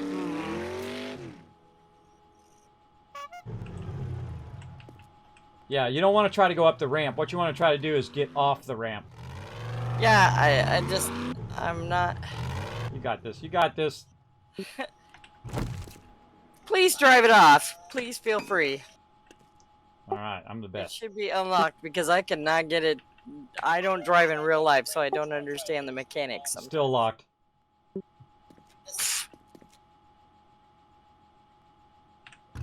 Sorry. I must have picked it up at some point. Oh, there you go. Well, now it's sideways anyway.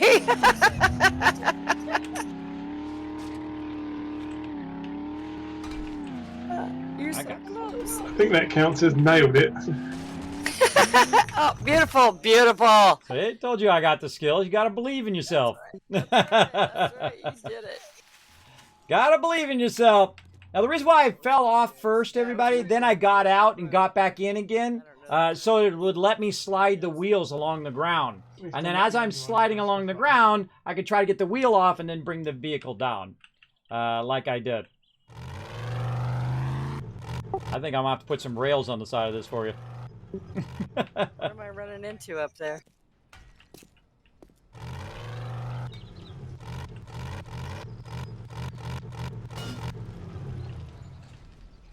Uh-oh. I'm hitting something. Yeah, you might have, your vehicle might be kind of glitched out now. But just try it, go for it anyway. Just full on to go for it. Didn't get past it. Oh no, you're actually stuck on it, even though it wasn't doing that earlier. Yeah, your vehicle might be glitched. It could be too big as well. It might be catching on the bottom of the drawbridge. No, that's what we tested earlier. We tested that back and forth earlier. Mob's coming from behind. Look out, west side.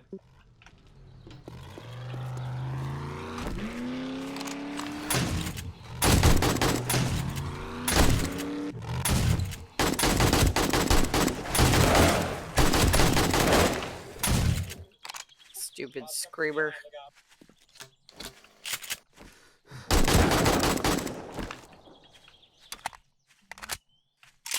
Don't forget to spend your 7 skill points, Kismet.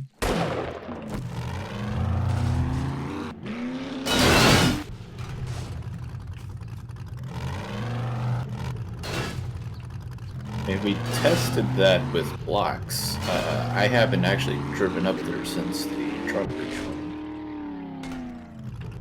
You guys have already driven through multiple times. I saw you go past. Well, someone else try it with their truck. Well, I thought it worked out. Oh, great. Now it's not working for anybody.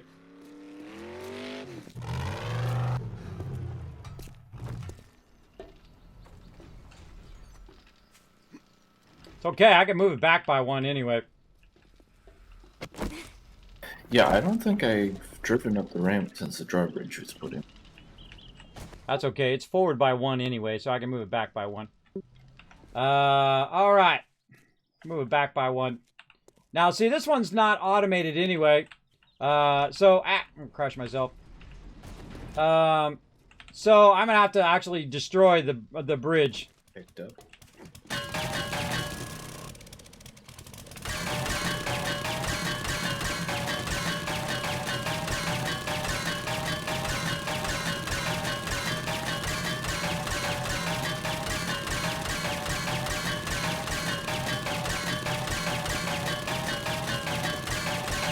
double check it, though.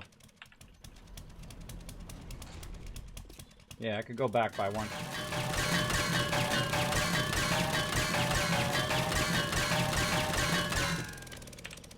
Of course, that's where I run out of gas, everybody. Right? A couple more hits is all I needed. Always the way it goes. No worries, just run back, get some more gas. Best laid plans of mice and men, everybody. Now, again, if I had a block there, I don't know why it would be blocking it now, because I had a square block, but it's probably the outer edge of this. C'est la vie. All right, go ahead and give it another try. Bring your thing up. I brought the bridge out. And so now this time I'm going to make an automated bridge, because screw it. Why not? One of these. Actually, let's do this. Let's do favorites. Cleared All it right. fine. Okay. Now, the reason why the automated bridge is way better is because you don't have to destroy it afterwards. If it's in your way, you can move it around where you want it to go. And so we're going to keep going on that bridge. What is it? Bridge. Forged iron, springs, mechanical parts. No. It's electrical parts. Need way more springs than that. And then a nice stack of forged iron. All right, let's try it again. This is how it goes, everybody. Don't be discouraged when you make mistakes or if it doesn't work out, because that should work, because obviously I had blocks over the top of there, and we tested it multiple times, and it worked fine. But again, don't kick yourself. Just roll on and do the best you can do. I need some wood. Plus, I really actually wanted to automate it anyway, but I was just going to leave it, but that's fine. I wanted it to be powered. And that just gives me a reason to take it out and then make it a powered bridge in the long run. Now, really the main thing, though, is that they're not really going to come this way. They're just going to go that way out. They're not going to come in. So really, they may not even hit that edge because they're coming back down this way. But I kind of feel like if you're going to hit it on the way up, you're probably going to hit it on the way down. So why not just fix it while we know it's an issue? Let's go in here and get some more cement so we can fix these cement blocks or concrete. Get that. And then let's start to steel this up. We're just going to grab all this steel out of here. We'll leave one stack there for now.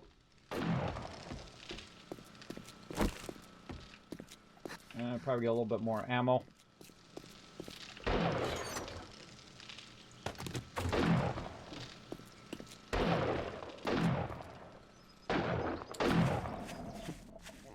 Okie dokie. While we're waiting for those to do their thing, let's go ahead and work on these supports. Now, it takes a long time for these mobs to break through steel. Steel is one of those ones that are just like really, really good. Because between the steel and this, see, this is 5,000. This is 10,000. So it's double that. And a bomber can only do 5,000 per block. And even then, sometimes they do a lot less. They'll do like only, 2,000 or 3,000 per block. But we definitely want the supports to be incredibly strong. Right here, because, we may be out doing something else and we're not really watching. And then mobs will come over here, and then all of a sudden, we'll find our tree farm falling down. Our sky garden, there we go. It was hiding in there somewhere. Our sky garden falling down, and we don't want that to happen. Our food actually will become our highest valuable thing in the long run, because it's going to also be our resources.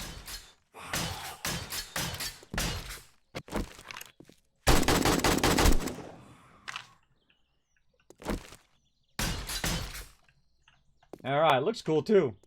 A little pattern there.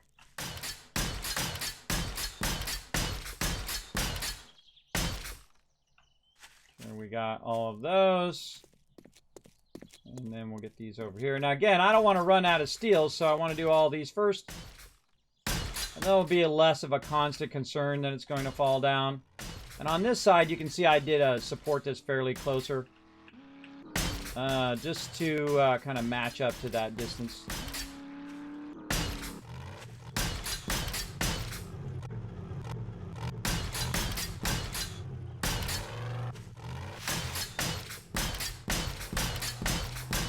Of all the things you don't want to fall down, this is one of them.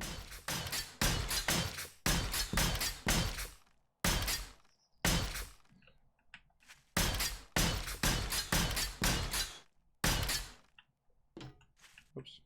Get that. Now, I can't go up on top now and fill this in because he's got the garden there, and that's okay. Doesn't really matter at this point.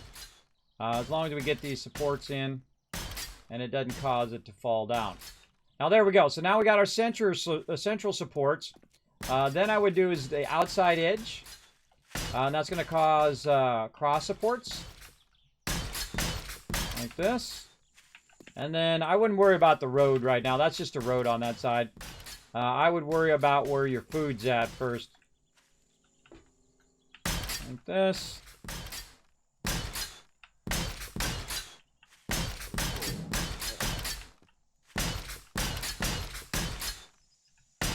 This is just my order. I feel like you definitely want to start with the edges. And then long ways.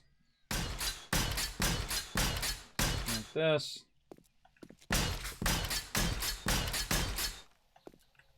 Then we'll do our cross sections. I love it when the tier 1 clearing a gas station is 4 mobs.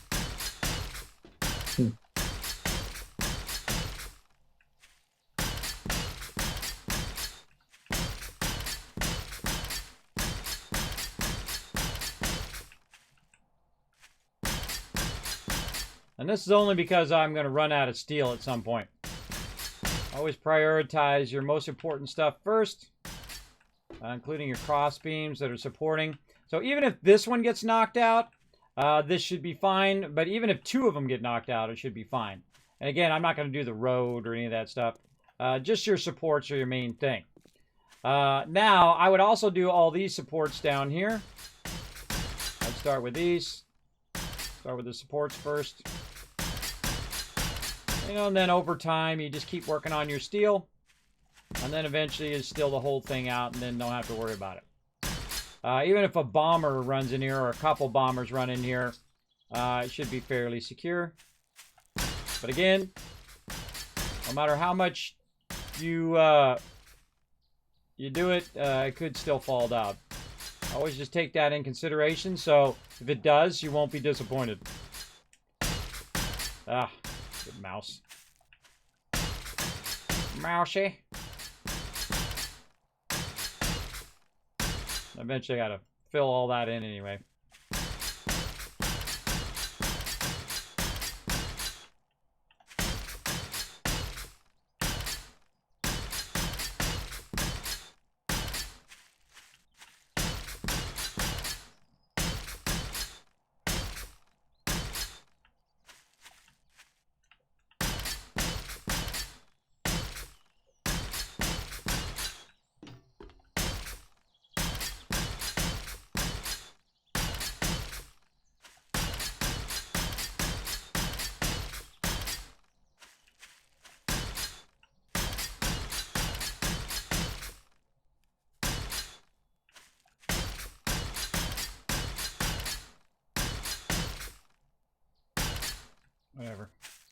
Whatever. Wasting my precious steel there. Like a little half-second lag when I get to the top. See that? How long it takes for it to recognize it? I have to wait for it. There we go.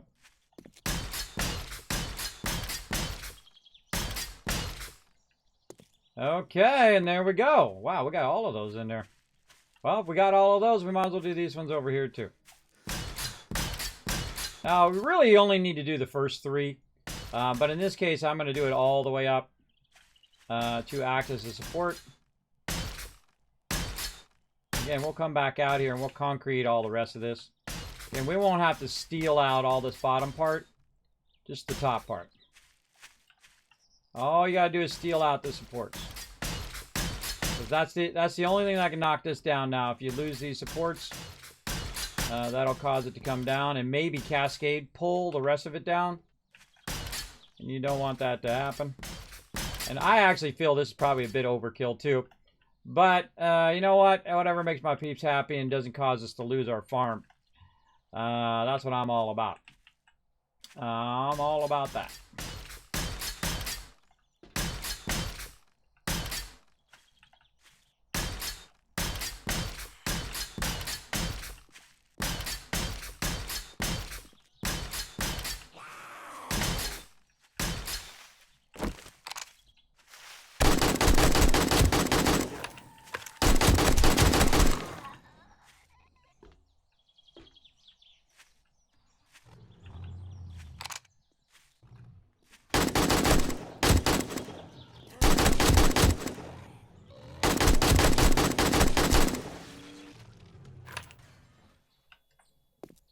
Mobs.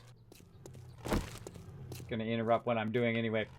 Alright, we got our cross beams there, cross beams here. Let's do this way. I'm just gonna... Oh, what the? What? Oh, that's because I split how those cross beams are going. That's right. That's fine. That's fine. Some of these I cut shorter on this side and then a little bit longer in that center.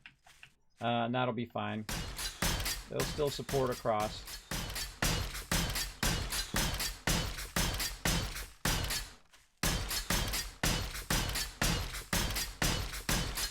I just want to do it section by section.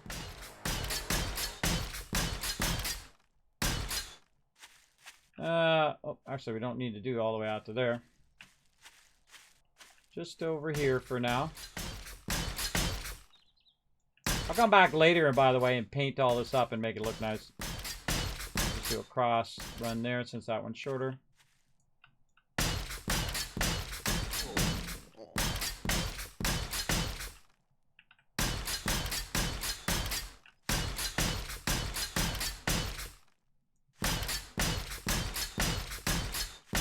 A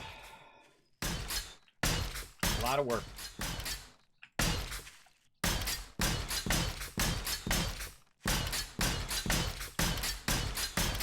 So far, we're doing pretty good, though, everybody. I feel like this is a really great playthrough of the game.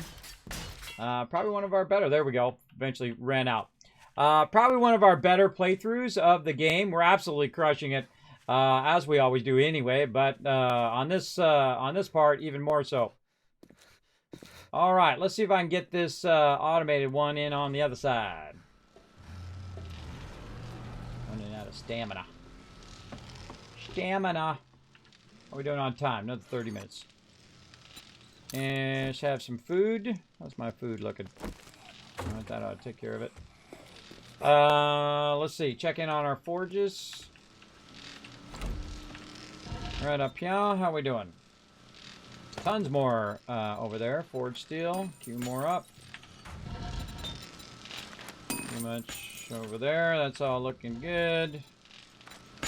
Looking good. Man, tons and tons of forge steel. How are we looking down here? Sand is getting up there. Stone getting up there. Nice. Let's see. Clay is already done. Stone is done. So I take the stone out. Sand is a little bit, and we're doing lead. All right. That's for our project later on. We're doing tons and tons of bulletproof glass. And again, trying to work that into the rotation. So clay is maxed out over here. So we want to do brass. Run those brass out. And really, there's nothing else you can do there except for brass. But no brass there. Let's check our raw bike box. A couple in there. You know what? I'm not even going to bother to keep that in there anymore, except for like one of those. I'm just going to pull that out because now we need over here. And eventually, like Alan said earlier, we can start using our dukes for brass. Especially good because you can go out as a group and do a whole bunch of quests and get like 100,000 dukes and then melt them down and use them for brass. Because brass is one of those things that you're constantly constantly looking for. It's probably the rarest item in the game in terms of how much you have versus other things. For sure, for sure. Okay. And I'm going to put my turret back down here. So I came back. We're working on that. Came back for more steel.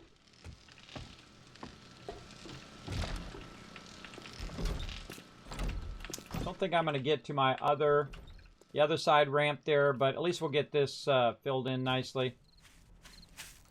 Let's see if we can go ahead and finish our cross beams down here. Great, out of bullets.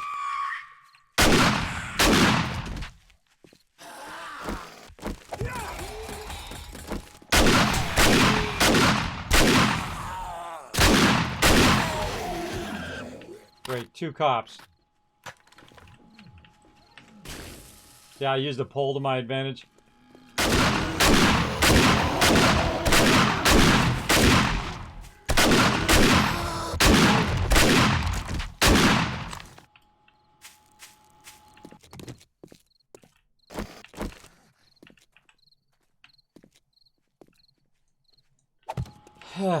Every time I walk out the door, everybody, I'm just trying to do my thing here.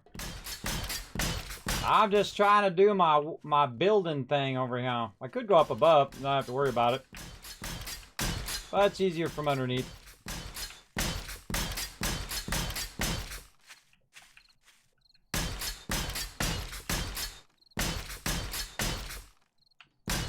Again, we really just want to get our cross beams in for right now. And then as we get more and more steel, we'll go ahead and steel it across.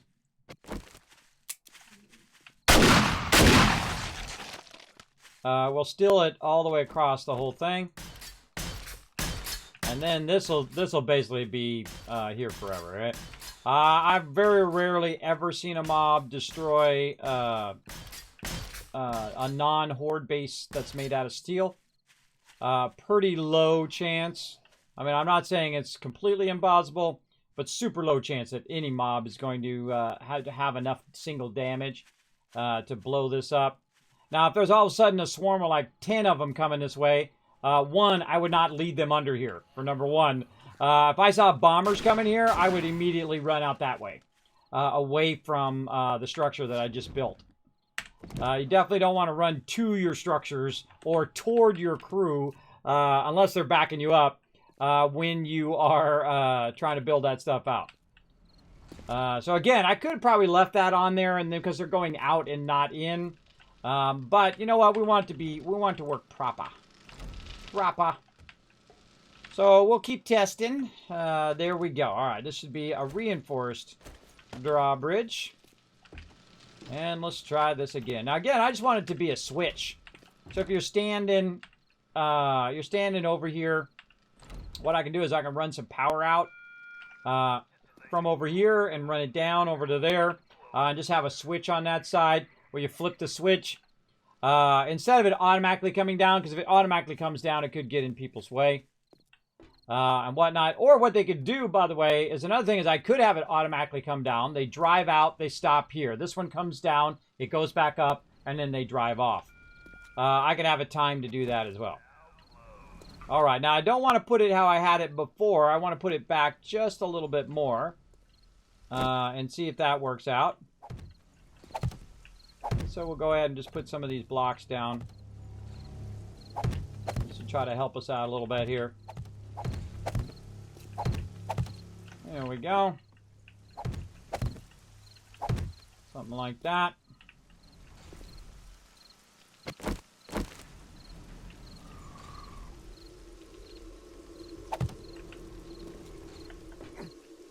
All right, looks good. And I know they've already driven underneath there, so I know it definitely will work now. And again, sometimes you try stuff, you see how it works, and you know you got to adjust for it as you go along. So let's go ahead and run some power to that. And we'll also get a switch. Let's see, where's my switches? Switches here. And then we'll grab our wire runners. Now, the funny thing is when you use these wire runners out here, sometimes it actually continuously runs the wire. And everyone sees you running around with this big old wire going like that. It happens. Oh, I forgot to repair the...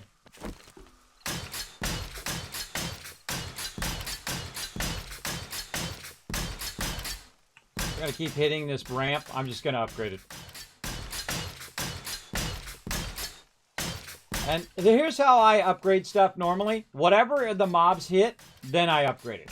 Otherwise, if they don't hit it, there's no reason for me to upgrade it because it's never going to get damaged, right?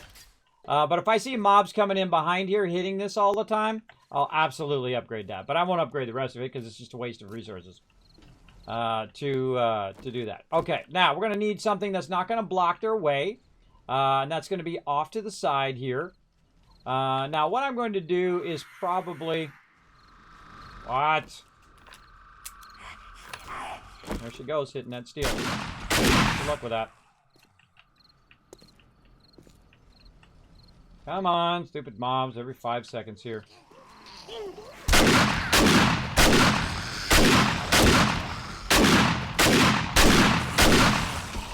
Now you know why I have the auto shotgun. Some bullets. This is like a full-time job, just killing mobs so I can build stuff. I'm doing 99% of the time. Just shooting mobs out here so I can work on this outside stuff. There we go. Where those mobs go? They're around here somewhere.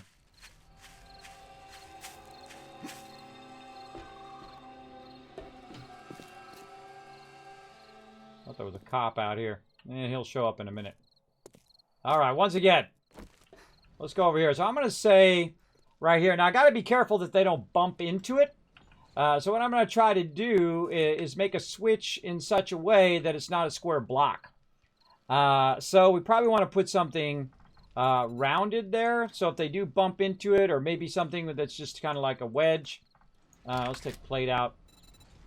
Something that's more like a side triangle or something. So they do bump into it, they can correct themselves. And I'll put some railings on the side. Oh, you know what I can do? I can do an outside plate. That's an even better idea. Let's do an outside plate. So what we're going to do is we're going to, not copy shape. We're going to go back to plate, which I was already on. That was some foreshadowing there. And go to plate over here. Now what I'm going to do is rotate it around like this so it doesn't obstruct the walkway, and just run it up out of the mob distance, because mobs are going to come running in, everybody. You want to make it at least 4 up, if not 5. We'll just go with 4, see how it works out. If it gets broken a lot, then I'll just switch it to 5. I can always make more switches. I can always make more concrete and all of that. So we're going to run this. I'm going to run this. There we go. Over to the bridge. And then we're going to go, wait for this to go first. And there we go. And then we're going to tie this power from here and see if we can run it to that switch. Now, the switch is probably going to be too far, but we're going to go ahead and try anyway. I might have to do some little trickery with the blocks to get it out here as well. So I might have to block that out to get it out here. Because I got to be able to walk there without it breaking. So I got to go here. And then I got to open the door. I've got to stay close to this. And then be within shot of that so I can click it. And there you go. GG. I know what I'm doing, everybody. I've done, a few hundred bases. All right. Let's try it again. Remember this, everybody. This is going to be an exit eventually. Just wanted away from where the mobs are at. If someone's coming in, I'll wait for them to come in first. Don't want to drop the drawbridge on them. Awesome. Oh, perfect. That's even better than it was before. It's amazing that that actually worked out so perfect. Really, all he wants to do is walk over here. But eventually, he's going to want to drive his vehicle and whatnot. And eventually, we can just use that as a... Oh, hold on. There we go. That was weird. The power didn't go off. Whee!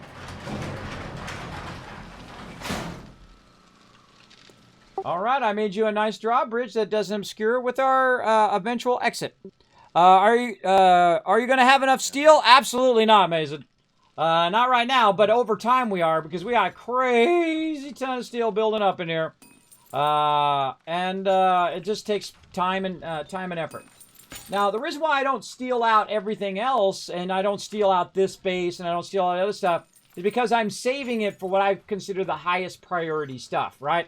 The first highest priority was to build this center part, which was the center of the base, the production base. And then the next priority for my concrete was actually the kill box over there first. And then we came over here, we expanded this, and now we can continue to add more benches. We're going to add more chem benches, whatnot over time. Then I wanted to expand it so people could just drive in and out of here like that.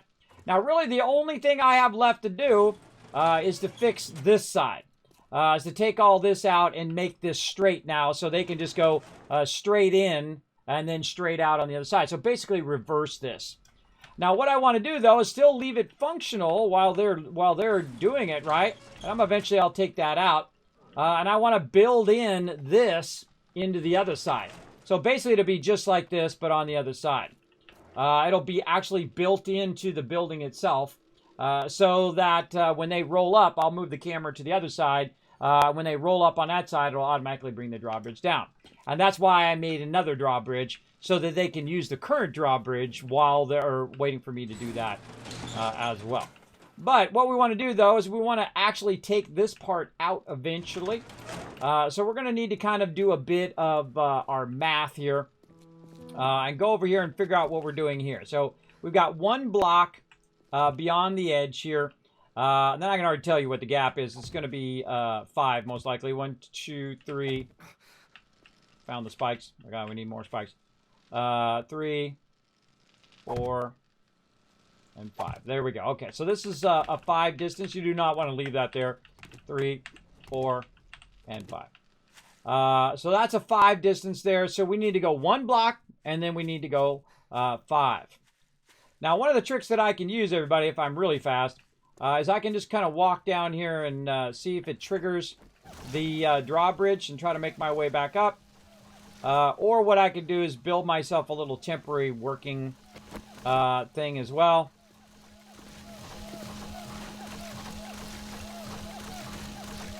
He's out there taking it out. Built myself a little temporary stairs, or basically a nerd pole like this. Like this. So again, this is going to be 1 block out. Then we're going to need 5 blocks. And so I don't want to do it on this side, though. It'll block them. So I'll do it back here. That's 1 block. Right, 1 block. And then we have our gap. 1, 2, 3, 4, 5. And then this will be the beginning of the next pedestal, which will actually be the top of where our drawbridge goes down to. So again, 1, 2, 3, 4, 5. This will be the front of that pedestal. Is that where our supports are? Woo, man, we lucked out on that one, didn't we? Our supports happen to be right there.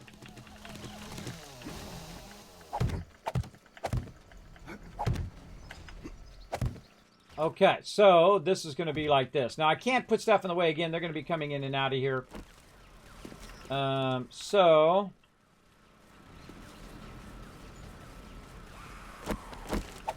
one out.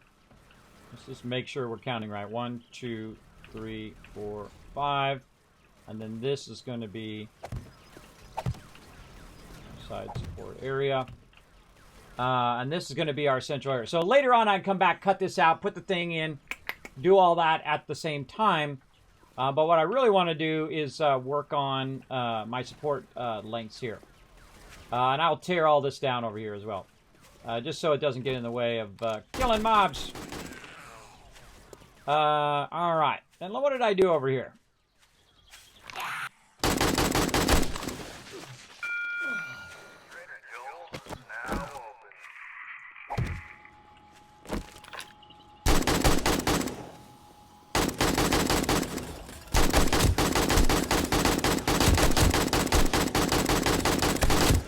Let's take a lot of bullets.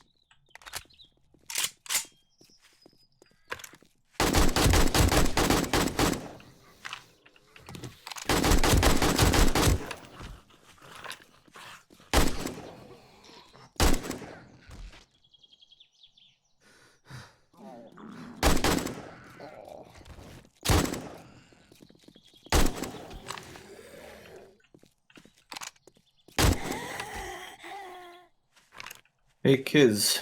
I think there's a tier 6 or level 6 tactical assault rifle in the base that might be better than your AK. You mean the M60? Big one? I mean, yeah, there's an M60 if you wanted to upgrade to that, but if you're looking for something really less shoot all the bullets, there's a level 6 tactical assault rifle. Kismet Love Train coming in. Holophonic, appreciate you coming in, showing the love. Whoa, whole bunch of big bikers. Remind me of my buddy Banlish every time. All right, I'll check it out in a second. Sorry, I had stuff going on in the stream and a bunch of mobs coming at me. I'll check it out. All right. Gotta repair my gun. Okay, I'm getting tired of dealing with these mobs. I'm gonna go back inside my base and hide in there. Man, it's been nothing but mobs up in my face all day. But we've been getting the XP for the peeps, and I gotta use my points later on. But, again, I just want to make sure my switches work. What did I come out here for? I don't even remember what I came out here for now, everybody. That's working. I did that. Oh, it's counting distances. That's what I was doing. I was looking at the ramp size.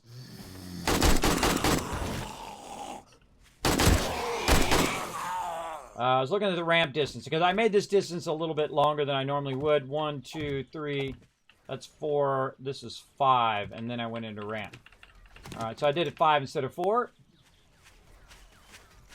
So let's go over to this side.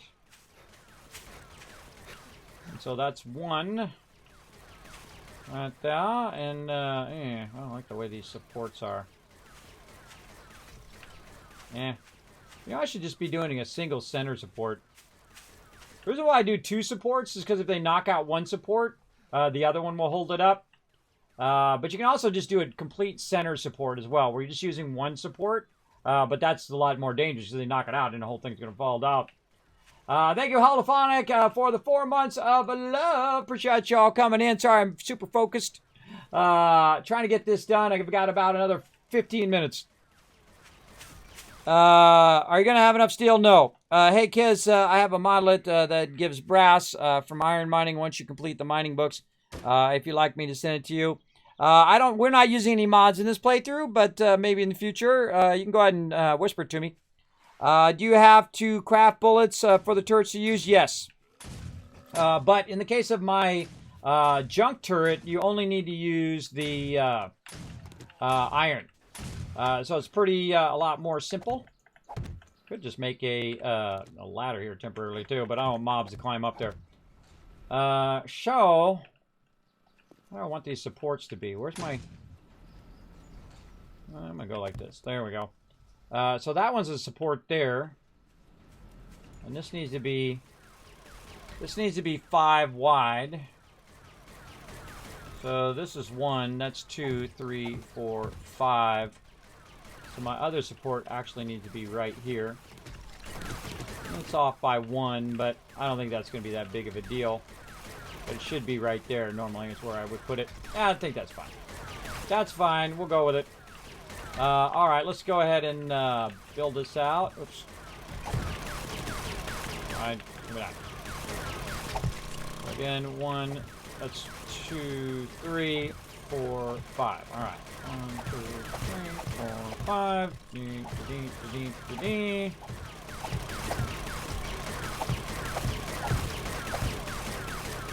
Okay. So this is the down ramp. So 1, 2, 3, 4, 5 outwards, and then we're going to down ramp it right there. Probably put supports here. So let's go 5 out here at the ground level. 1. And so we'll dig right here. I'll copy this box shape and put that right there. And then same thing over here. 1, 2, 3, 4, 5. And then now you might notice also, everybody, I don't build fancy. I don't feel building fan. Whoa, what the heck was that? Oh god, disturbing. Oh, and look at that. The distances were off. 1, 2, 3, 4, and that's 5. Oh, I didn't do this. 1, 2, 3, 4, 5. Yep, it's off by 1. All right. Just why you double check. No worries, everybody. I'm gonna cement this whole area once we get this this kind of stuff done. And this whole area over here, this is all gonna be taken down. And this whole area will be concreted eventually. We'll have like a whole concrete pad around our primary base. It's gonna be cool. But for right now, let's go ahead and do this, and we'll pull up these poles here. We'll copy the shape, and I'm just gonna offset this one out to match up where I actually want it to be. Copy its rotation.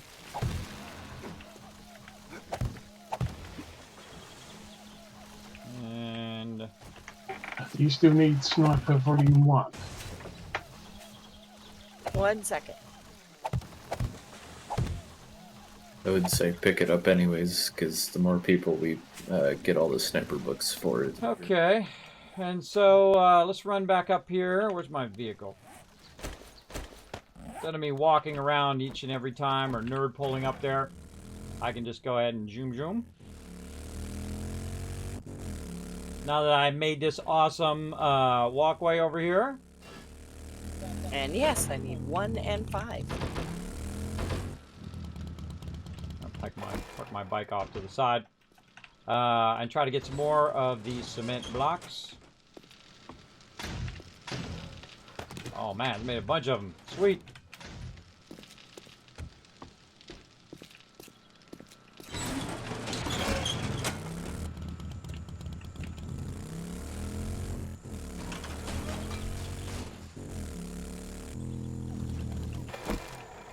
Okie dokie, now is actually the easy part, everybody. I'm just going to make myself a nice little ramp. So, now again, I don't want the ramp, though, for them to be able to get in there, so that's why I'm not doing this part yet. Because after I build the ramp, they're going to literally be able to walk into our base if I have this. So I don't want to do that. I want to leave that so I can take those out, and then add those back in after I take out the front part there and put in the drawbridge and all that other stuff. So that's why you'll see I'm not doing that as the actual cement. But, well, I will at least do the corners so that it can it's sturdy enough to hold the rest of it, like this. And then we'll go ahead and split these up several times. And we'll go ahead and do one will be poles. And one will be blocks, and then this is going to be a bit tricky. So you got to go and do your wedges, not your ramps, but your wedges. Oh, and this is the one that was narrow, the narrow wedges. Maybe I'll make the narrow wedges on this side. Let's try out the narrow wedges. It's going to be a lot. The ramp's going to be way longer, but not as steep. So, again, I like to try stuff out. I like to try different stuff. And I know the other way works. Obviously, we have it on the other side. But, yeah, let's give it a go. So we got the middle. And you know what? Let's do this. Let's take this out. Don't need that for right now. Block. This. First one. Second one. This is going to be third one. And then the, this one. This one's going to be that one. Okie dokie. And then we'll do this one. That one. Oh my god, that is going to be really far. But it's going to be fun. Yeah, look how less of a ramp that is. Do I really need one that goes way out here, everybody? Because see this one over here? This one's not too steep that you can't get your truck up it, but it's also not really, really far away. If I was going to do that, I would do that just for cosmetic reasons. Just to make it look cooler. I think I might. You know what? Screw it. Let's go for it. And then we'll do a support right under it. We'll bring this down so we can see where we're doing our support.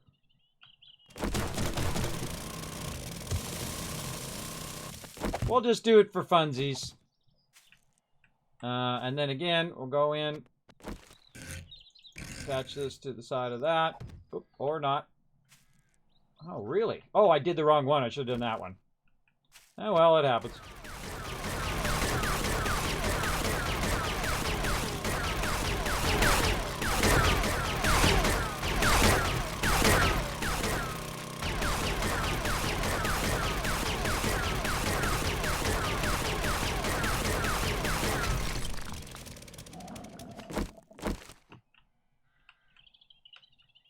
Come on. Nah, gotta. My other blocks. Doesn't matter what I'm doing, everybody. It always feels like every 5 seconds it's like I gotta eat more. Alright, let's get up here so we can see it a little bit better. There we go.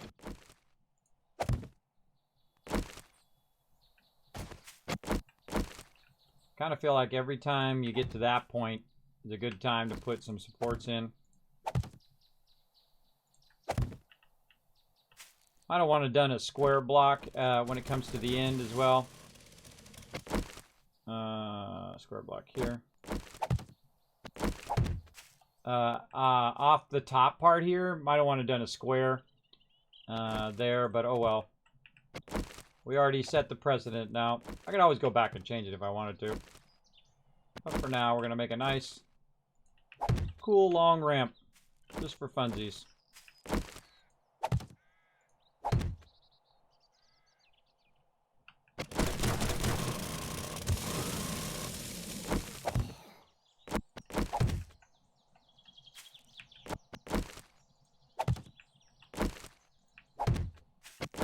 Not how many mistakes you make along the way, everybody. It's your finished product. It's how it looks at the end.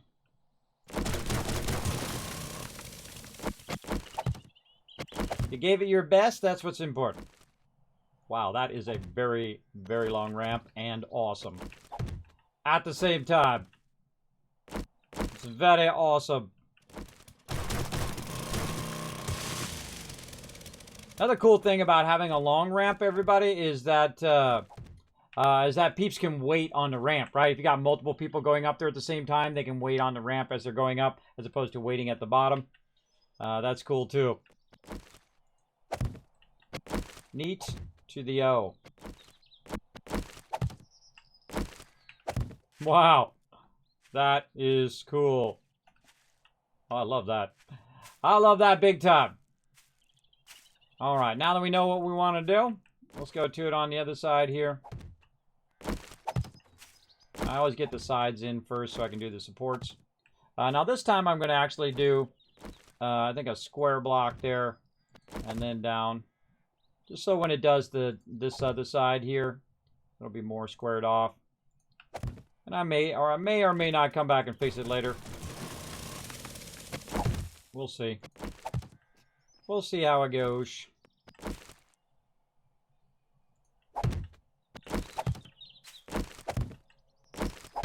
Now, the faster way to do this, by the way, is to do it across. I'll show you what I mean here in a minute. Just want to get this in so that next time when I come in, we can work on finishing out this side. And then we can maybe work a bit on the tree farm.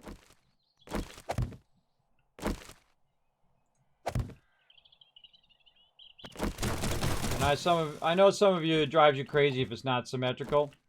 Doesn't bother me at all. Does not bother me at all. I find symmetry sometimes to be incredibly boring. It's too easy, I find. Now, one of the problems with putting a block right here is that mobs are going to run into it a lot and then try to destroy it.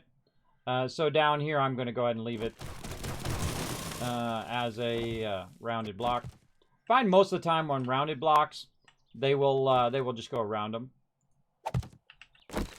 But flat blocks, they will not. By the way, you notice how I haven't eaten any food for a real long time yet? I'm not dead. That's because it doesn't really kick in until at some point you'll start taking damage. And I don't really have to worry about it right now. We'll get to it here in a second.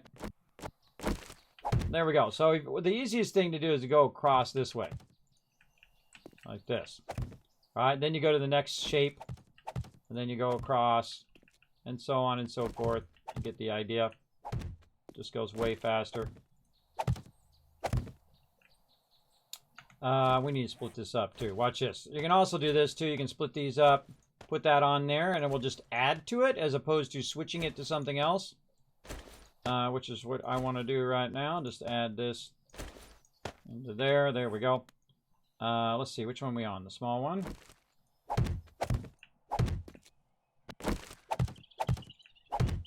Another cool thing is you can see the mobs walking up this for miles. The only way they can walk this up this ramp is way down here. So most of the time they're going to try to go under the ramp. And again, this is when you you use your turrets to keep the underside of your stuff safe. And then I'll also probably come back later and steel up the bottom of the ramps. Well, we've encountered a bit of a flaw right now.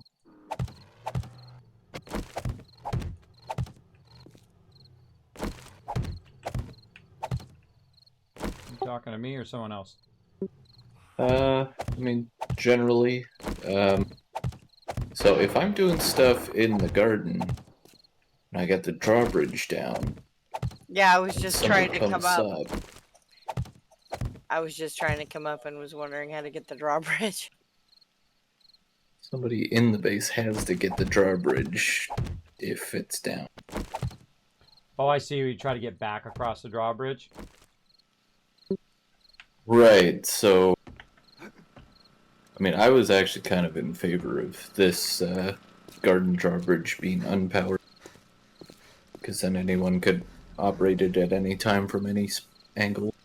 Yeah, that's why I liked it the way it was before, but I can always switch it back. I have another one, so. Plus, I can also make it where the switch works on both sides. Where if you're over here, it works, and over there, it works. I can just run the power behind it, and then to a second switch on the other side, and so on. I can work all that out, but I might pull it out, and I might use it actually on the other side here while I'm still revamping it. So we'll see. Plus, you can always just run around. Wait a minute. Why do you need it? Why do you need them to do it on that side? I guess if you're driving over there, you would need it. But if you're walking back, you can just jump down onto the thing. You know what I mean? Well, so from this side, I can't reach the switch. Oh, you mean if someone's trying to come up and put the drawbridge up? That's what you're trying to ask. If they're trying to drive... Wait, right. No, it doesn't matter because this is going to be an out and not an in. That's why. This is not going to be a driving in. This is going to be a driving out. So, yeah, it's only temporary, so don't worry about it. Well, I mean, the other thing is when they're driving out, if the switch is still only in that one spot and they put the bridge up but don't put it back down, which they wouldn't be able to put it back down, and I'm over in the garden, then I've got to just drop down to the ground, I guess. Well, just go around the sides of the bridge. There's a little side area on both sides of the bridge. You can just jump onto the ramp. And then walk back. This ramp's not going to go down, by the way. When you come over here, and you're coming back from the thing from this side, yeah, that's actually true. You won't be able to activate it from that side, because this will be an output. I don't know. I'll think about it. For now, just jump down and walk around. Just walk around.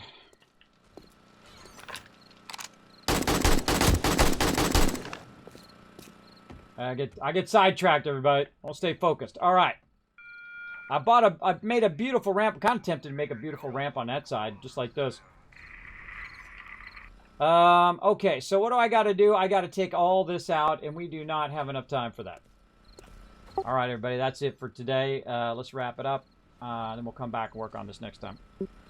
All right, well, we got a bunch done today. We got the farm in.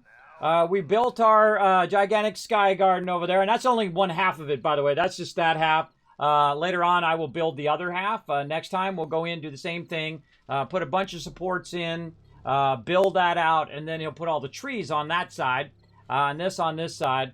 And we'll get this figured out. Again, I want this to be an exit.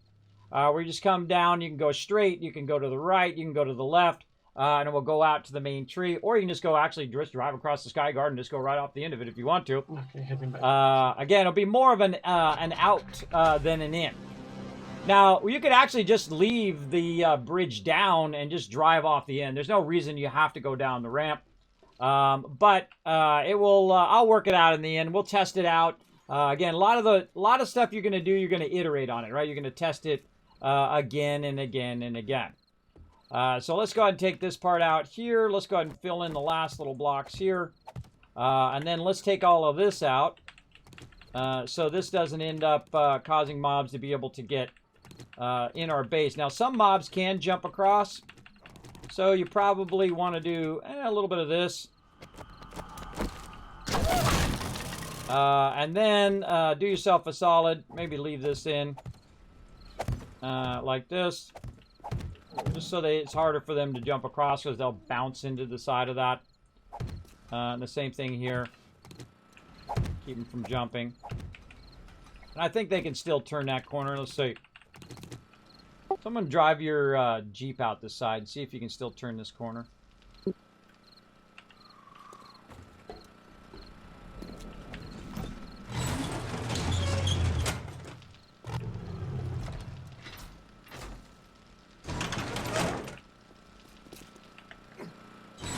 Not really. Not really? Alright, I was just going to put that there to block them from jumping across. Oh.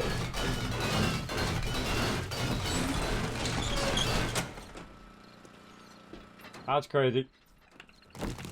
That was cool. Okay, that door is down to almost half. Sorry about that. No worries, I'm going to take that door out anyway, so no biggie.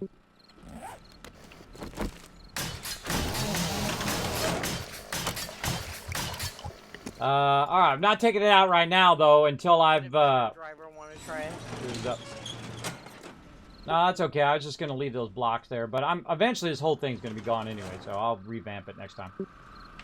And it will just be perfectly straight. So you can come in straight, which will come in from the east side, and then you'll go out the west side, so it'll be inverse to what we got. Alright, good enough. I think that's good. Let's close her down. Close all the doors. Good night, everybody. Night. Alright. Kismet. Good night, guys. Night. I'm gonna go ahead and get this loaded up before I go. Let's get this loaded back up again. We should probably load this with clay. Try to get all this stuff running before I head out. Right there. And because this way, the next time you log in, you'll have all the stuff queued up, and you can just let it run and run and run. Yeah, that is a lot of forged iron, or forged steel, I mean. Alright, that's going to be good. This is going to be good. That's good. What are we doing here? More iron. That was almost done. Sweet. Should we put sand? No, just double iron, probably. You know what? Let's double iron that one. And then this one over here. Iron. Maybe some lead. This one. Yeah, definitely iron and lead in there. How are we looking over here? Could use some more stone. Come on, get in there. There you go. More stone in there. And that one. I think we're gonna need more stone. Put in there. Am I actually starting to take damage now? Still not taking damage from food. We'll get there. Melt that down. And put down. Oh, we got another 6. Okay, I'm out of the game as well, kids. Alright, awesome. See you guys next Saturday. Alright, and then let's take care of this food situation. Do we got something that's going to give me way more than 50. 53. 50 tacos. Some of this food that you can just eat one of them. Yeah, like right there. Boom. You just eat one of them and then it just takes care of all your food. Like that. And then drinks.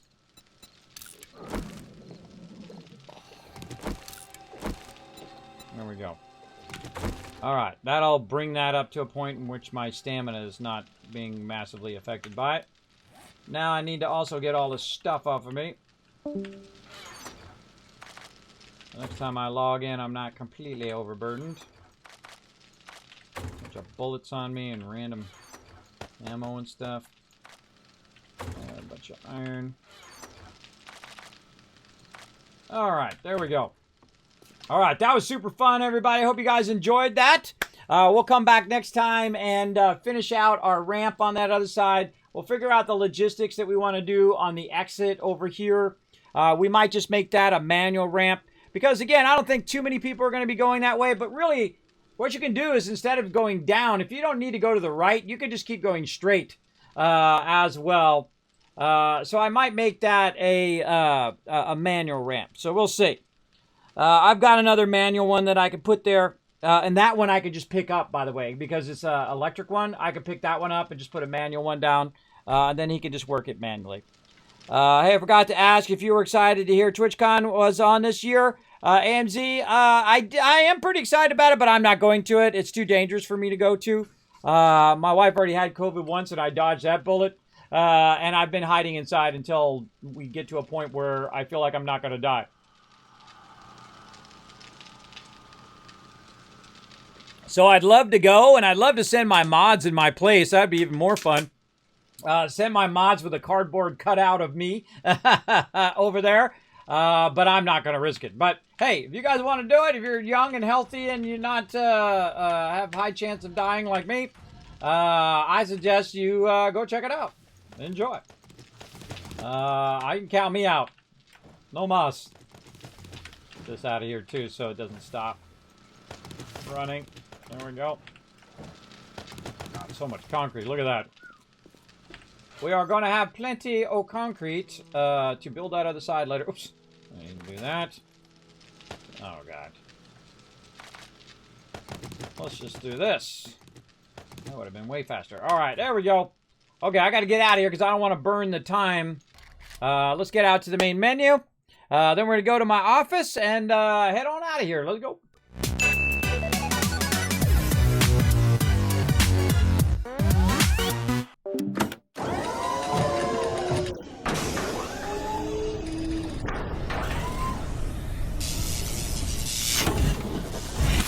All right, that was totally the wrong button. All right, let's get you guys in here, right over here. Let's show you guys some love. 1,000, 2,000, 3,000, 4,000, 5,000 caps for all you awesome peeps in the chat. You can also check out my schedule right over here. It's going to be pretty much the same next week. Now, next time you're going to see me is on Tuesday at 1 p.m. Eastern Standard Time. We're going to play some Astroneer. Hopefully get some Kistography in this week because last week I lost power. That sucks. And then, of course, some Satisfactory, some New World all week, and, of course, 76, Fallout 76. More fun with my team on Saturday, and then more fun on Saturday with more 7 Days to Die. So, very fun. Now, also, make sure to help support the stream by going to youtube.com/Kismet. B like Bravo, P like Papa, Kismet BP. Follow the link right there. Super easy. All you do is you go ahead and click those links that are going to pop up there, and then hit that subscribe button. Do the same thing over on Twitter, twitter.com/KismetBP. Hit the follow button there, and check out discord.gg/Kismet, and also kismet.gg, which is my website, and then, of course, my Discord. Now, if you do want to help support the stream, I do appreciate everybody who does, but if you want to go above and beyond, that really super helps out the stream by going to patreon.com/Kismet. That's because if, say, you support with $5, well, guess what? 95% of that $5 goes back into my stream, and 5% goes to PayPal fees. Remember, none of it goes to me. It all goes back into the stream. But if you support on Twitch, half of it goes to Twitch, and then 250 of it goes to the streams, which makes it really hard to survive as a streamer, especially a smaller streamer. But again, if you have the wherewithal, go over there and help support over there as well. Now, again, everybody, I will be back on Tuesday at 1 p.m. Eastern Standard Time for some 76 and Astroneer. We got a brand new season coming in on March 1st. So we're going to get busy on that one and maybe actually try to finish it before the end this time, because it's always like right down to the end, each one of those, and I have no time to do questing or any of that other stuff that I want to try to get to. But it's cool that I still have all that stuff to do. Still a lot more fun to do in Fallout 76. So I like to have you know, extra stuff to do, stuff I haven't really finished or done yet in each and every game that I play. So all right, everybody, again, thank you for being here. Appreciate each and every one of you. How do we do on the retweets over here? You know what, let me give you another 1,000 kids cats for doing a good job on those retweets. And now I will see you guys Tuesday at 1 p.m. Eastern Standard Time. See y'all then. Bye, everybody.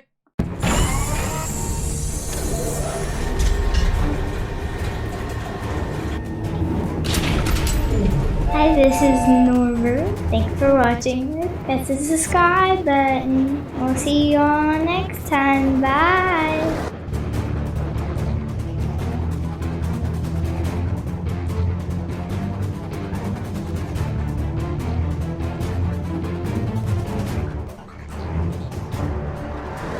Hey, thanks for watching this video. Help support more videos just like this one and keep the Kismet love train a-going by dropping by my Patreon and showing your support. Make sure to hit that subscribe button right in the center of the screen. Big thanks going out to Resident Spike, Riverdog, Rotisserie G, JC Hunter, and AMZ. Click to watch more videos, and I'll see you next time.